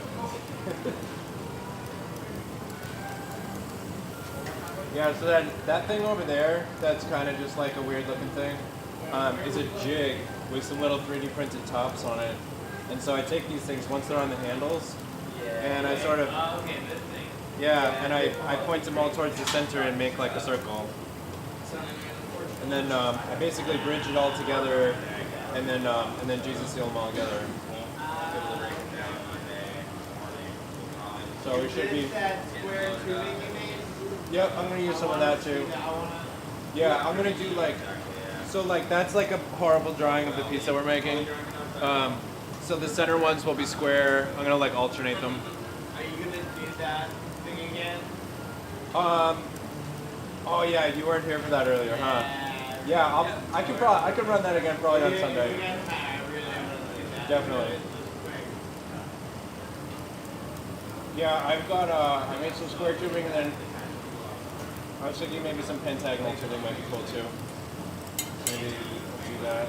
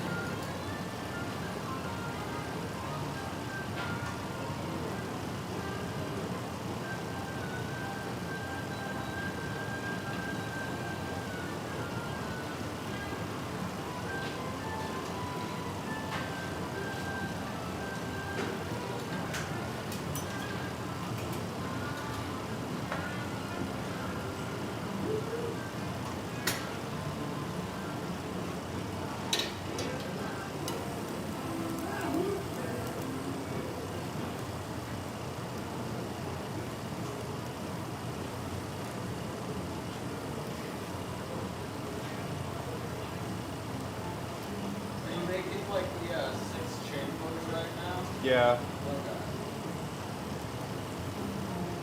Yeah, I thought they were hurt.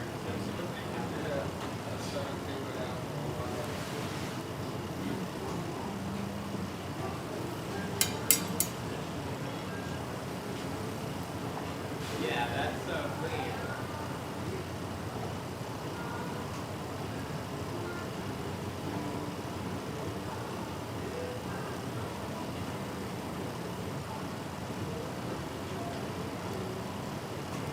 Yeah, I learned that from Stephen Pierce, taking one of his classes a while ago.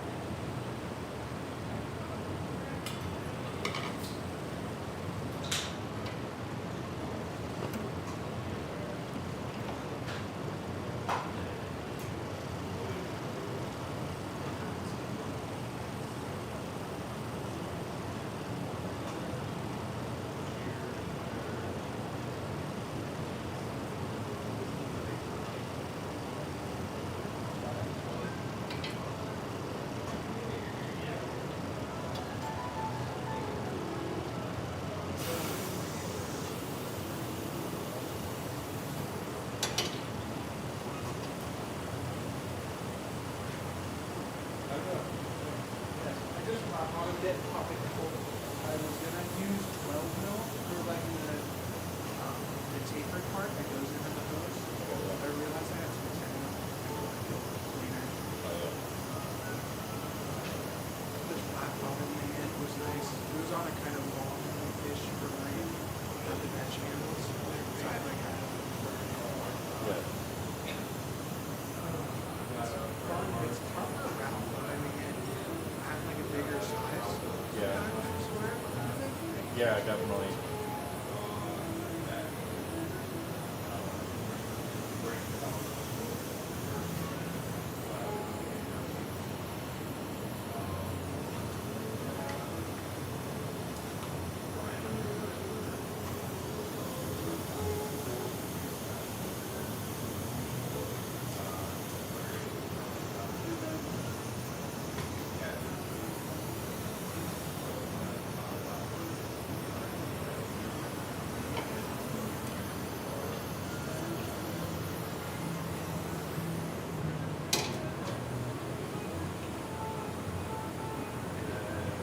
Hey Wes, is there any chance you'd be willing to run back and forth from the phone?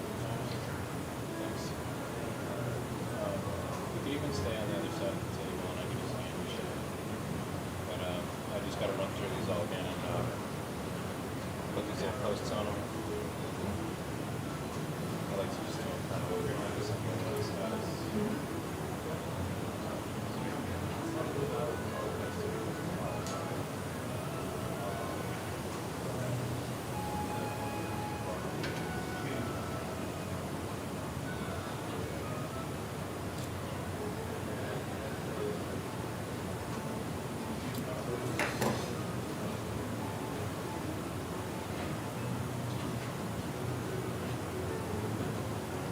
I realized I can kind of cheat making this thing. Usually I have to make all the segments exactly the same size, but if I have 3, 3, and 3, because I'm going to split it up into a three-way, you won't be able to tell if they're a couple millimeters off, so we'll save ourselves 45 minutes for the tedious work, tedious observation.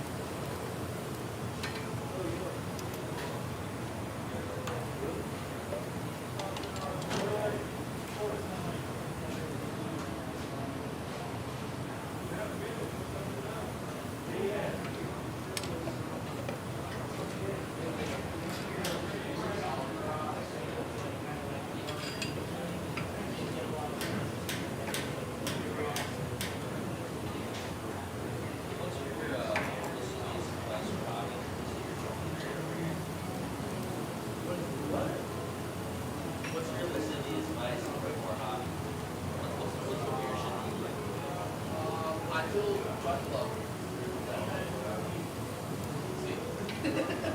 is this one of these jokes? Like, what's it up? Yeah, yeah. Okay, so you talk to Joey.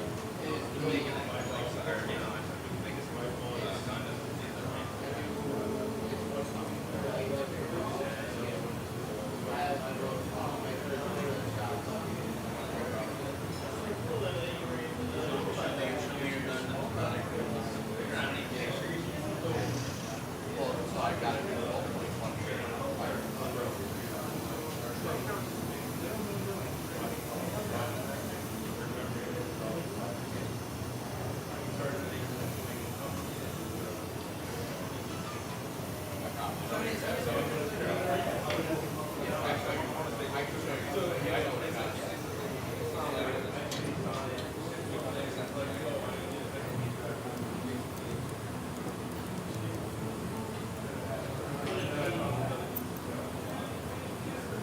I told Dawn, I was like, dude, I'm completely not by space. I know I gotta work this weekend.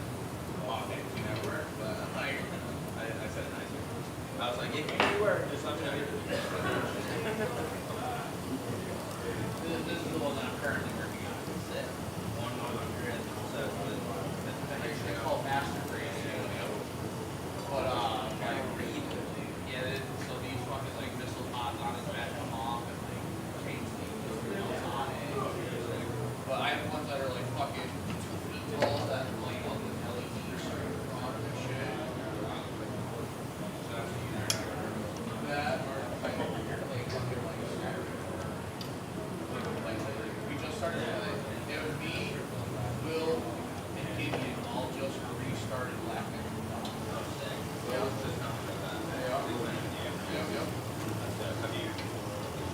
I'm one of the first group of people. Everybody else got stuck on some wall. Like, I don't think you had like dark world fighting on this, right? Like, it's very dark, so like timing and clocking everywhere. And I'm like, you guys, you realize you had to make that playing the Elder Ring fucking DLC. Like, as you said goodbye to this game, where like I'm the only person that's been playing solo games for months. Have you heard of Naruto? Yeah, Dark Souls D, it's still in like an open beta, basically where they release like the version of the game. But it is also pretty fun. You know, you can like take out your top of your weapons and armor, and you put it on the you want to be on, and you can like take all enchantments. Yep. You can get enchantments that have both a negative and a positive effect. They're cool. Like, You know, we were just playing. it's pretty fun. Yeah, yeah. So I not crazy. Like, not that I don't like it. It has a peak. I just haven't watched somebody play it in a year. Like, Maybe like play games. yeah, just know when you get like the last of it. Once you have completed it 3 times, you get an extra like you get an extra game where it's custom game mode. You can select like your characters. Yeah. One of them is they give you 30 cards to choose from. You can pick 10 of them to start with. Instead of just the 10 generic that are like, hey, here you go. That makes sense. Cool.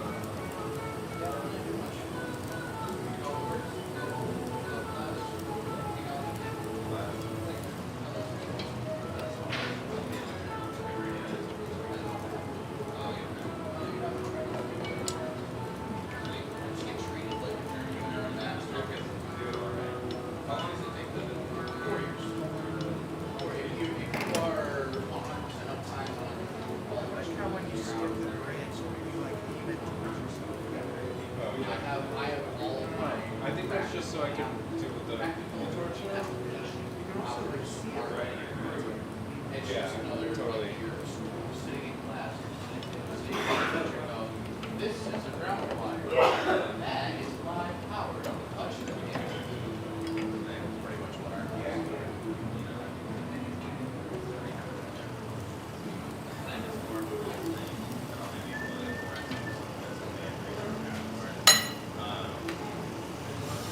Yeah, we have like basically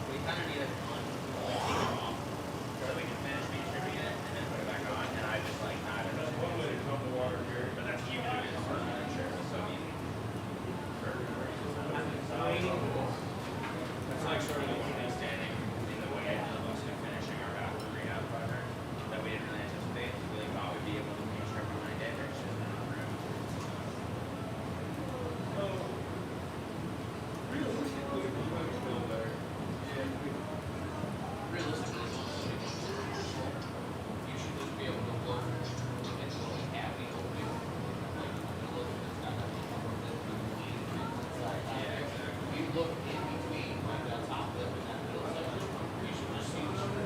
Just feel rolling screw. I need to figure out which cam breaker it's on.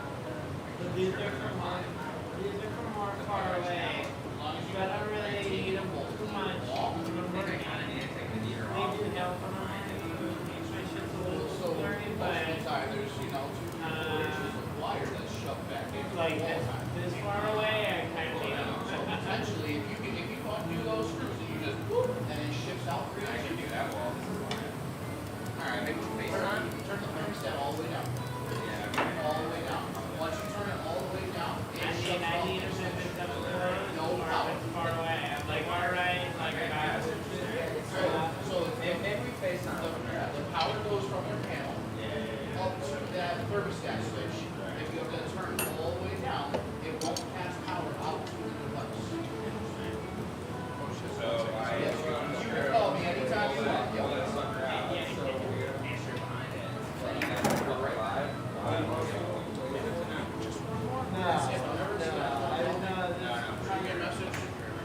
Second wave class, I think I had to pick up this year. Just because I forgot one and I'm just trying to camp one. I mean, I know how to use it. I just want to learn super Okay, now, like, brother, if you need, to talk to somebody about electrical, my DMs are always open for you, brother. What do you say? Yeah, we can actually always. Oh, I mean, now, I don't have. Nice to meet you. I've never done it in person. Yeah, maybe like, I don't know, an hour or so. You know, it's not much. He has Whatever.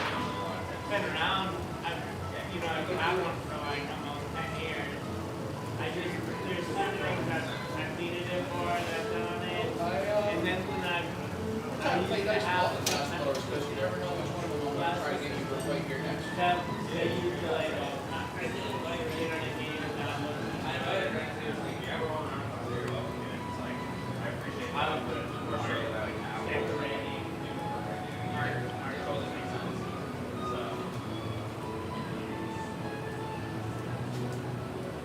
staying hydrated, teach. Yeah, I've been crushing. Oh, thank you. Refreshing. Thanks, sir.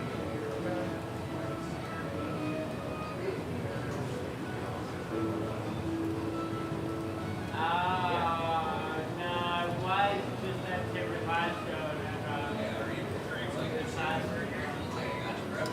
I got a little I said, find a hamburger on your nose. empty, man. I got a little. Yeah.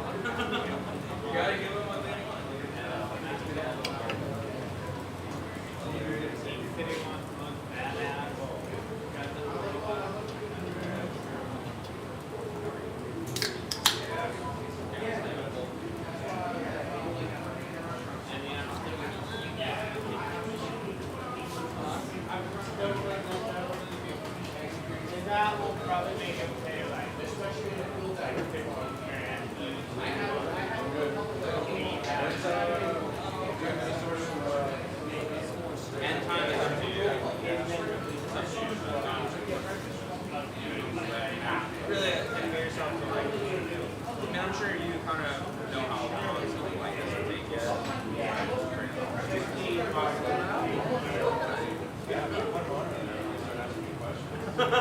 You're like, I must look like it looks good, dude. They shoot you.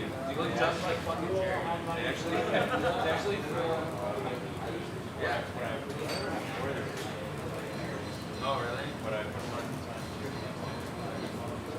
Yeah. Yeah, that's sort of the issue, right? It's like, cool. Yeah. Well, there you go. I know. Yeah, I've lost any contacts. I've just been really put off to the getting LASIK. Like, I wanted to do it at some point, and then I heard like several horror stories, and I was like, you know what? Fuck it. You also would have to take a long time off of hospital. Like, it wouldn't affect the average person, but it wouldn't be good for. Jerry called me. Jerry!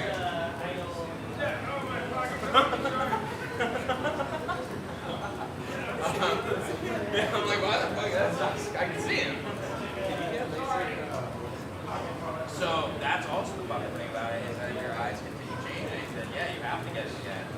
And it's like 10 to last, like, you know, it'll last. Most people's eyes don't change that much, so maybe 10 or 15 years. Yeah, like, okay, I'll just wear the fucking contacts. Yeah, exactly. Yeah, exactly. It's like, it's also like 5-6 grand. It's not much. Yeah, it's actually like I can't imagine what stereo would be. You have to check them.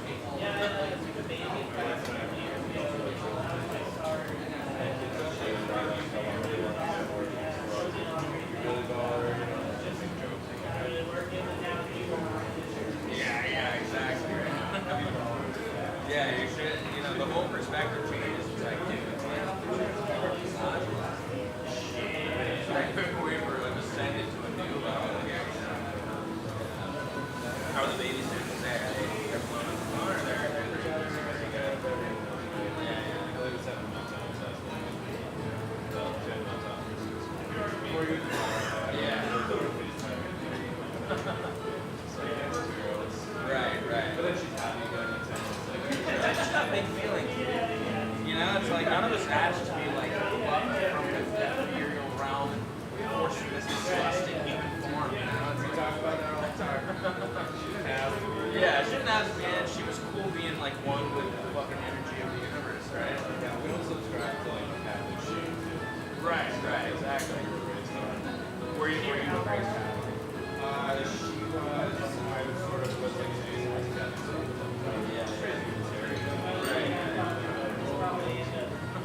They're like your friends.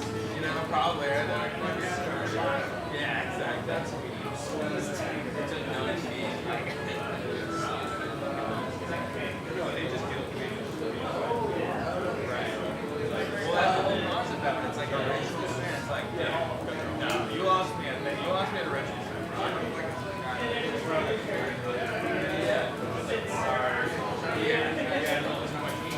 Right, exactly. Yeah. Oh, you just pumped.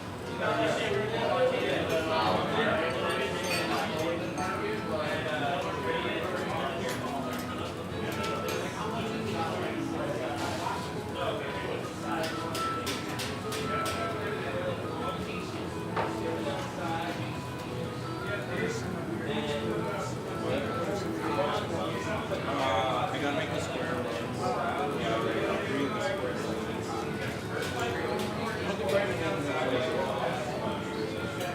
But then I thought maybe I would like to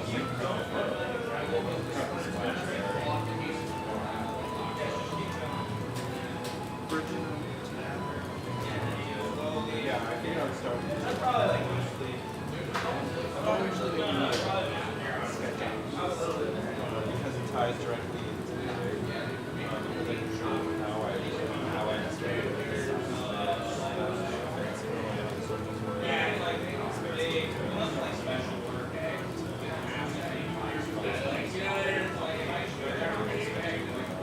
I'm not going to sketch out the whole piece perfectly and the whole detail stage, but I did want to show them.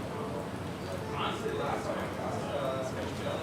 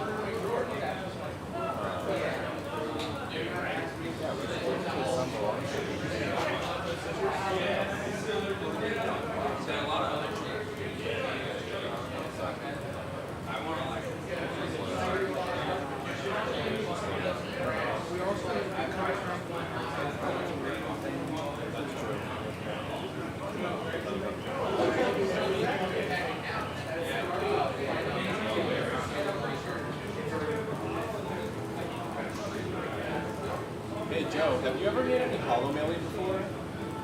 You have? Nice. Have you made like hexagonal hollow millie? Nice. Pretty easy. The hex is like the easiest It is. shape to make. You just run tubes and they turn into hex? I mean, it's just one and then 6. Yeah. Yeah, right. But you don't have to make profile tubing, or you don't have to load into molds. Yeah. Turns into hex. Yeah. Yeah, I was saying, I learned that Jerry, me and Jerry used to play the same coolie. The same what? The same coolie. Oh, okay. No And shit. we were playing pool, smoking a bowl behind the bar one night. I'm like, Jerry, I'm trying to make these fucking honeycombs, man. And he was just like, just back it. You know, and that's all he needed to say. Yeah. I didn't need to see it. I mean, immediately I was like, you're a fucking genius. Yeah. You know, like, That's awesome.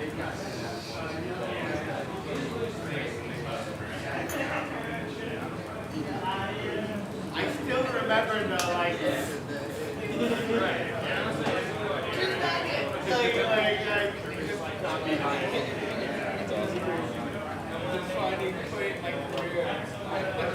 Yeah, yeah.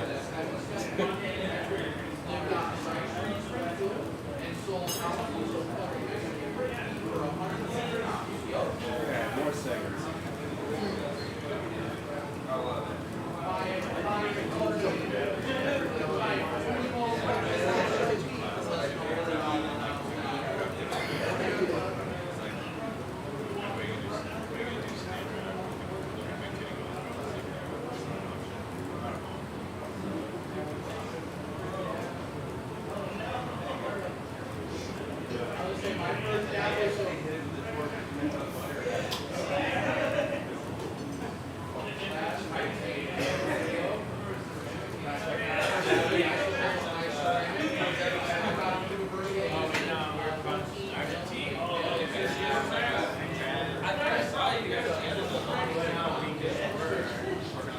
Yeah, and I've had this mission from the dude for the past 8 months, but I'm procrastinating on it just because this dude was like,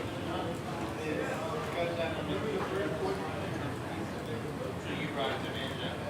well, I suggested I'm just on the field like, Dude, I mean, it would be too. And just a guy to do it. but then this guy was like, oh, you do it online, you can't do it. So that's all. It's like, how big are you guys aiming for? 2-footer. That's 28. Sick.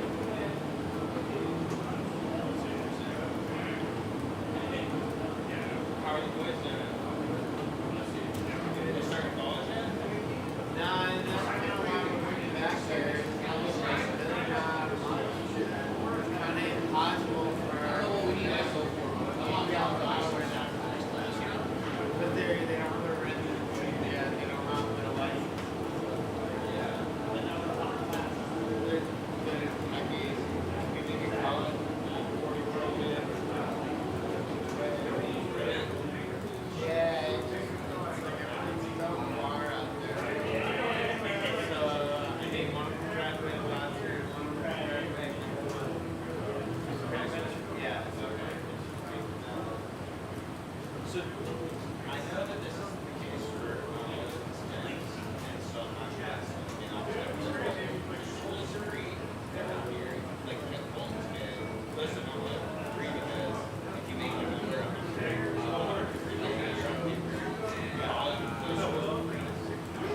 which is sick. I'm not sure if the same applies for, or any other school. But I think there is some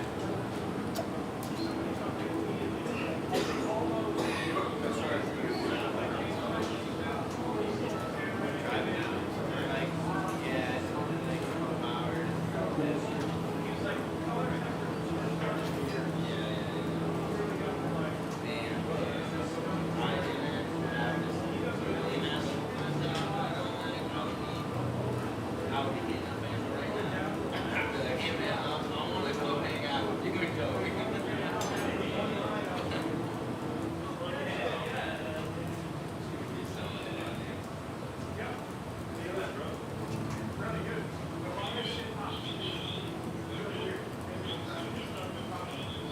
How long do you think you're gonna stay? Like a week or two. Yeah, I really get the chance.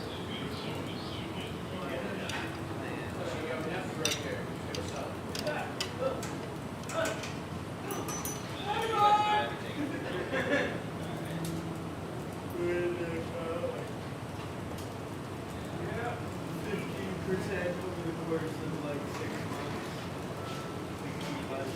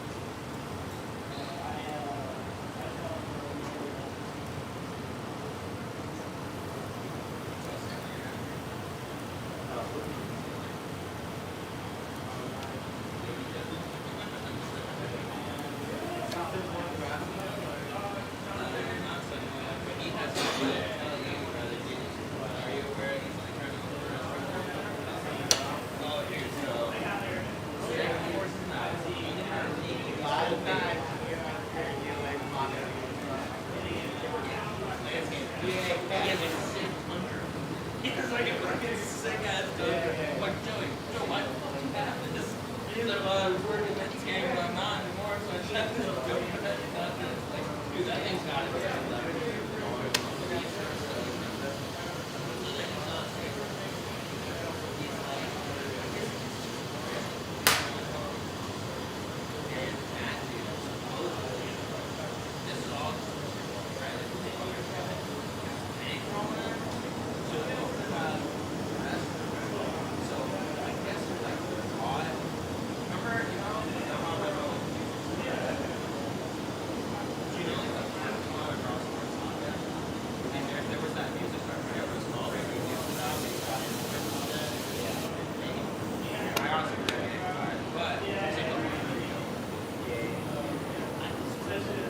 Like a really nice music.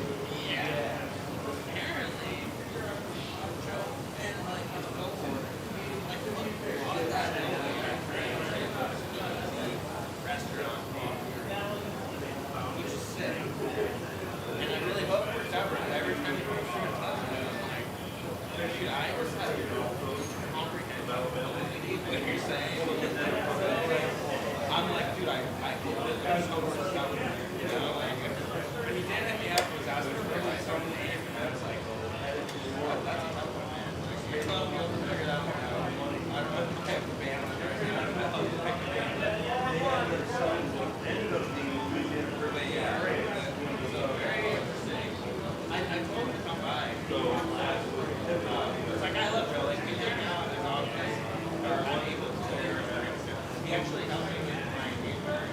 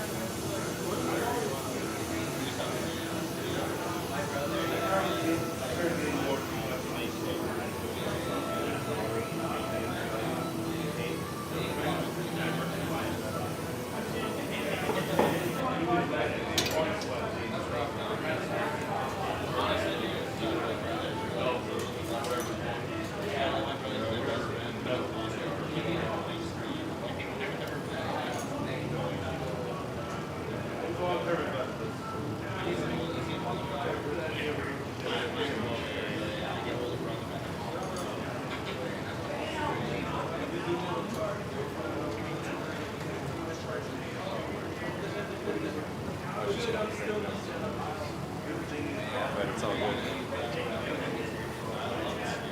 I'm good if you're doing something weird. Oh, I wasn't asking you to go turn it up. If you're doing something weird. It's good.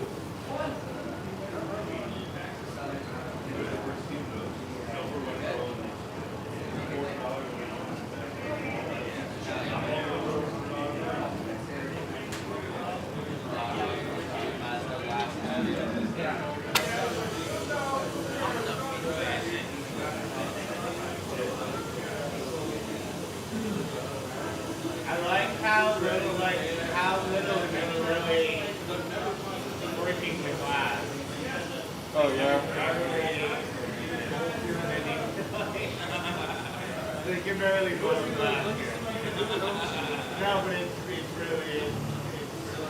really fucking smart. And it's how your work looks so clear. Thanks, man. I definitely try to keep it as minimal as possible on the machine. Because it's like, it's so easy for it to like get out of whack. I like, it's like the opposite. Like a lot of times I'll like rage it when I'm on the torch, but like it's the opposite. I try to use the least amount of heat when I'm on the lathe. Well, I think I run into problems like overworking. See, I feel I like overwork seals and shit. Yeah. Yeah, I definitely used to. The guy that taught me how to like work seals and stuff like that was teaching me to use like way more heat than was necessary. Yeah. And I did it like that for years, not really knowing. Yeah. And then I come to find out, just on my own, that I'm just like, oh, dude, you know, I think probably from doing lathe work. Yeah. I was just like, I don't know why I'm getting the glass like soupy fucking hot on a seal. It's just, you know, working against the current, you know.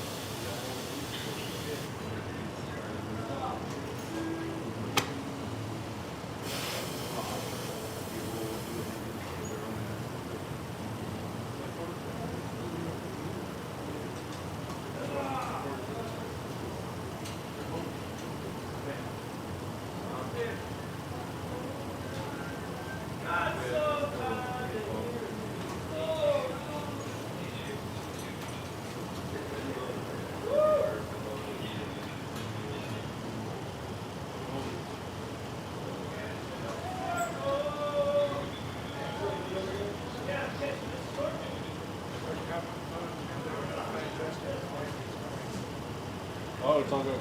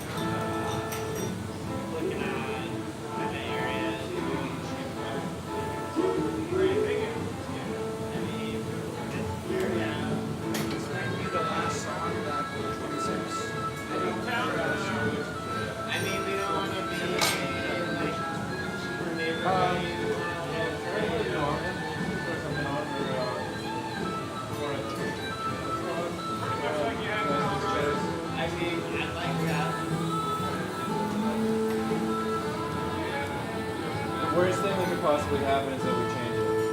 So don't worry about Like it.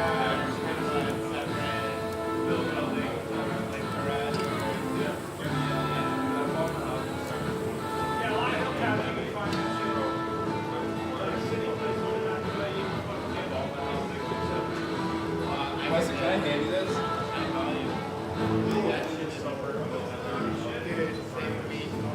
Weston, can I hand you this?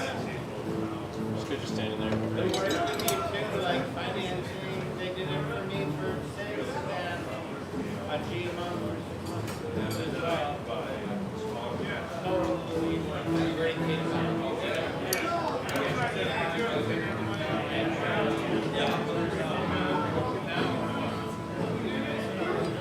High volume. They're the fucking guys. High volume. Because their customer service is like spot on. They're really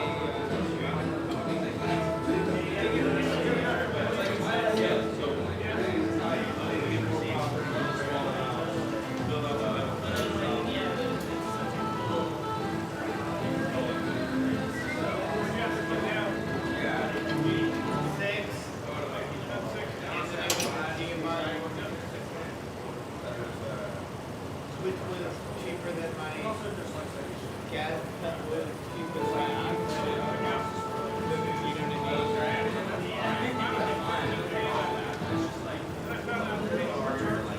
They sent it to me or I put it like right away. I put it out to 6, they sent me nothing but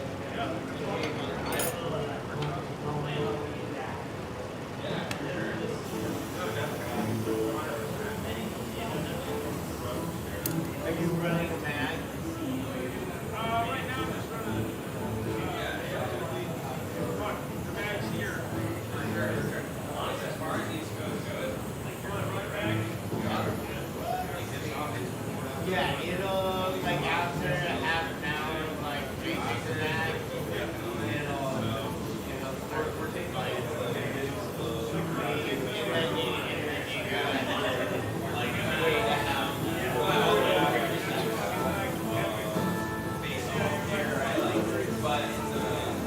Well, especially right now, I would have to wake up with my graduate. I would usually, and it's not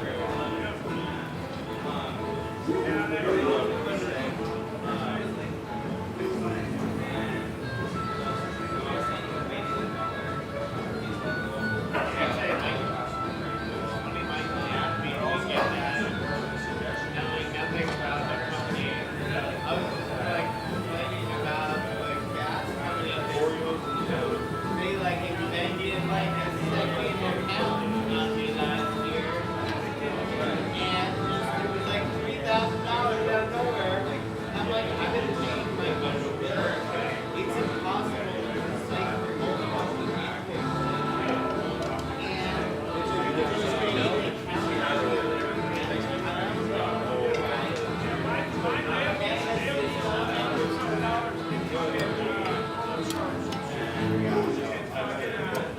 an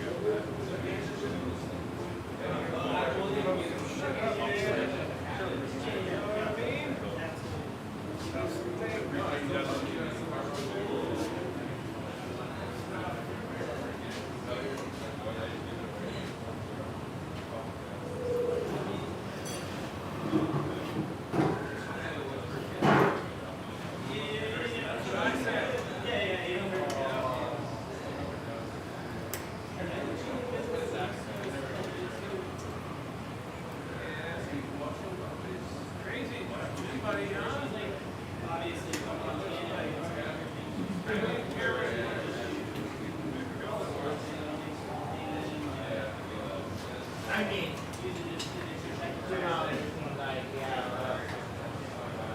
Yeah. My buddy Richie is like a fucking ex-sheriff man. He's like, me and Jim buddy knew each other from circles. And I was like, oh, okay, maybe going around again or something. She told me that he basically, she put up a bed and he was looking at it like, oh, funny, he was next bed. Found him on the couch.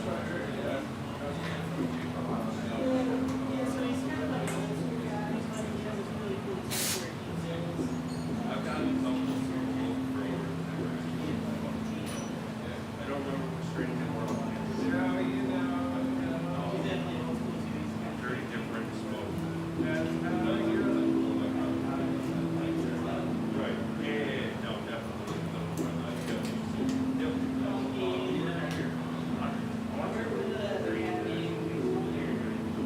They just smoke differently.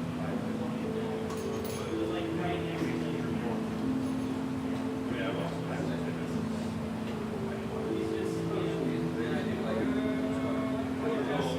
Cherry flavor with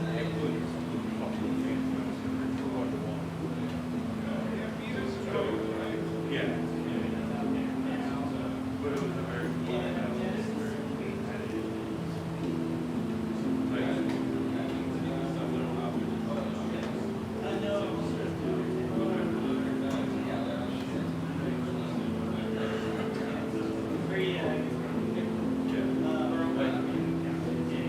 I understand that.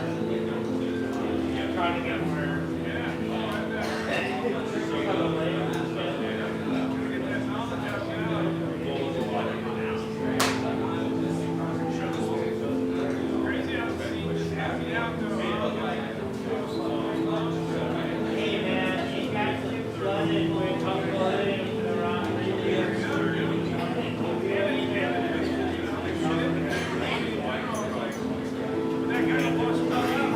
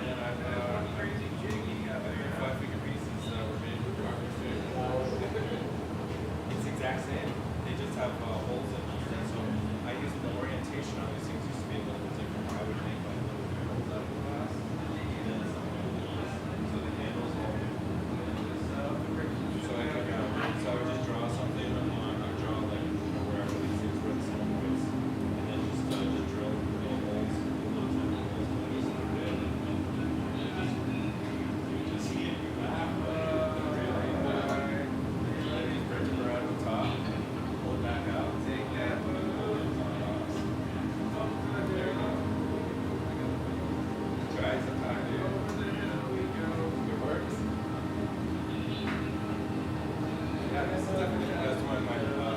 This kid, the kid who at took a class that I taught in Virginia a few years ago, and he saw my jig and was like, dude, I can create each one here. Like, they were talking, they were working out.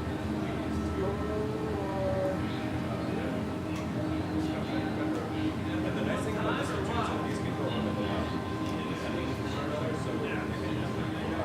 So that segment is kind of like, Happy. other Covered up on the place. It was not happy though. Yeah, there was all also sorts of things you a can sign do. out there. I like showing people stuff that's growing and somebody sometimes like just like a whole other level. Like for instance, you could, if these were all it's start to spiral, where like it just spirals around, and you just get multiple ones, like you can just stack around top of one another, just go around and around, or you could go three-dimensional with it, you know, or like build a sphere. Yeah, he went nuts in this place. Yeah, totally. One night he was looking at a blind setup. I can see that. It's literally the same thing, it's just a different accent. There's a 50 caliber, whatever it is, it's a fucking air rifle. Did he set up over there and out see the window between behind Yeah, or just more around. It depends on like how the 5:30 in the morning, whatever else he was doing at the time. Sniping shit out to him there, parking lot at 5:30 in the morning. Cops showed up, he was there, No, I'll he's got like, he crashed his car into a deer, and this one he got here was a broken car. I'm gonna take some Cops was sending it on. but I'll put them all on here so that I can see. Said he was drinking and driving, but he was driving 0, 0, So that we can fucking try to like, do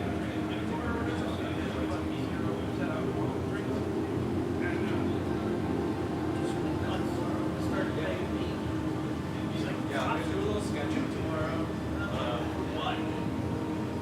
I strongly subscribe to sketching up prototype pieces to scale, including always. I mean, every other So I wanted to just kind of hold that up real quick, and then I'm gonna draw this like how I arrived at the sizes that I did, to show you guys how I did files of the spaces in between them. I think, I know it's just elegant, and it goes basketball, I don't think really know the basketball. He works at Pelican, and like, right around here. Yeah, he went and fucking played, sale, and he go to buy the piece of this shit they have. He went and bought all of them. Bought the fucking ball, all of them. I guess they fucking, bought the workers. Yeah, my buddy wanted something else, or he wanted something else, different stuff up from us. He always said he was not hard. He was selling his But like, if you came out of things online, he had a pair of socks per day. That's yeah, $50 a pair. Yeah. What do they call them? Heavy gander or something like that. Like, that's, yeah, great shirt. Yeah. He was doing everything. He was ordering fucking Molly, coke, ketamine, all like by the ounce, fucking dark web, and like to his mom's house and shit. yeah, definitely. Like, have to run over there and beat the package to the door and things.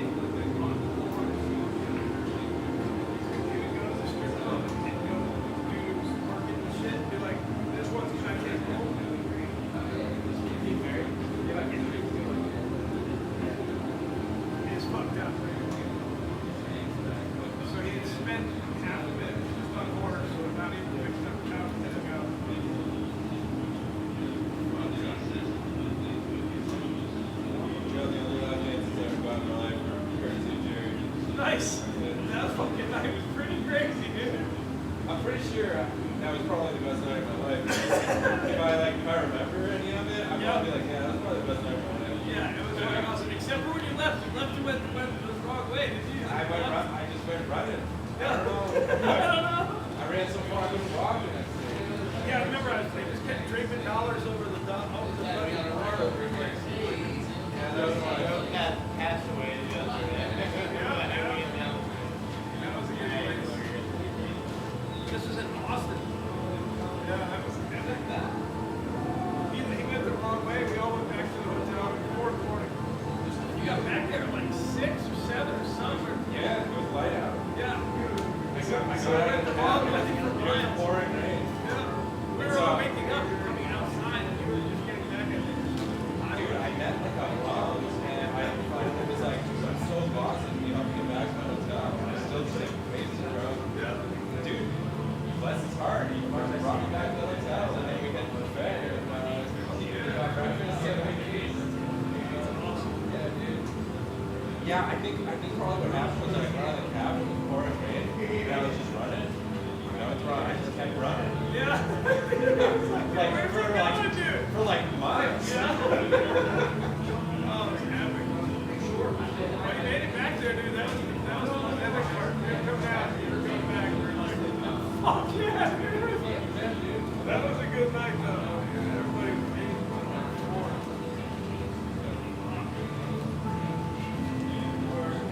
I was telling these guys a story yesterday. There's this place in Atlanta, like, it's an old speakeasy, but it's now a strip club where, like, the main attraction is this, like, 75-year-old lady or she's got fucking light up rings on her fingers. She comes up to, she's like, hey, boys. She's like, you know what this is? She's got her lit up little gray bush and shit. She's like, this Cadillac, it's big. Usually you're bringing a friend there for the first time. I went home with a shirt and my wife was like, what? He said, I saw your grandmother dancing at the fucking whatever the name of it.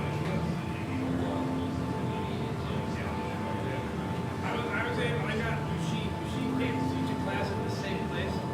They took us out to dinner and shit. So after we go to the strip club thing, we go to this fucking 2 in the morning, we go to this tiki bar and restaurant. We're fucking still open and shit. There's a meet outside, so we're like, what's up? Who's inside? So we get inside. It's fucking Stevie Wonder. He's sitting at the end of his table just talking to his people like, and he's like sitting where you are, and I'm sitting over here at the opposite side of the table, like looking at fucking dude in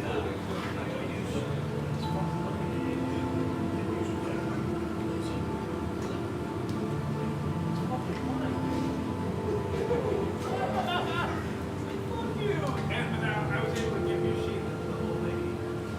I was like, hold on, we're gonna get this dance for you. That's awesome. Oh man. Same dance every time. Hey. That's Cadillac pussy. Big.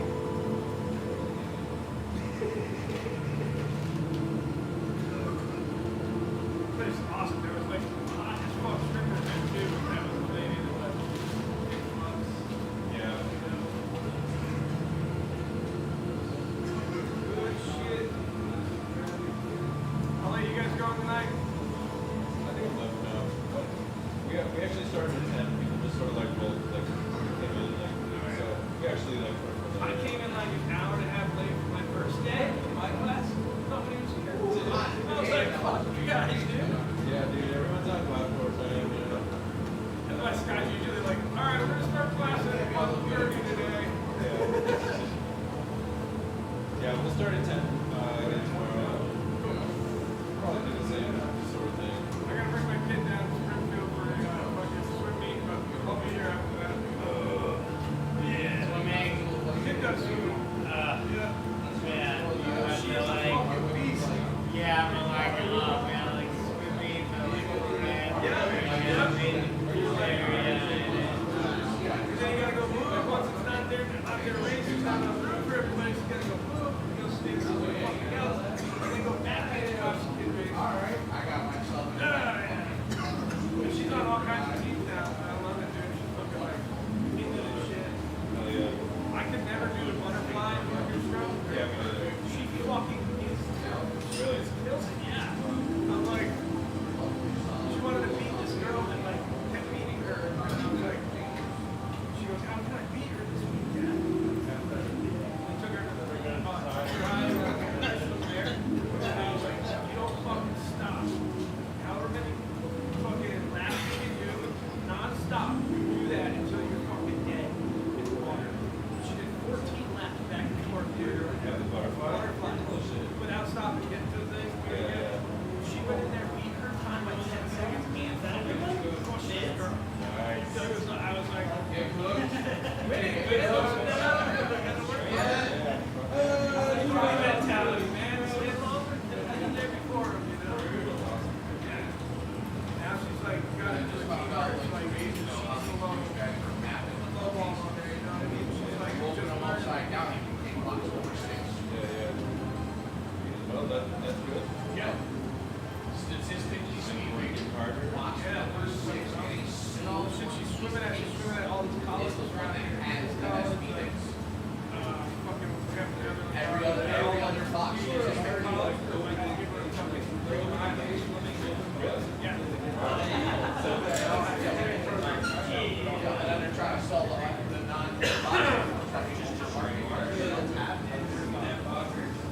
paid $3,000 for my house. So I want Even though I just spent $9K on it. Not working. I can also just started. My wife and I played last for 28 years together every day. Nothing ever changed, and then the fucking I got break home that day and the next day. You're gonna smoke again.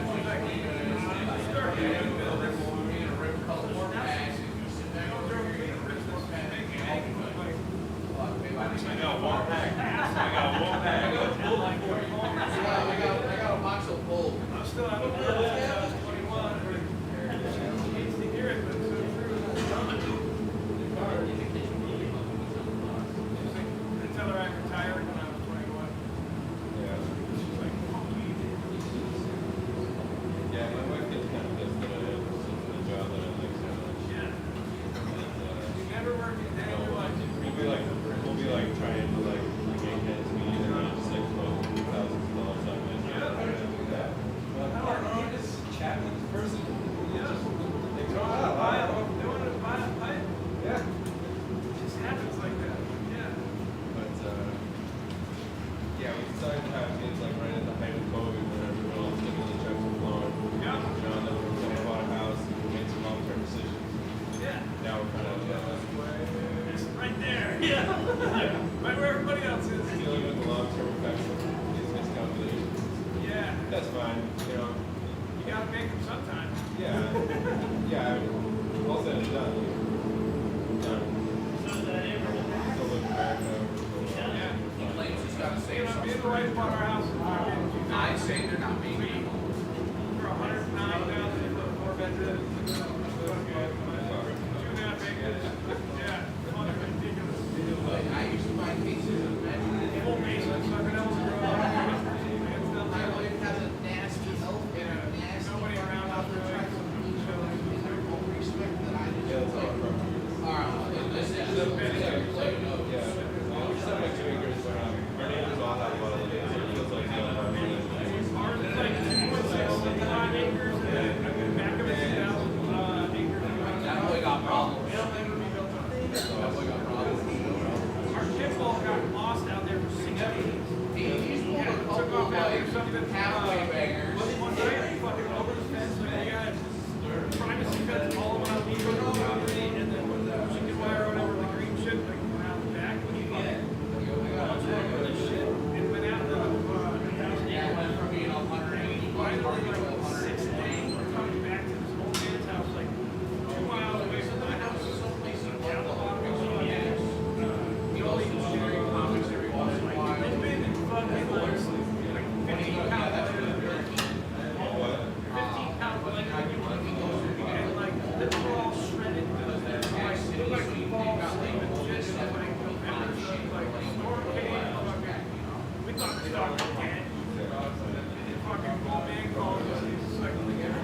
dogs, come on, dog. I fucking drove as fast as I could, dude. I just slammed my car in the fucking parking lot. Stepped out. Opened the door, jumped out, while I was getting to a stop. Freaked the shit out of the dog, just like, ah! You're still alive! And he just never really, like, he saw a cloud in the sky and wouldn't go outside. He was just like, fuck you. I didn't know nowhere. I wanted it. Yeah. But after 6 days, dude, it was crazy. He was I alright. mean, that little guy got Yeah, out. physically, he was like, yeah. My little guy got out for tonight. Yeah. But 2 nights in Colorado is like for a little 15 pounds. Dude, the Oh house- my God. Look, I Yeah. mean, and that tags on. I knew something better. Something found it. They were That's crazy, man. Dude, there's a lot of shit that would. George is fire. So me and my wife are coming near Christmas, we're coming home, past Granville House, or not, like coming past this house, right, and it's like, fucking Shih Tzu in the middle of an A road at like 10 at night, 9 at night, like walking around, and almost gets hit by 2 cars. So we all the people jump out and grab this fucking dog. And it had to be from some house like right around here, right? So there's this fucking 2 big mansions. And I fucking, I'm like, I got the dog and I don't realize it's got tags until I get up to the first house. And I'm like, knocking on the door, ringing the doorbell, it's lit up like bright as this shit. Nobody's answering the door. So I'm fucking sitting in the driveway and I find the tags and I call the lady and I'm like, my wife called her first. My wife gives her this message like, we have your dog. Like, that sounded like fucking ransom. Like, she's like, we have your dog, he was almost killed. Call us back. And then I was like, Jess, you just sounded like you're fucking ransoming their dog. My kid was even saying the same thing. And she said, so the lady's like, fucking calls back, right?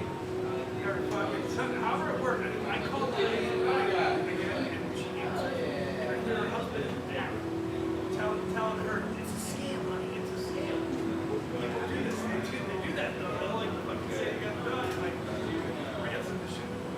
And the lady starts fucking joking, going, oh, well, why don't you give me your number and I'll call you back when we're done here and we'll come get him. And I was like, are you fucking serious, lady? I'm like, do you have a fucking basketball court in your fucking driveway on the top of a hill? She's like, yeah. And I'm like, well, I'm in your fucking driveway with your fucking dog. And she's just like for a second, and the guy's like, finally figured out that it's not a fucking joke. He has your dog. So the guy comes back wanting to give us money for saving the dog. Like, we were the ransom people. And I'm like, you fucking asshole. I was like, we just wanted you to know that we saved your dog. My wife didn't do this, and it sounded like she had the dog. And then as we leave, the guy calls our number back, and he's like, well, I just want you to know that you restored our faith in humanity. By not fucking being one of those people, and then but it was crazy, dude. The son was in the fucking house. He was home from college, and he was in the fucking house. No, it's their dog, and he let it out. So the way he told it to the parents was, oh, I let it out. And then somebody rang the doorbell, and then I forgot he was out there. And I was like, no, the dog was a quarter mile from your fucking house, middle of the road in the dirt, down the bottom of the hill. And you were fucking up here in your fucking house doing whatever. Yeah, I was like, more or less fucking at least we see that. Yeah. Rocky. Later, Joe. Yeah. Tomorrow.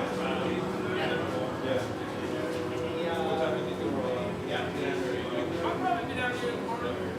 Yeah, today was just an extra long day. I stopped at work. Was it just like a slight so much shopping and everything?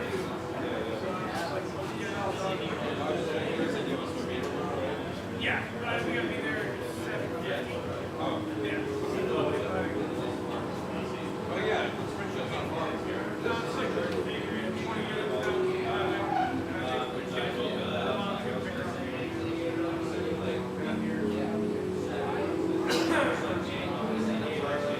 yeah, I want to get down here early.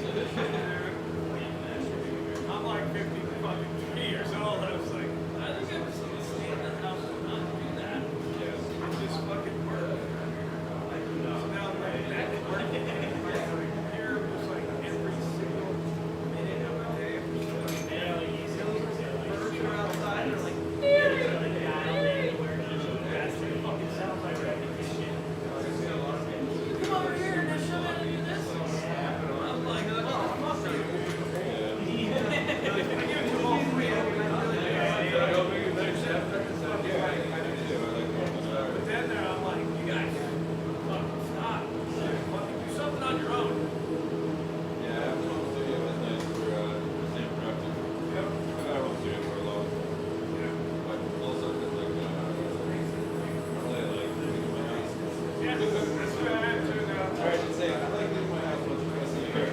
I was finding with my wife like a dog every day, and I'm like, hey, nothing. Fuck you, I'm going to rent the spot. I got a fishing hole outside my fucking right next to it. It's not. Like in the summer, dude, it's just casting all day out the window, no breeze, this fucking nice. You're probably the only guy that has that. Yeah, I love it, dude. And then if you go to the other room, been in the other room yet? No. I think it's like, Yeah, next to Dave's spot, Gold's spot, that was my original spot. No, it makes a lot of sense, like preparing yourself for I had fucking future shotgun and the whole thing. fucking Be able to shoot the fucking thing out. wondering how you're gonna do Good shit. I just stopped renting it because I bought a fucking bought two of those EOs and sold that fucking thing for all this. And I tried like, right back to One World, we got Nick down there, like, right as my boat died, like, when I first bought two of them, like, drove up the river and just, loaded them by a little bit. That's fine. We made it on my birthday like 2.5 years ago, but it's just been a cold house for like ever since. But he dropped off my rig and thing. Yeah, I'm not trying to get anything. It's like I go over there and I just not even remember. I called them and the bad guy goes, Yeah, those all right, you need to send me a text, info. And I sent him a commander, whichever was first. And he's like, no, I need the rest of it. And I was like, you make a lot of cash. And I was like, no, it's not gonna work. So I'm like, distraught, dude. I'm like at a boat since I don't remember when, but I just a long time. From first ski boat, pontoon boat, where I was like, yeah, 10 people. And fucking it just lined up that like, I sold like 4 pieces that week. I had 5 See, I actually have some other This dude came up with this fucking joke that There's somewhere now. all of it's all cash. And I went I could, this fucking so I would, pretty much May when they started social distancing and shit. I fucking was like, your credit card, Jess, and I charged the last 9K on it, paid it off in 5 fucking months. And brand new fucking pontoon with like what, 15, the other one had a 40 horse on it, I think. It like went like 12 miles an hour. That's sick, dude. Every time we get that. And it was fucking like, nothing like that ever lined up in my life ever. It was just like, and I think I'm bringing this guy money. I'm bringing like 27K cash in the bag. It's artisan bag. It's in for his own. I was like, here you go, dude. He's like, all right, cool. I mean, he already counted, like, I counted 75,000 today already during cash. You know, another guy buying a bigger boat. He sold every boat, every fucking kayak, everything he had in the store that year, let it go. That's what people are doing. Checks were coming out, fucking like, everybody was buying something to get away from the years. I think we put like, shit, it was like 100 hours maybe, or 122 hours on the fucking thing the first year. And then the next couple of years were like 20 hours, 10 hours. I was like, it was just perfect. Yeah, dude, right around that time I picked up the steamboat in Colorado. And I didn't know anybody up there. I was never really far away.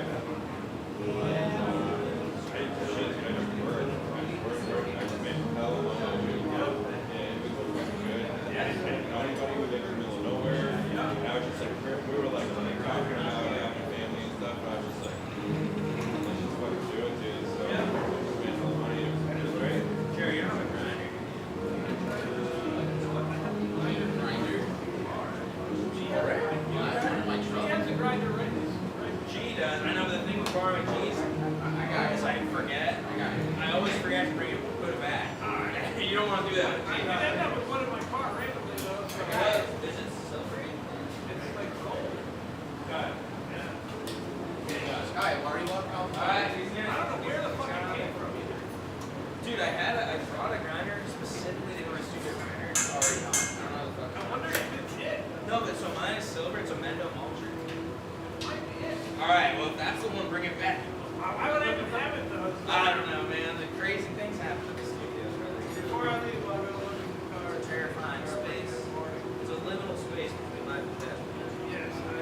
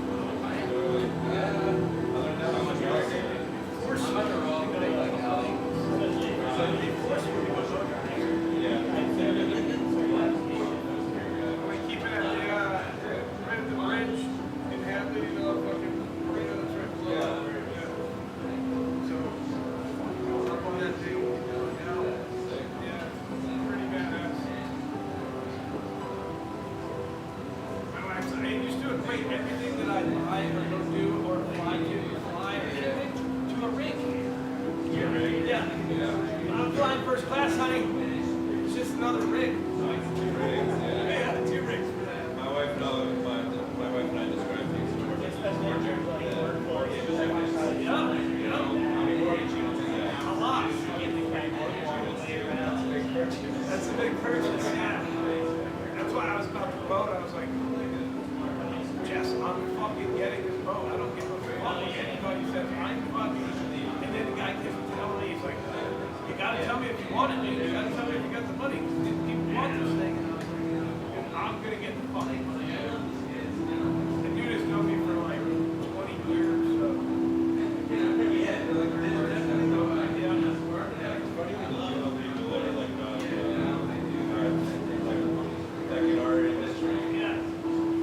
Sales are so fucking low pressure shit. You know, I never talk to anybody buying this is my work. I think I'm trying to talk to you a while ago. Yeah, totally. They're like, hey, so how much? All right, fuck yeah, we're gonna send it out. That's what I keep telling people is like, how is it to get these jobs, it's like a job, or this work that we have to do, it's like, all we do is really like make people happy. Bring smiles to faces. It really sucks to have a job like that.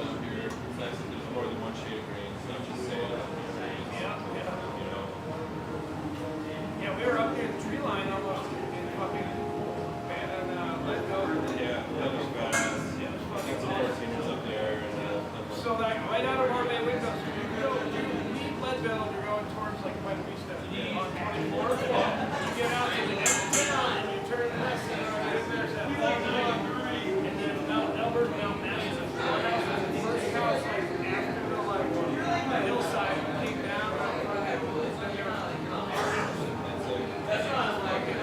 We fucking got it from like, can you guys just wait like, you know, 2 more weeks?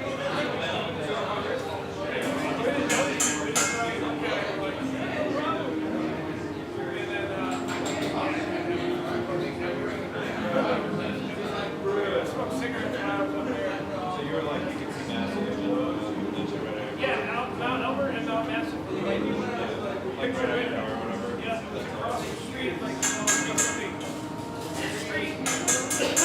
Fucking old Indian dude lived here in the retreat. It was like,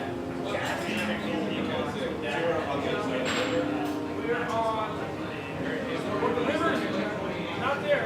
Basically, it was like, the river was down further on the left side. We were on the river side of the highway. Yeah, it was fucking, we came back from here, middle of the winter, it was like February, it just snowed fucking tons up there, and we somehow got home, and we were still exiting, that was super excellent, you know, little two-seaters, just like the 90s. That thing drove us up there, dude, you know, we had fucking, at least 2 feet of snow in the driveway. Yeah. The driveway was like fucking, at least like a quarter, maybe an eighth of a mile to the house, you know, it was like fucking.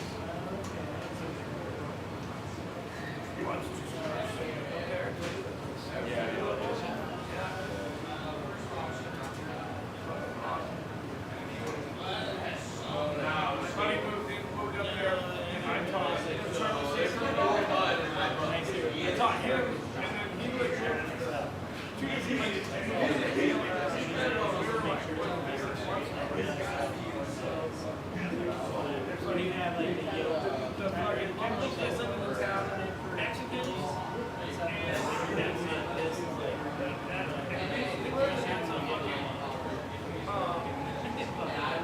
Truck traffic, all traffic, 24, it's fucking traffic people, but there's a lot of Mexicans up there. From all the way up from Mexico, Arizona, all that shit, right past the highway. Good walk. Oh, then this walker got busted or fucking, however, I remember there was fucking, there was one van full of them that fucking died. Yeah, I don't know if he left the van or whatever happened. They bring all the fucking Olympic people out there to train shit. Yeah. Dude, I used to go back and snowboarding and you ran like what is it, the Olympic trail? Yeah. He mentioned it's one of those things, so I was always like, yeah, you're talking to the safety break. Yeah.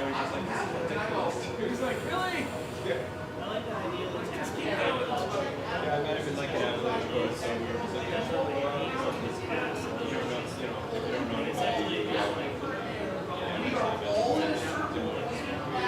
Yeah. it's like super like the idea of it. Really? I don't know. Like, we're not gonna hang out down the street.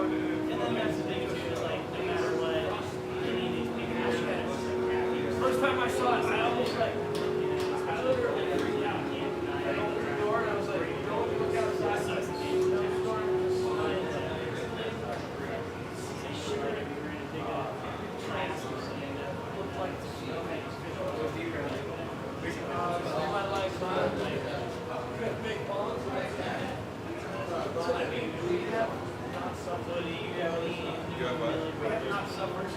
Yeah, I remind myself that. I think about the fact that this shit saved my life. Yeah. When I was 20, I started like being smart and dealing with enemies instead of like project kids where I came from, like getting in fights, doing stupid shit. I started like selling.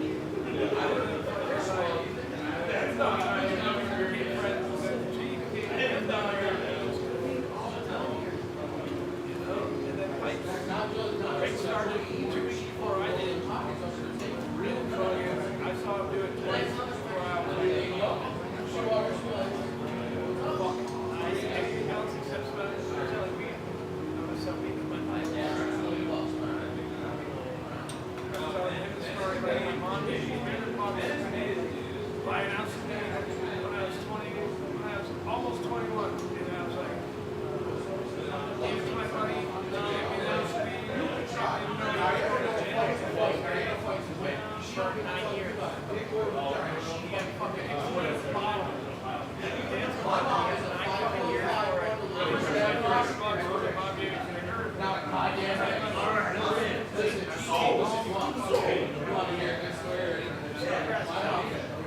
I started going past his house. I was like, I saw him do it. Within like 3 days, I was like, found the fucking number in the yellow pages. In the yellow pages, he said, and if it's 253, I call it a fucking US scientific laboratory, Sally Dash answered. She's like, yeah, come on, we'll show you some stuff, show you around the place. So I told her, I was like, I need to know, like, I'm trying to make ornaments that change color when you, like, darken this behind her or something. And she's like, I don't know what you're talking about, really, but come to find out she did know what I was talking about. She had been on Dead Horse, and I've heard, and she, that's why she didn't like pipes anymore. Anyway, when I met her, she was like, oh yeah, silver? I was like, yeah, it's silver. She must have said that. She gave me a bottle of silver nitrate. So I went home, started figuring it out, told me who to call. I wish I was a little shit girl. And I was $100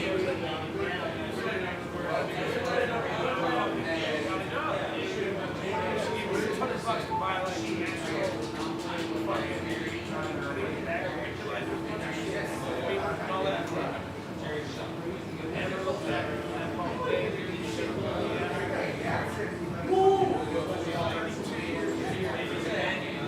I'm like, I feel like I'm not 32. You know what I mean? When you're 3 of us, right?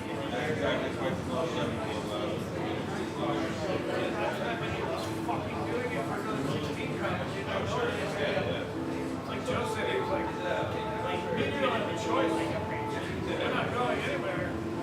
Yeah, I did. I grew up with my parents being a student college.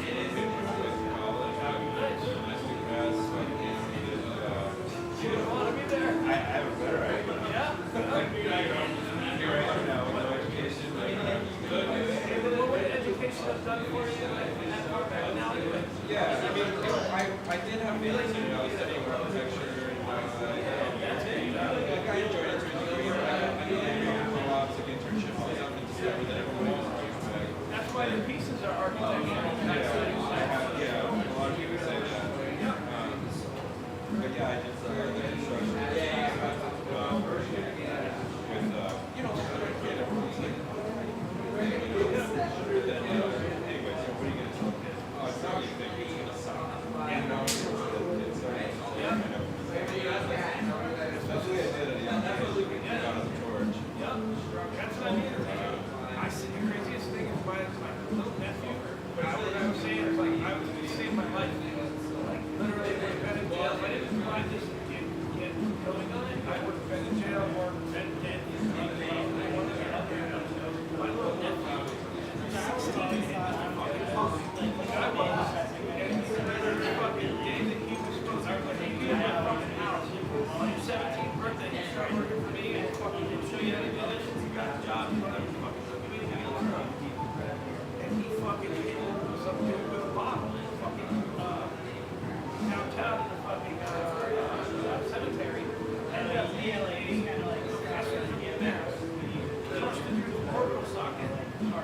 supposed to start training in that day. You know, fucking out of his life. He's only been working for 3 years. Now he's 27 and he's already done state time. Fucking the whole 9 yards, big boys and shit. Now he's turned his life around at like 35. And it's like, just got his kids back and all this shit. He was like, mom's gonna be pretty bad. Wait, to see that world go that way, I think my world go where I've been this last year, how it's just fucking, they open any door, every door, people's fucking circles, You know, like, yeah, like, and now he's just like, just gotta be blessed. I'm like, yeah, I "Oh, can't wait, even dude." What he kept telling me, he's like, you owe me, dude, you owe me. I was like, that's your prison mind telling me that. Oh, you owe me. So those 3 kids. Yeah, everything he did, he just went from that point to that jail time to stupid shit. Even more stupid shit. He's a white, ginger, fucking, and he's like, fucking what? That's just like, Your fault, though, Jay. it's my fault. I tried to guide the little kid when he was 15, and I was like, took him home, give me home and shit, like, stay at my house until this fucking shit. And then he just got into my room and all this shit. Like, you have no fucking respect. So it's the only thing, you just go there and fuck with shit. And his mom was just like, don't tell him what to do, you're not his father. His father killed himself. But Eric was like, fine. And because Eric's such a gangster, the story was told that his dad died in jail. His dad killed himself with his wife knew it, and he was fucking he got drunk. She bought him a piece of Eric, gave him knocked it out, and she gave all the dudes back. And fucking, yeah, Eric was like fine. But everybody, you know, you learn how you're supposed to go. That means you know, you're fucking ghetto, fucking. So it's just a white fucking little, like, so short, like, I feel like my best friend.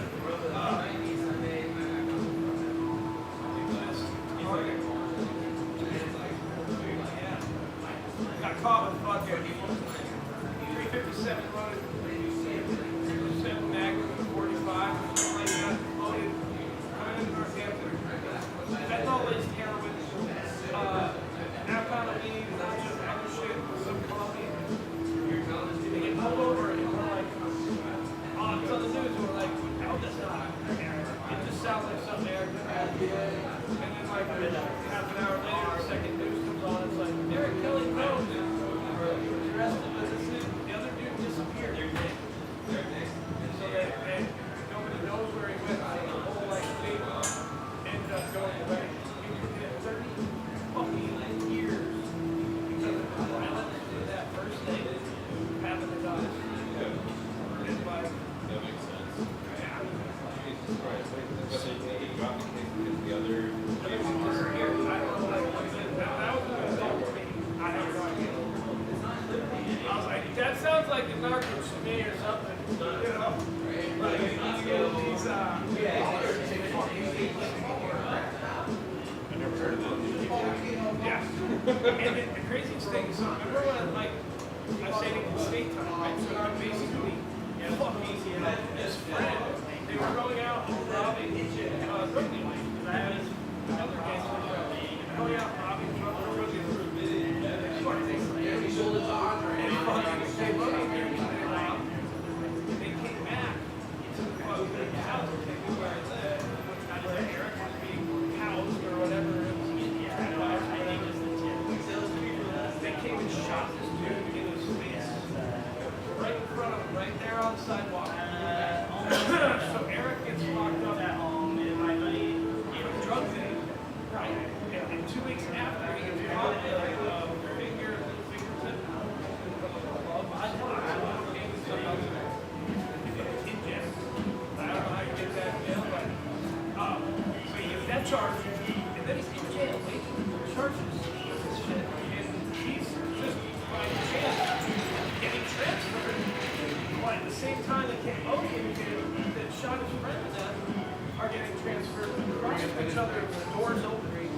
So they're like in the line up and shit, and Eric jumps out of line and goes and gets the shit out of the Cambodian kid. Like,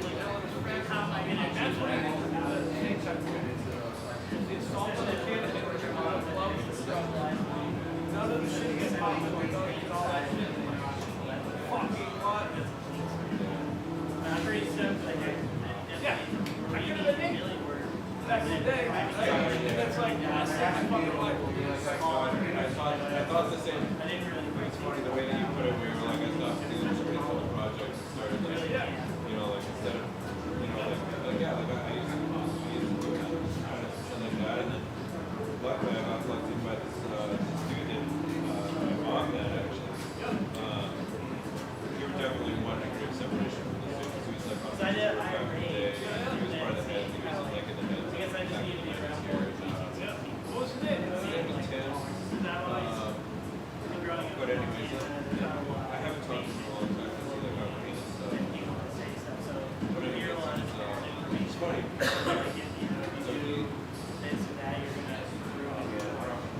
So I can tell the story telling everybody's name out loud, but now I don't want to hear someone. If you're still around, you know, I don't want to be like, Yeah, it's all good. I don't care. no, I know you don't. But it was funny, he was like dropping packs off to like Headshot here and like in Boston. And my mom just so happened to be like sitting there and she was like asking the Headshot for like my brother.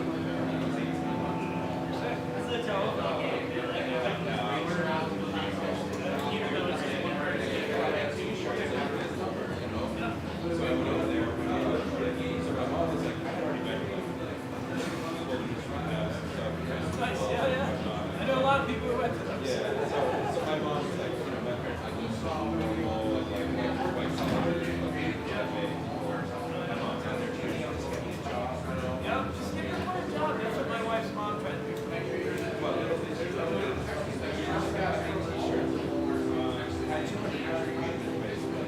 and like thousands of doses. Yeah. Yeah, no, she just plugged me in behind it. Yeah, thanks, So Mom. he introduced me to like Jerry, That's awesome.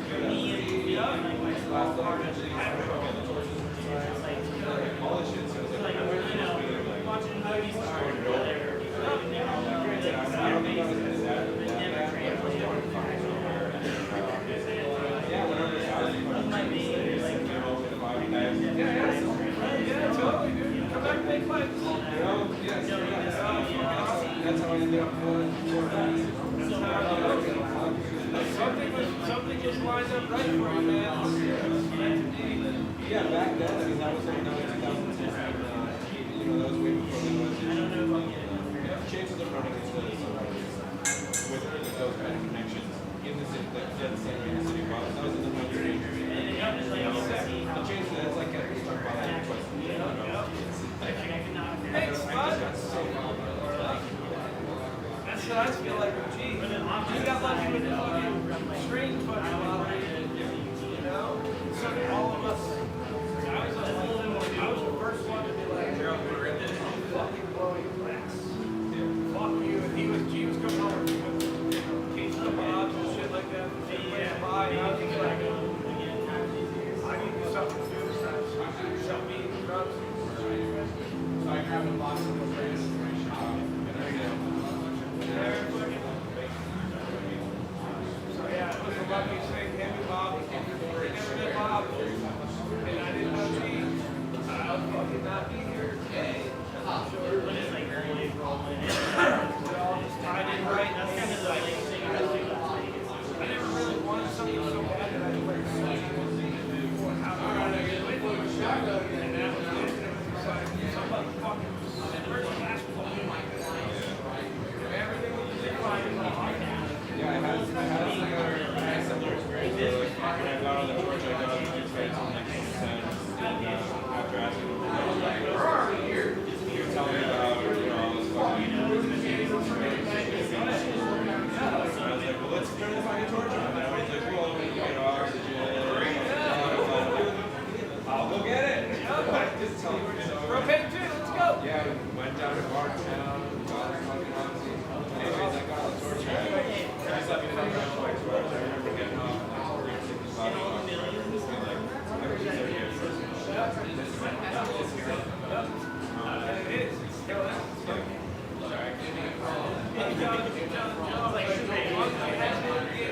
Going on before I was talking shit about that. They all still have work. People are still buying glass like they were, but not like they were. You know, like yeah, we still have jobs. yeah.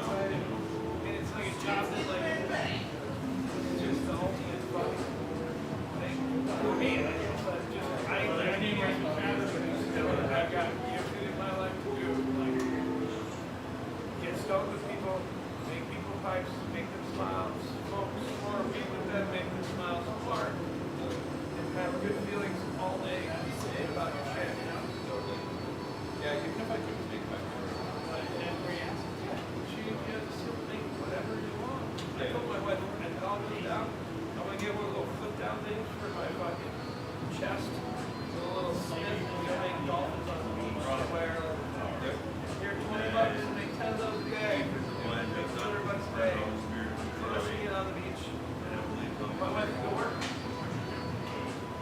I told her, I was like, the cash money is actually in her business now.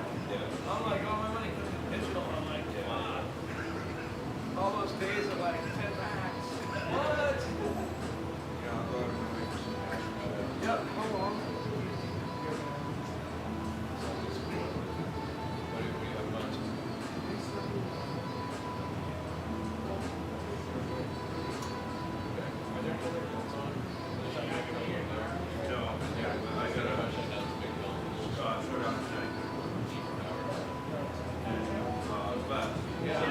There's no power bill here. No heat bill, no power bill. It's like, yeah. It's like which That's why I got doctor, an industrial side of air conditioners.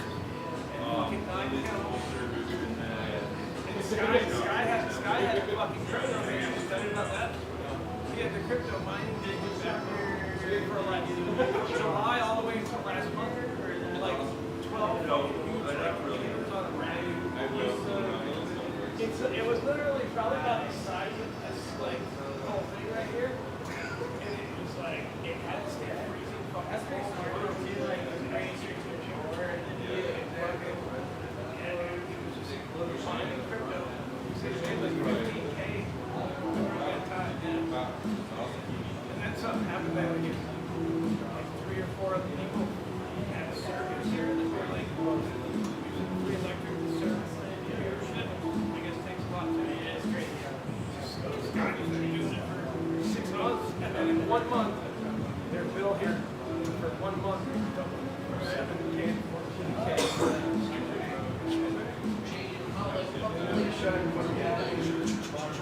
Real quick. Yeah. 8 o'clock, not bad.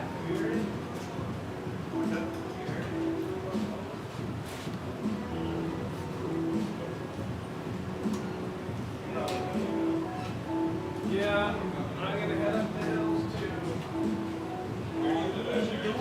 Worthington, like right below Pittsfield, like 15 miles or so. We're like literally,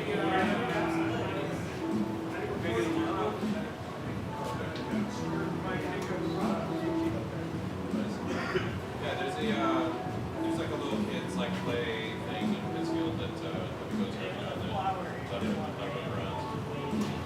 Maybe outside. 20 minutes from Pittsfield. Oh, like 25 minutes. For me, it's in 20. We can get like here.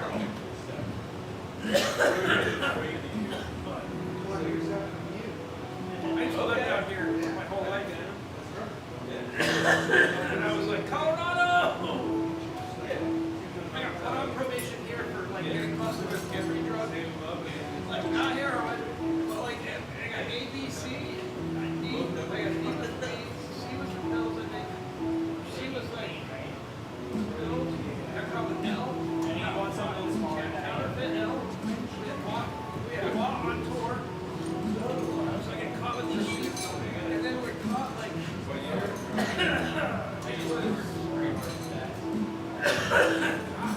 had to be 94. We left here 94, November 94. So it was like that tour that was in Long Island, Nassau, dead right before that. We went there. We went there, came home, in fucking Nassau, all the way home to Massachusetts, drove back that night, or going back. We stopped at a fucking stoplight in our hometown.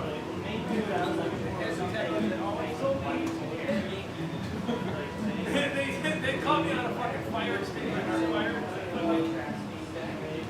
Whatever they call the side of the downtown, you're like, these two fucking, one guy like wrote a book about this dude. It's called Old Town. They travel around documenting all the crimes that this kid was like deal with. And we had a gang around here when I was in the project ready where I see shit like other shit called CIA. Criminals in Action. Criminals in Action. CIA. It's all over this book. And like all the shit he busted everybody for and shit. Yeah, well, fucking I forgot what my stories about. Fucking old guy. Yeah, just good shit around here. Yeah. So, oh yeah, that's what the guy caught me catches us. I picked up a fucking cassette tape. It was 2 days of cassette tape stuff, so I picked up the cassette tape and I held it up. What's a cassette tape? It looks like your phone. So I hold it up, and he saw that, thought it was a joint, and got out of his car. We never even saw him coming. And all of us had like, we were like, just drop the hell we have now before we start heading down to Long Island or wherever. So we don't pop it out before we get to the stoplight. And the cop fucking gets out of the car, comes up, rapping on the window, and then arrests us all. And I had a couple that Barbaro backpack. She was crazy. My sister had like fucking things that they had in the machine, like 25-cent machine. They would cut that plastic. Okay, yeah. Yeah. There's like 100 of those. So when I get busted, they're like, they're throwing the whole window. They're like telling me that I was selling LSD, eat a little thing, that other guy together. I didn't have to sell that. And fucking put this whole thing against me. They didn't search the bag until after I requested my bag went to them. Yeah, we got put in jail, so we get arrested. Joint, it was actually in my Marlboro pack. And you get out of jail, and then they take all the shit, and they were searching it. Until I was like, my mom came to pick me up, and I was like, alright, well, can I get my bag back? And they're like, we haven't searched your bag yet.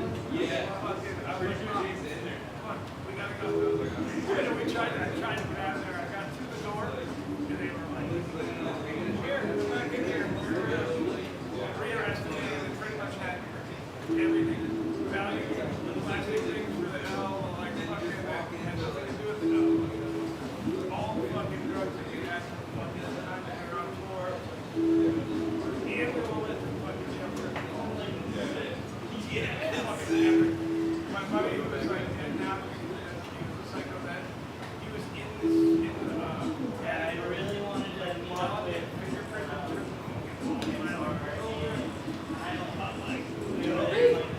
He's got his fucking eyes in the little window. He's like, Jerry! He's yelling. He's like, tell them to let me out!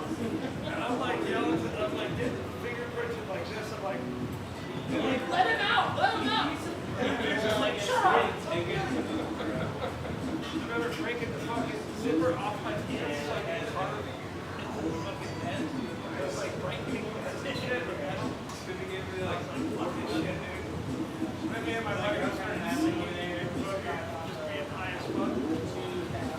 So good. like just literally the painting. Everything else. The good old days, food portion was huge. When weed was legal, I mean illegal. Gotta go.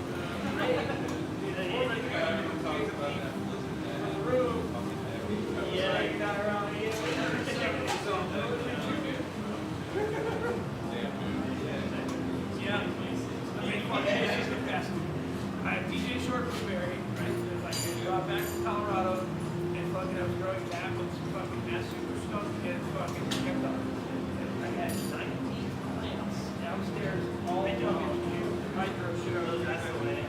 So like 45 on each table, he had to count and told them they were kind of Because I just like barber.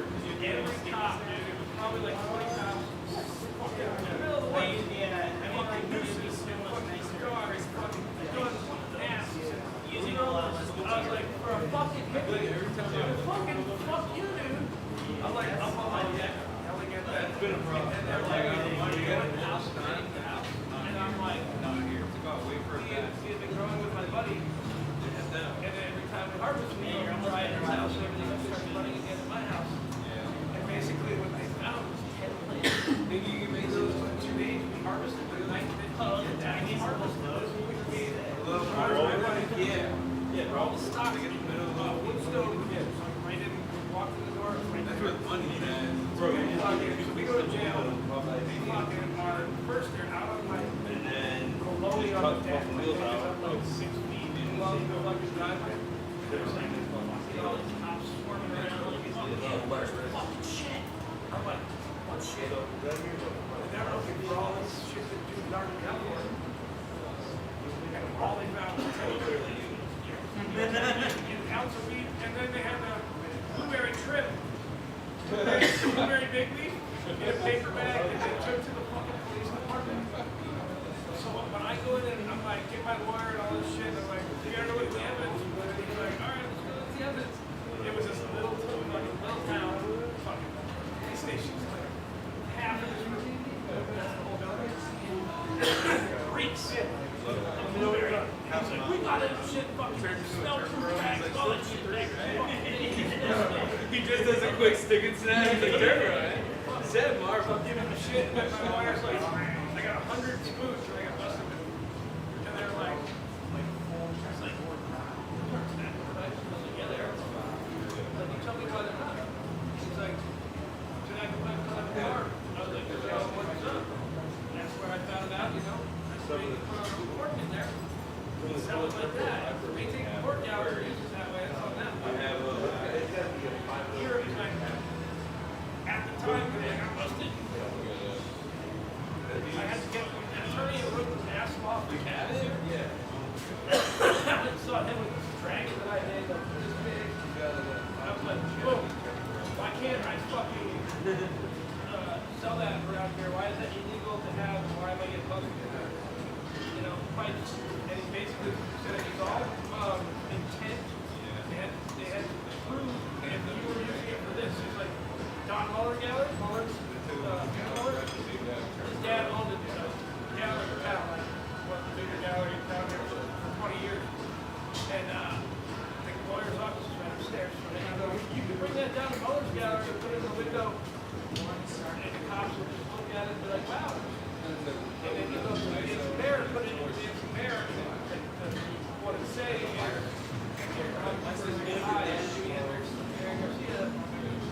like, that was the whole law back then. He's like, damn, if you get a fucking pill bottle pipe where you put tin oil in it, fucking, that had. No, that's a jury. Yeah, so I found out all that shit. It's like, all right, I'm good. I'm safe. Fuck off. Fuck you. Yeah, they are. What? Oh, small, but I iced it up last night. Definitely fucking. No, it's still tight. I can feel like here and here. Maybe it's just my enormous There's chocolate in there. That's like Dan Hoffman style fucking shit. I got in big trouble the other night when I came home from here. I did.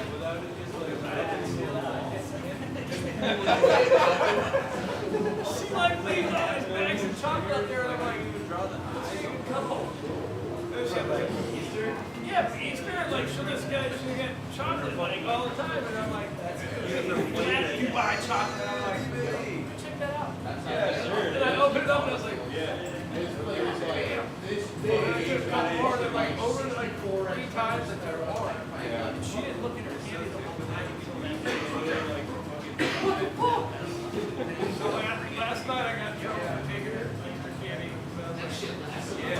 just cheers. You don't know very much. It's like a lighter I going. couldn't help myself to go in twice. And they just like, they team up. I have one of You have a boy or girl? I have 2 girls.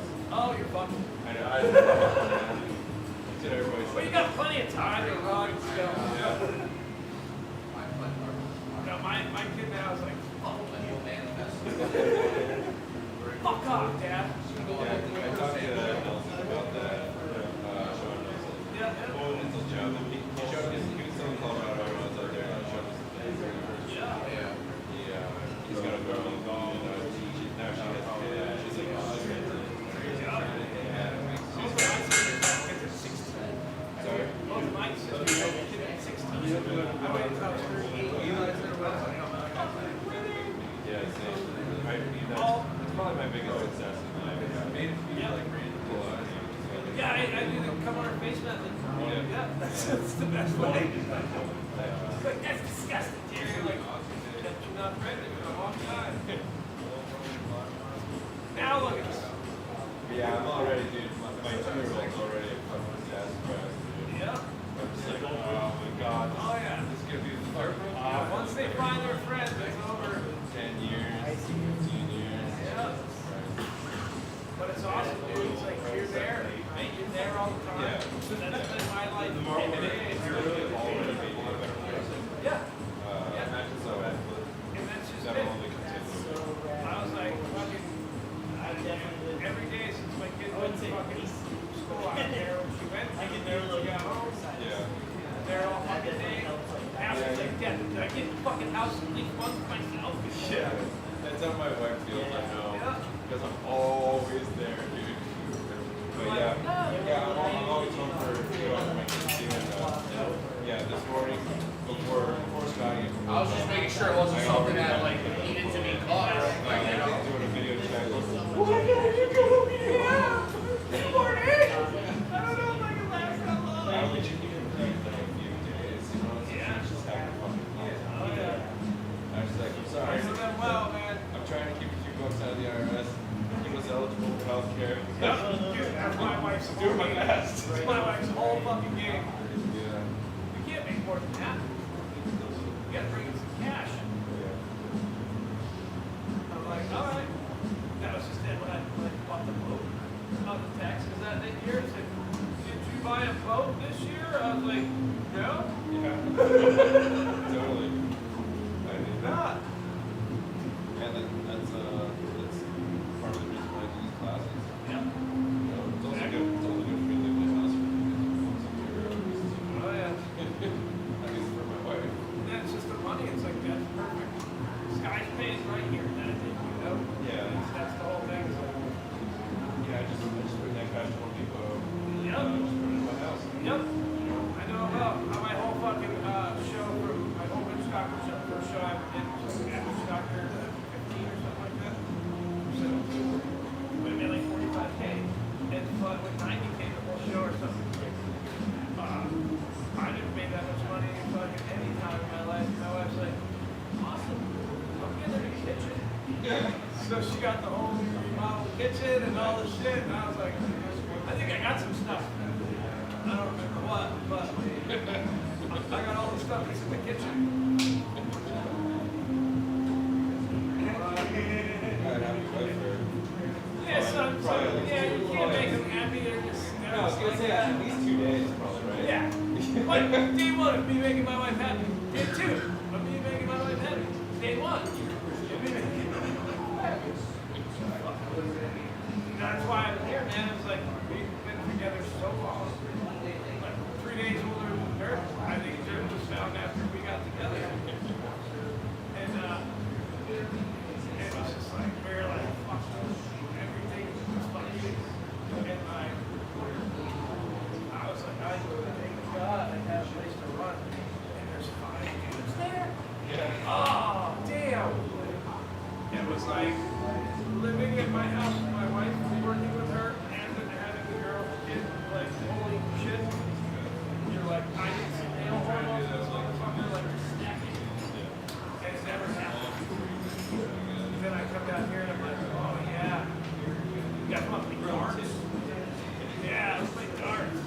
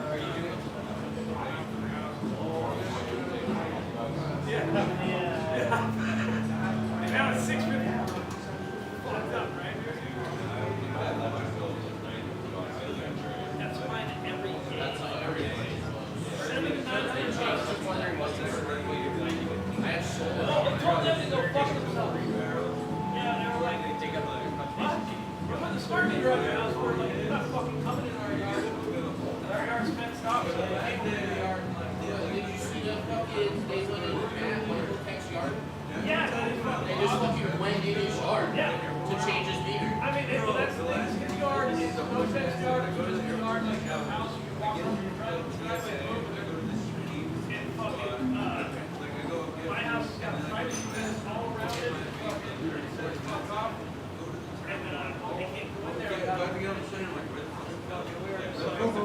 it's like, notice something coming back there, I'll be like, we're not getting on the beer. And they're like, well, it's gonna cost you $40 extra a month. And I was like, oh man, I'm trying to on the plane. He's like, what the my fuck? wife will get on there and fucking rip every new one and get whatever discounts they want. She fucking makes it late. She does it with every single thing. Just like she decides she's gonna put linoleum in the living room. In the living room. I don't know, the farm feeds over the front or she's not linoleum or put in there anyway, $1,500.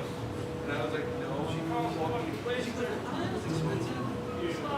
I was like, you have no idea. Like, it is raining. Give me all the money back. This is something. Take something. She fucking did it with a sink. Yeah, I lost it, but I got it. And then he ran in to feed me like Front all rubber in it. Inside the whole car like that. Fucking see the chip.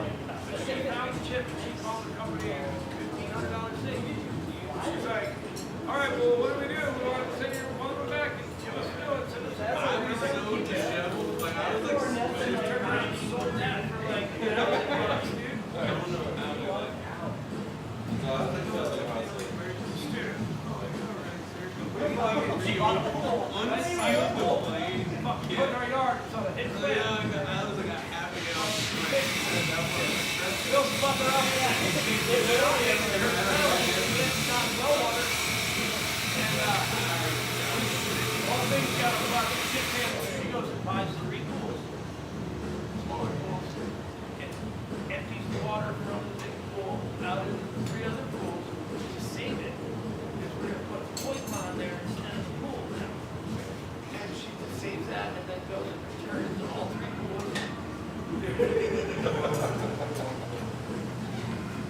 It's fucking hilarious. She does not give a fuck. He said him and Claire are splitting, so. That's hilarious. Yeah, Leo's too, so we're like, we're both Leo and her, so like, we're on just like At a gathering, doesn't see her there. And they did, she always wins. lots of the movie thing. Yeah, she's fucking movie workshop is found makes me market. Worcester. After met him, I watch out, how old are yours? Mine went to met him on 44 or something. Remember grandma used to go through that? No. Yeah, no, I know. I think she goes to perimenopause now. Oh, yeah, she's had hot flashes and shit. No, she's not hot flashes. Yeah, but like, They're coming. like if I eat like 3%, Yeah. I would have Yeah. I've No way to spread around it. once in like the last 3 years. Oh, man, you That's the only got reason I have a second daughter. Yeah. You're like, I'm making it worse. So you gotta gain that pack. You gotta fuck that shit. Give it up. No, mine's been the same. I got hoping. I think maybe it's because I got breastfeeding. Like just like all stress. They're just bitches and they think they can do that. And you're like, oh, motherfuckers. And guess what? They're mothers. Once she's done breastfeeding, she can start eating healthy again.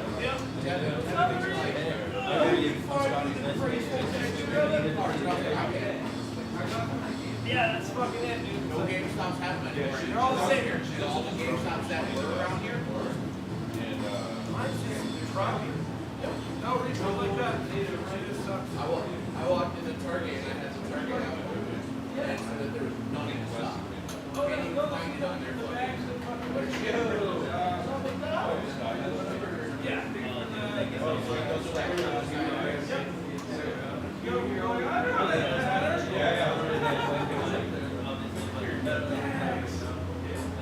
That's unbelievable. Right? Yeah, we had fucking 18. I think 18 for my belly class.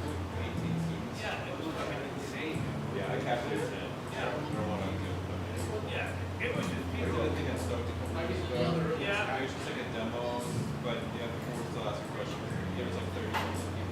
Yeah. And I was like, never again. Never again. Yeah. That's just it. Because I'm like, You know, I can do that. I don't know how many. well, he gets paid fucking a lot of money. Yeah, but I just mean like to have like the emotional commitment to deal with 20, 30 people for 3-4 days straight. Yeah. I have that. I like putting these motherfuckers to sleep most of the time. So. Talking to them, drinking them under the table, fucking whatever it takes. Just going harder. Telling them, you guys think you work hard? Oh, okay. It's still in the same top. Well, you go ahead and sleep in your tent. We're gonna stay up here and do some work. I remember Bob is asking one time I got to work with him. I was feeling real under the weather, and I was like, oh, I gotta go in and go to sleep on. I gotta fucking be good for him. And I go in and go to sleep, and he stays up all night. And he's filled with his whole kiln, fucking skulls. About that skull. I was like, did all that much? Bed? He just does it all day. It's crazy. Like, he stands there like at his torch, like making like a At least I got like right? He stands in the middle of this hole anyway, but he's like, yeah, I'm gonna drag it up. Yeah, I guess that's got pretty good posture for a then I go into Yeah, I can't work like that. I can't work all day, all next day. and then they're coming out here. They're all going to want to chickpea. I used to do it with the Billy's a good time. want to chickpea. I like I really just barely, since having our kids in the last couple of years, I've only just been able to like get 6 hours of sleep. Before that, it was just hard. Give my body the less. Yeah. It's not my fucking fault. No, not at all, man. We get some good ass I can stand for days. Yeah, I'm like 2 days and I'm fucking Yeah. stretched. But also I can't really do a rest and kind of like I can't, as soon as anything starts hitting me, I'm like, ah. So, when I have extra more than about 50. so, say you This is my reason to eat. Yeah, that's why I can never I'm coming back to that chop. Yeah, dude, I'm on it to crush your last 15-hour day since I was 21. Yeah, I can do that. I'm saying I can't do like the whole night. Yeah, so you gotta get some sleep. You have to get it good. Banjo class. So I just kept fucking working. And I was just like, wow. I just can't want to make it heavy. Alright. I gotta go home though now. I rebooked my flight twice. So they're like, we're gonna finish it tonight. And they just get into the whole other day. And then they're like, stretch it all the way to 2 days. I changed it twice. Like, stay up till 5. And then the craziest thing is the flip that Joe did. The draw for that class. He did that flip with all these colors in it. And it was that fucking set. I had sunrise when they Oh yeah. when they opened the door to the studio and finishing the thing, it matched the fucking actual sunrise that's coming out. So yeah. That was the whole micro F sequence. Like, that's the first time I ever micro F that was like, I remember just like all day, I was like, I'm not getting high, just like, it was good day. Like, then Calvin walks in and I was like, that way, yeah. Oh! It's like, I was great all around, like sitting upright, and I was like, finally got high like 8 hours later.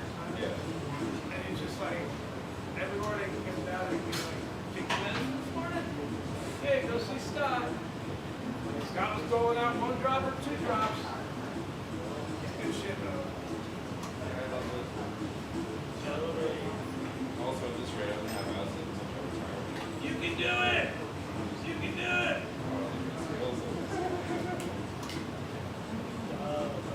Yeah! T.G. Hoyt, you know who she is? She is the daughter of Homer Hoyt. The book, the blue book, the last book.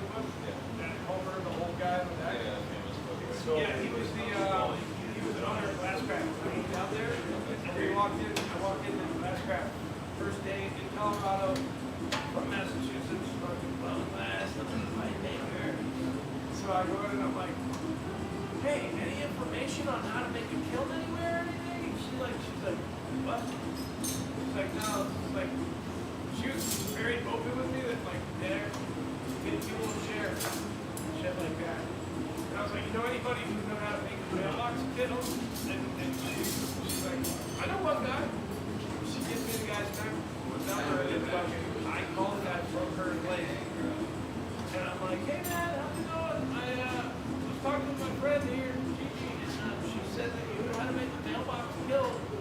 Last floor secret. Is that Hangs up on one, or is it one of the ones from Madagascar? Best friend. Yeah. Fucking first sending me straight how it was gonna be, and that's how it was back in '94. You're not coming in my car. You want to be left on? Definitely are not coming in my car. Get Piper Dan met that way. My buddy got me stuck up there for 30 days. And this girl, she had fucking place over in Kinleyville where he had been working out of and doing dot box. And she was like, oh, my buddy's got a friend who's stuck up here and he's a place real fast, wants to come in. And he was like, no, go ahead. And basically, I was told that anybody who's like, weak with them or any election, they can come in, but like, no. Did you? And then fucking driver kicked out of the shop. And literally that day, he kicked out of the shop. And I started going back there the next day. And weekend, we were with the whole university, like, yeah, on the trees or something. It was on? Under the trees, on the grass. And I was like, hey, we're in your shop or something. Are you working? He's like,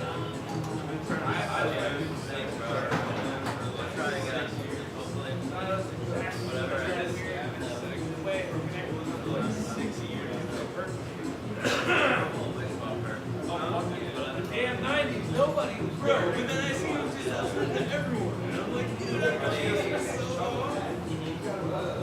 so we starts right down there. I let the singers go over. And then I was like, just let it fuck set. And it fucking totally works.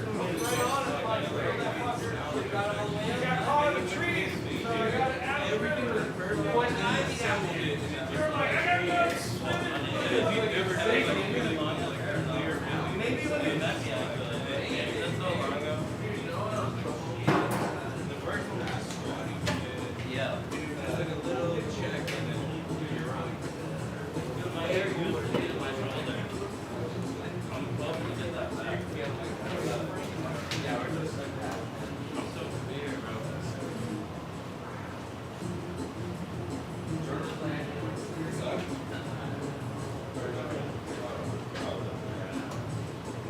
We like rescue.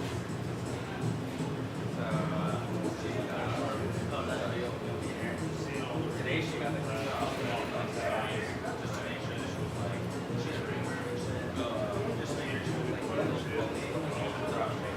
she actually got the clean off today.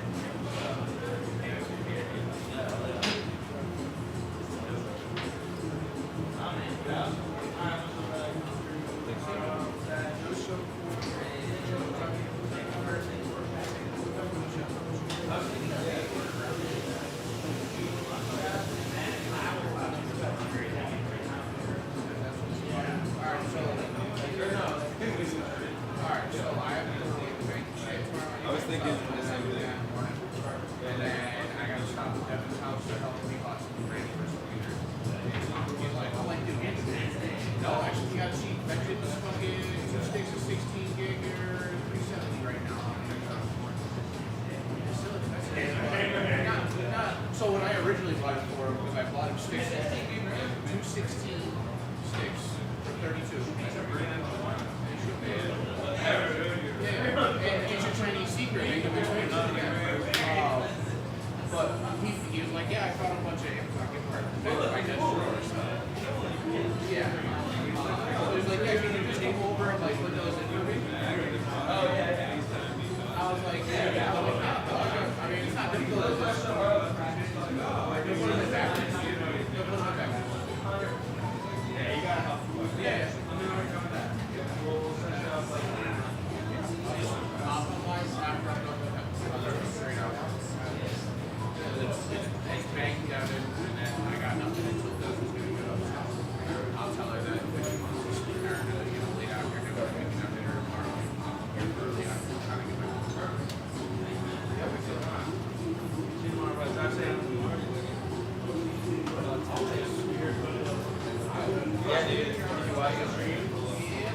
yesterday a little bit. You probably felt like a short day. I was like, It was on your phone? Yeah. I put it like on the road. Yeah, Good morning. When you sent it, I was like, you're gonna watch this while you're driving? I was gonna try, but it's Take a nap and then go back and you're doing it. Dude, the way the big square tube is fucking. yeah, yeah. I'm gonna have to get someone to explain it. Or like watch the VOD. Yeah. These are like over again. Oh yeah? Joe, that's. Joe, Oh yeah, yeah. He has a lot. Joey Beasley. Oh, where? Joey. Yeah, he has a lot of different shapes too. Like I think he did a square here. He has hexagon, pentagon. yeah, that's it. Yeah, from the end. So You're gonna flip. he uses his contraption here, but it has the square part on the far end of the tube. And as he heats it up, it slowly, because it's weighted, It's metal? I have no idea. But as he heats up the tubing, it pulls through and No, it's squares it graphite, I out. think. That's crazy. Yeah. Kind of like extrusion in a way. How they make Two wrenches. wrenches on me on. Dude, this is crazy. And he uses two wrenches to fuck it out of it.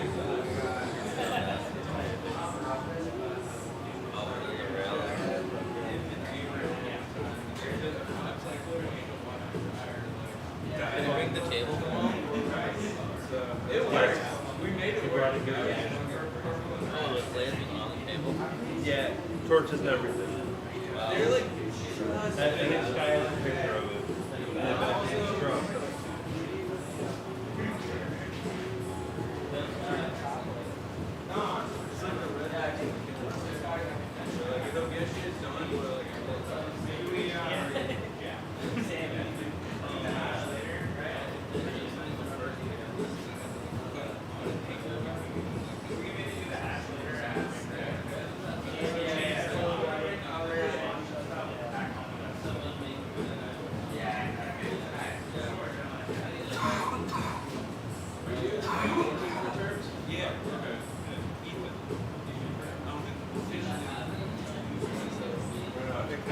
yeah, I fucked up and forgot to ask people their names next to it. You're like, yeah,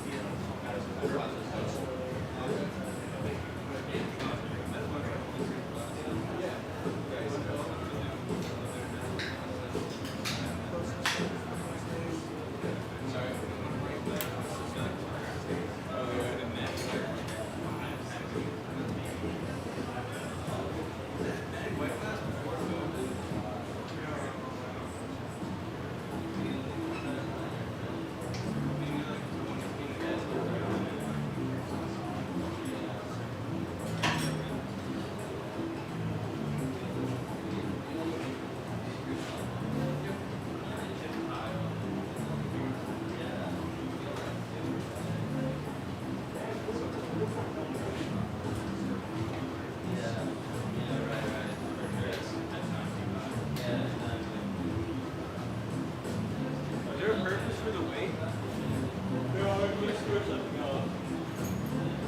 Because they need to hold it down. my shoulder exercise. Do you think 2.5 was what you usually use? I think so, yeah. That's why I put 5 on there. And how the wrenches would you compare? Honestly, they didn't have to. I think that they probably were somewhere around 2.5.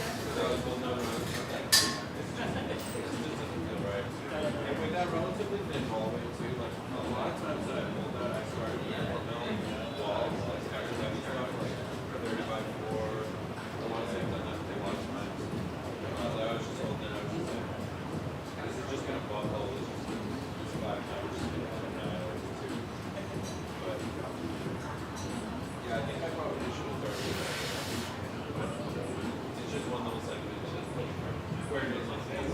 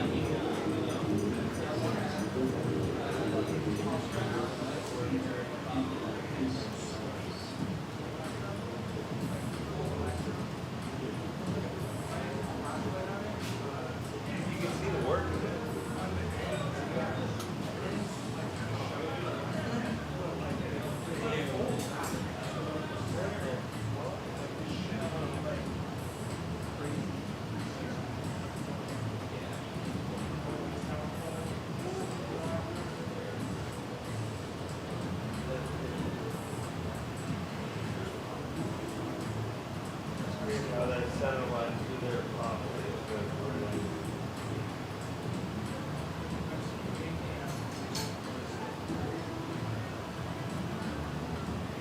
That's on your work. I love that. We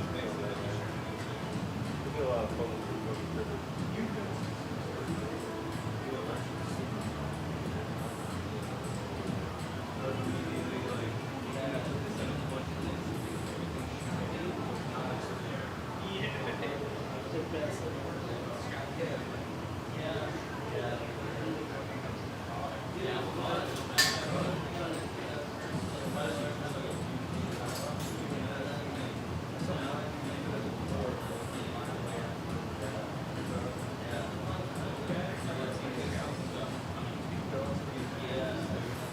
Well, that's what I was wondering. I'm like, I heard this last patch maybe it was not maybe it was not electric.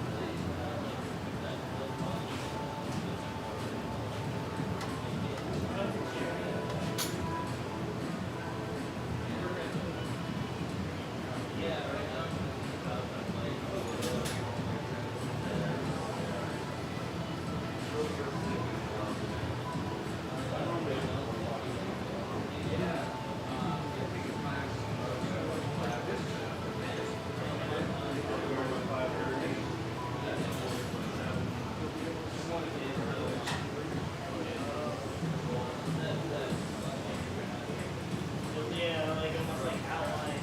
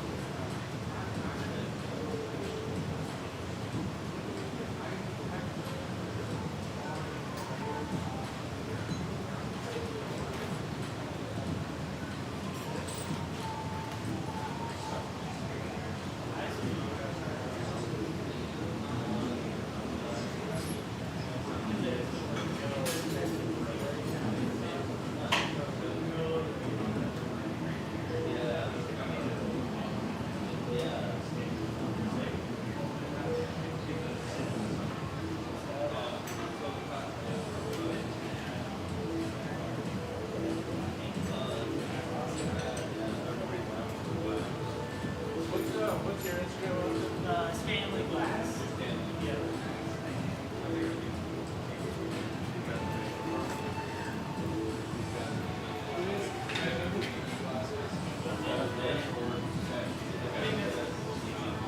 Pretty sure that's the Yeah, that's better.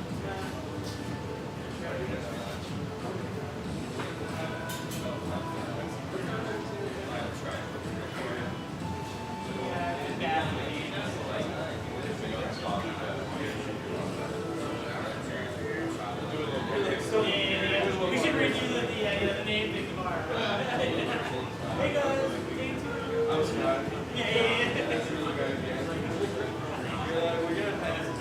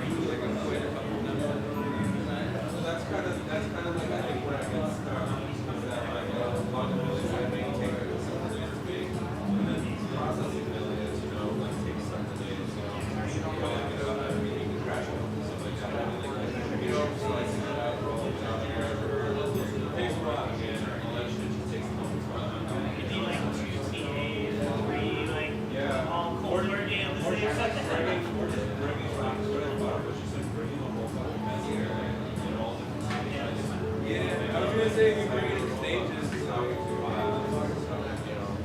that the worst that we can't do a demo? You can like show an example of like how you do it. Yeah. It's a funny like next people or something. Yeah. Because I think because of the style.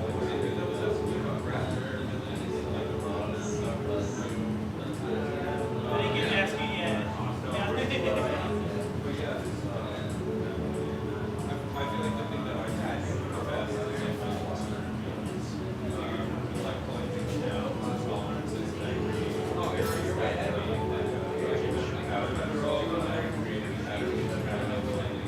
Yeah, fair to say, like one big component and then like 6 or 8 different.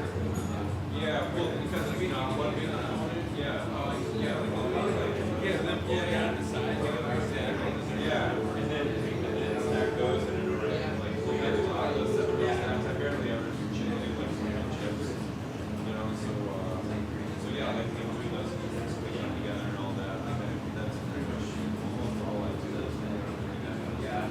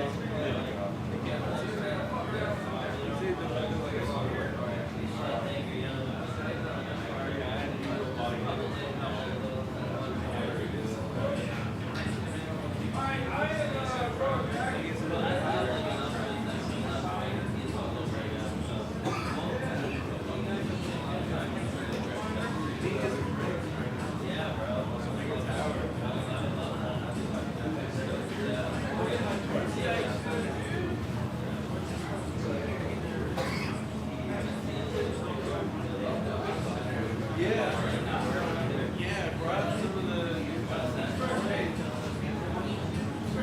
I'm heading out soon because I got an hour drive. I gotta get back home.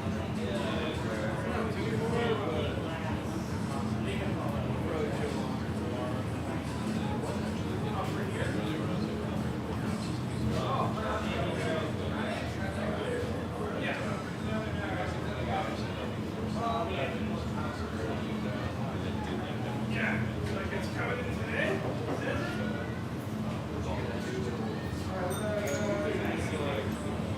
Alright, man, I'll see you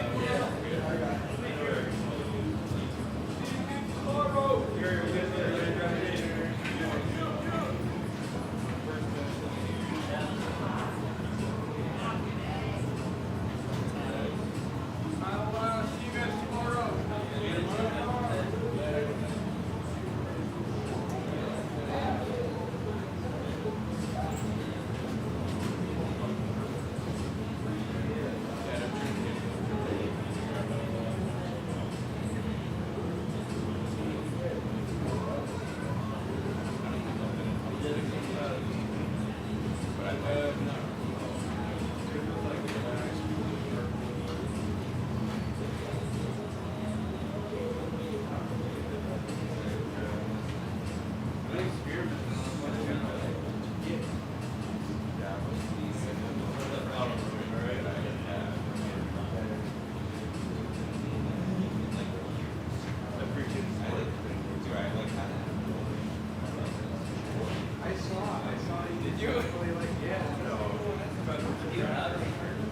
It would have been the first sip on both of them, probably.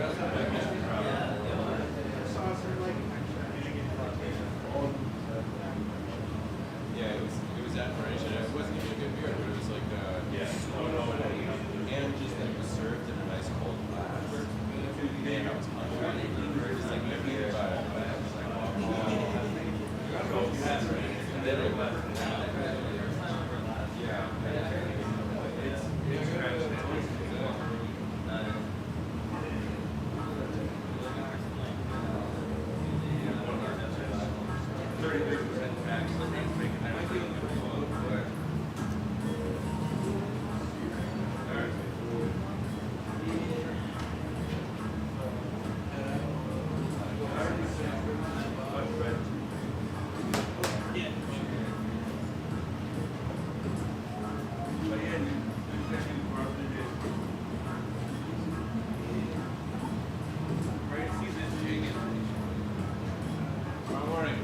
This thing has me just immediately thinking of stories.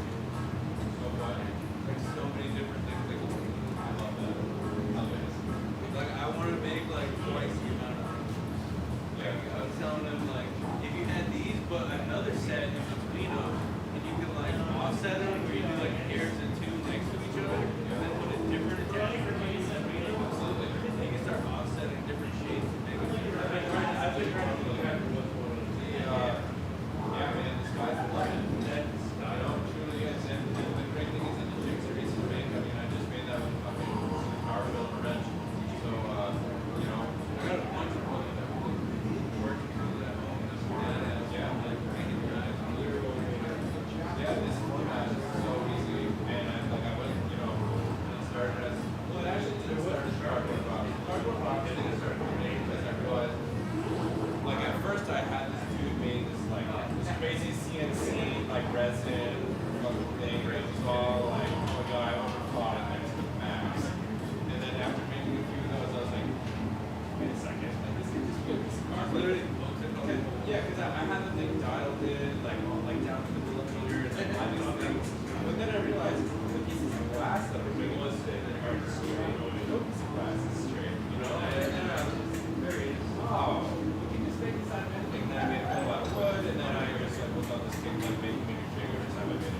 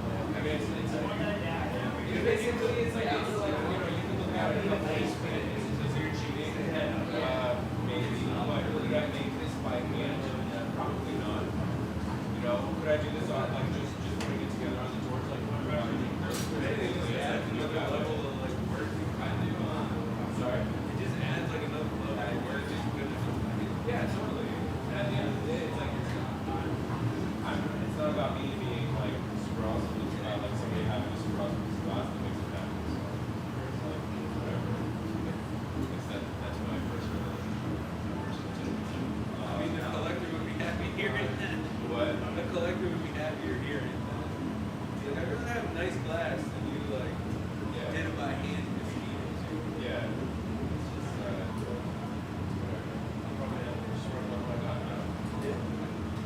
People like symmetry as well. Yeah, totally. I love symmetry. Obviously. Yeah, like Jason, I feel like it's tough. It's like there's always the Venn diagram that we were talking about earlier, where like the things you want to make, the things you want to buy, you have to exist in the middle if you want to. See, I'm in a completely different weird spot. I just make what I want and don't care what I sell. Yeah. Waste and stuff nowadays. Yeah. Just like do it more like passion kind of projects. Yeah, I totally dig that. And I've done a lot. Because I tried to do it for the money aspect, and it kind of drove me nuts. Yeah, I mean, Because it's like, balance. it's Well, the life is balance, balance, like- you know, like, like you have to pay the bills. And also, like, if you're, with, sometimes, I've found a lot of times that I'm just talking about my own experience, but I've made a lot of things that I thought were really cool, and then other people thought were really cool, but people didn't necessarily want to own them, you know? And so, like I got a lot of traction, I got a lot of enthusiasm, but nobody pulled the trigger on it, you know? So it's like, I'm just generalizing, of course. Because every once in a while, one of your crazy experiments actually lands, and then people are lining up to buy it. And it's like, fuck yeah.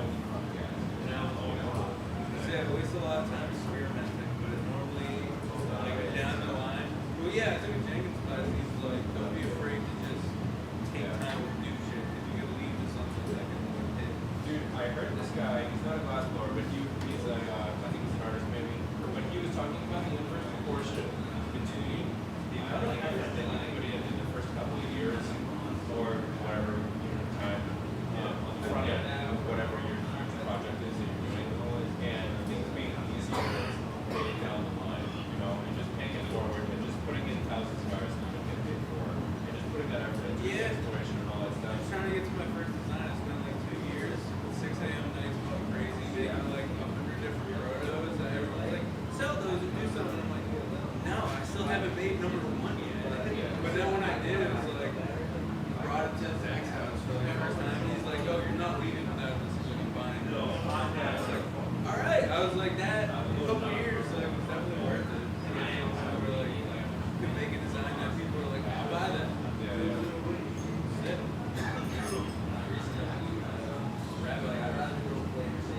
there's definitely something to that. But also, like you can release something that's not perfect too. I really enjoy years of making prototypes, and I would just put them up for auction, and whoever wants to buy it, they'll love it. I've sold easily dozens, maybe a hundred prototypes over the years that were designed. But your prototypes compared to when I was making prototypes are like, I'd buy your prototype. Mine were like still gizmo. Like I was trying to learn function. Like my first recycler was just like I showed it to a bunch of buddies and they started giggling, but they were nice and like sat down and helped me like read through shit. And, like even like Weston's like boys I went to like sail on, they're like, hey, like they're not being funky, like how water I go. Like put a drain here, it works. Yeah, well, it's not true. Basically, better back in 2015, I talked about how to make recycler, and I had that exact same conversation with him. I said, put the drain here, and I was like, no, you gotta put the drain for he's like, well, no, you don't. And I had to like actually. Well, yeah, you're like those rules. It's like, I'll let up here, and wait and see, slow the drain. Oh, okay, so I mean, I had to put a little glass and a little on the board, Pretty sick.